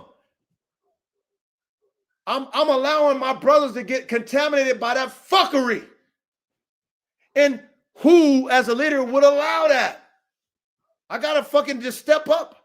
I got to say, you know what, fellas, I got to draw the line. I have to. I don't want that energy over here, man. Bro, like, are you serious? Are you serious? Like, no, I can't. I mean, I gotta say something. Like, y'all respect me too much to let somebody talk like that don't qualify to be talking to me. That was a fan. This nigga talking about fans now. How are you talking about fans? You ain't got no goddamn fans, nigga. Now you talking about fans because you heard me talking about you a fan? You see how this nigga is, Tony? Just crazy. This shit is out of hand, Tony. So I'm just drawing a line now, okay? You can do what you want to do, Tony. I'm not going to be like, oh, Tony, you can't fuck with me. Do what you want to do. I'm just letting you know, all y'all brothers know, the line is drawn. When you hear him talking about that guy and didn't even mention my name, shut him. Hey, Tony, when he talks about me, shut his ass up, Tony. That's what you do. Nah, don't talk about the coach, Duro. That's what you do, Tony. That's what you tell him. Brothers, if y'all want to go over there and he start talking about me, shut his ass down in the chat. Nah, you ain't disrespecting my coach, Duro. Nah. Duro, we saw it live when coach showed us the fucking DMs, Duro. Nah, we heard Reddy, who we respect. We heard K-Man, who we respect. We heard Abla Bang Bang. We heard RKBB. Nah, Duro, you can't paint that picture. Nope. Do that. Tony, if you gonna go over there, Tony, when he starts fucking talking that fucking subliminal slick shit, check his ass. Okay? That's all I ask. If you're gonna still go over there, just check him. Say, talk about what you're gonna talk about. Don't talk about coach. Oh, you doing it? You doing the innuendo? You doing the subliminals? Nah, Duro, we don't do that bitch shit over here, bro. Do that for me, Tony. Because when he was talking reckless to you, I checked his ass. Say, hey, Duro, calm down. Duro, calm down. Thank you. That's all. But I digress. Anything you want to say? Ready? You handled it, man. I'm Enough. just trying to, huh? Go ahead. I'm just trying to get to these dogs, man. All Just, that other shit don't even have no weighing over here. Like that shit. That ain't. Don't even do nothing. enough's enough, man. Enough's enough. It's just enough's enough, man. That's where I'm at. It's just enough's enough, man. You know what I mean? Just talk about what you talking about, man. We still watching you, bro. Nigga, we ain't dumb. We always got to keep an eye on you. Duro, we always got to keep an eye on you, Duro. You a snake, nigga. We always going to keep an eye on you. You can't keep our name out your mouth. You know what I'm saying? You got some allies. You made it seem like we was talking to collaboration Canaan. No, we was talking to you. You want to get your brothers in there so they can get jumped. That's what you want to do. We was talking to you. Individual men who had an individual relationship with you, not me saying, hey guys, come against Duro so that you can create dissension amongst collaboration canines. You see how you fucking feminine you are? You can't even man up and take your own shit. Nobody talking about nobody in there but you. And then I mentioned your stepbrother because he had my name in his mouth. That's the only reason why I mentioned his ass. Other than that, we was talking to you, Duro. But you know what? Hey, guys, help me out. You had an individual relationship with each and every one of them men, and you infected them. And they had something to say about you. I didn't say, hey, guys, can you come up with some type of energy so that we could create a division? You see how fucking feminine you are? Hey, guys, can you help me? That's not what I said.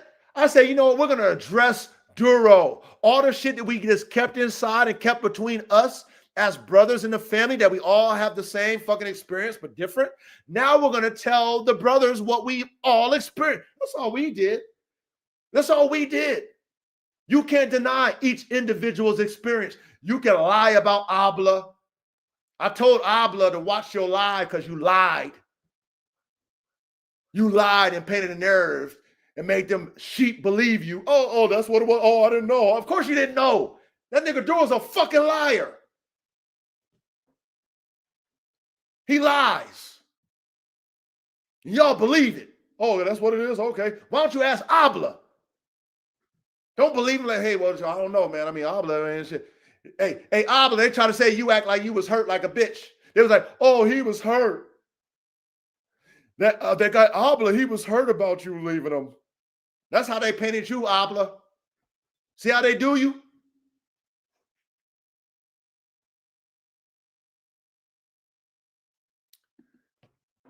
Hey, TESD. Think about it like this, TESD.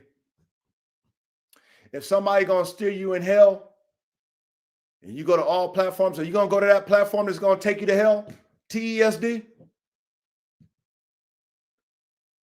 Think about it. Think about that. You learn from all platforms, but at the same time, are you gonna watch this? The only way I'm learning from Duro is if he talking some vet tech shit that he ain't even qualified for, because he ain't even got a real vet tech license. Okay, show us the proof of your vet tech license. Niggas already told us you ain't got a real fucking vet tech license, so show us the proof of that. So he ain't even a real vet tech. You know, nigga, hey, there's a lot of niggas. Hey, Duro, there's a lot of niggas that feel some type of way about you, Duro. It's not just me now that's telling you secrets now. You better talk to people around you that's telling you secrets now. Okay? Because we heard you ain't even a fucking real vet tech. But the only way I'm learning from Duro, TESD, tell me some vet tech shit. I ain't learning from breeding. I ain't learning about no goddamn fucking puppies. I'm not learning about no fucking bloodlines. I ain't learning about shit but vet tech. What can Duro tell me but a fucking vet tech? Take this vitamin, take this antibiotic, do this, do that. That's all Duro can show me. He's not an expert other than that.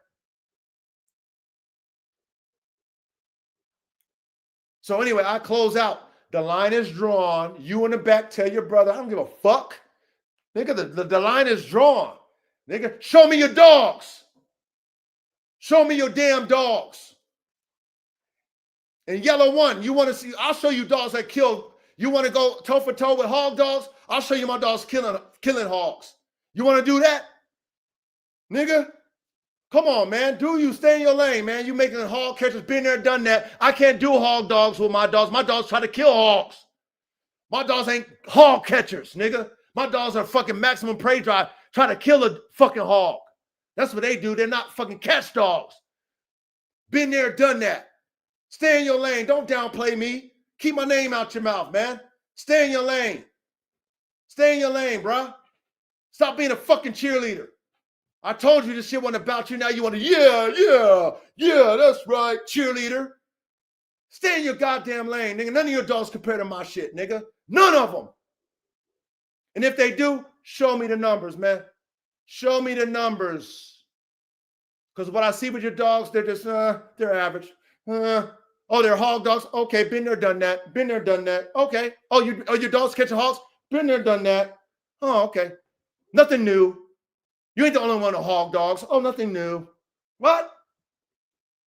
Come on, man. Stop it, bro. You didn't even have, me and you didn't have to even go there, bro.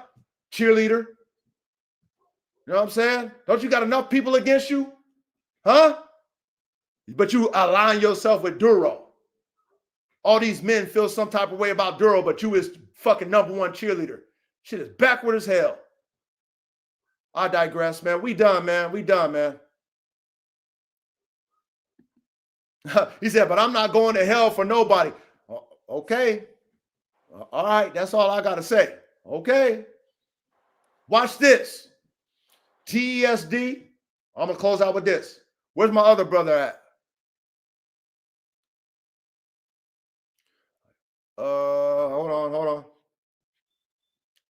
Hold on. I know he in here. Hold on. 416K9. Shout out to 416K9. Okay. I was there when you guys were having your debate. and it was going back and forth, and you know, Duro was in there like, what y'all saying? And ki ha ha ha. Okay. What did the coach tell y'all? Not even y'all. I'm just telling everybody. 416, no. Okay. I'm telling y'all too smart. You brothers is too smart. You guys have more to give to each other than not to. So keep an ear to hear. Keep the dialogue going. Even though you guys might disagree, let's just, you know what I mean? Let's come on, man. This is valuable that we're able to have these intellectual type of talks without the emotion, right? Duro like that type shit. I'm not going to encourage that shit over here, y'all, because I want us to grow as fucking smart men, and I want you guys to feel comfortable enough to share your knowledge without people saying, oh, that's dumb, or oh, that's this and that, even though you might not agree. And my brother 416, like, Coach, you're right, man. Salute, Coach. Thank you, 416. So you guys can have your dialogues freely, all of us, and nobody's downplaying each other. And you never know who might get something from that. You never know who might be like, yo, I done that too, or I thought that too. But see, over there, it's not like over here. And I just don't want that energy to infect us. That's why I drew the line tonight. Because I just don't want us to have that contrary energy over here. I want us to keep growing. I want us to keep doing this classroom shit. That's why I'm sharing this with you guys, being transparent, because I'm the coach. But at the end of the day, enough's enough, man. And that's where I'm at with it, okay? So I love you guys. Do what you want. Tony, I'm not telling you to not fuck with him, but I'm still drawing the line, Tony. That's just me, okay? I'm not saying you can't come over here, Tony. I'm not saying you can't fuck with them. I'm just drawing the line, Tony. And you will see why. Go back in time and watch now. Go watch all this shit and then be like, damn it. I guarantee you be like, fuck, Coach was right. This nigga been on that bullshit the whole fucking time. I just didn't know. Then you'll see why I drew the line. But I digress, man. Anything you want to add? Ready?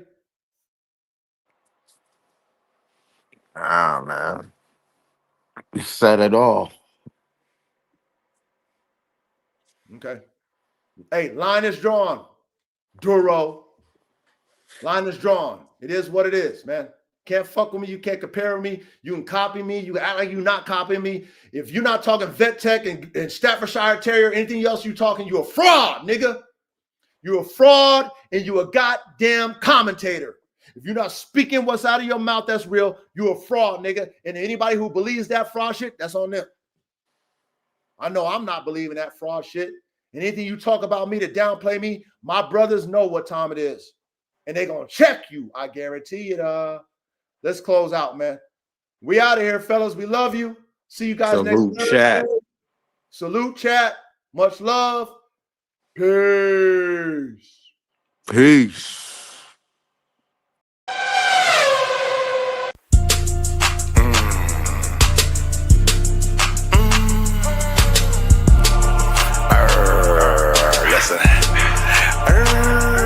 Listen, do some work. Do some work, why? Do some work, why? Do some work, do some work, get some blood on your shirt. Do some work, get some blood on your shirt. Do some work, get some blood on your shirt. Do some work, get some blood on your shirt. Do some work, get some blood on your shirt. Take off your skirt, yeah, don't flirt. Get it in, yeah, it's time to win. Yes, it's time to get up, yes, it's time to win. Yes, free from sin, born again. Do some work, get some blood on your shirt. It's so frightening, it's exciting. When I get it, then it strikes like lightning. Electricity, do some work. Don't be afraid to get blood on your shirt. Yeah, sometimes it hurts. But I guarantee it works. Ooh, don't flirt, don't wear a skirt. Be a man, please understand. It's time to work, it's time to do additions. It's time to work, it's time to go on missions. Stay in tune with the God, fuck the squad. If you ain't in tune with us, yeah, I go solo. Don't you know though? So 100 nation, that's for show though. I do the work, I get the blood on my shirt. Oh my God, yes it squirts, but I let it release. I get the peace. Oh my God, I slay them devils, rest in peace. Till they lay down and deceased, and do some work, get some blood on your shirt. Don't acknowledge no shit that is fake. I can't stand police niggas, they're jakes. Yes, you cannot relate. Sometimes you do the math that doesn't equate. Oh my God, heaven's sakes. Oh my God, what the hell, yeah. What's the smell? I don't smell shit, cause you don't know how to do nothing. You don't know how to do it. Nigga, quit, forfeit, lay it down. Shh, don't make a sound. Yes, I'm profound and I get it in. Yes, we're born to win. I said, do some work, get some blood on your shirt. It's a soldier's life, nigga, blood on your shirt. Fuck all the laughing shit, fuck all the flirts, fuck all the play shit, fuck all the skirts. We not feminine, we not like women. We like men, we get it, then we born again. Stop that shit, please, stop that shit. Do some work and get some blood on your shirt. Don't make me shake you up, don't make me wake you up, don't make me slam you down, lay you to the ground. Shake you up, take the bitch out of you, lift you up, take the bitch out of you. I pursue to take the bitch out of you. I pursue to take the bitch out of you. Ladies, don't be afraid. Fuck these niggas, don't be they slave. Yes, they'll take you down to the grave. Listen, bitches, don't be they slave. Fuck with a king, be a queen. Come through, move like a machine. Stay mean and stay clean. Look up in the sky, yes, have a dream. Martin Luther King, the God that flows through me. Yes, they call me T-E-E-S-I-R-E-T. Sire, oh, I'm on fire. Lightning strikes, I ain't no liar. I speak the truth. 1, 2, 3, 4, 5, 6, 7, 8, 9. Press rewind. 1, 2, 3, 4, 5, 6, 7, 8, 9. Press rewind. Yes, it strikes through the spine. It strikes through the roof. It's the truth. Mathematics, get it in. Mathematics, get again. 1, 2, 3.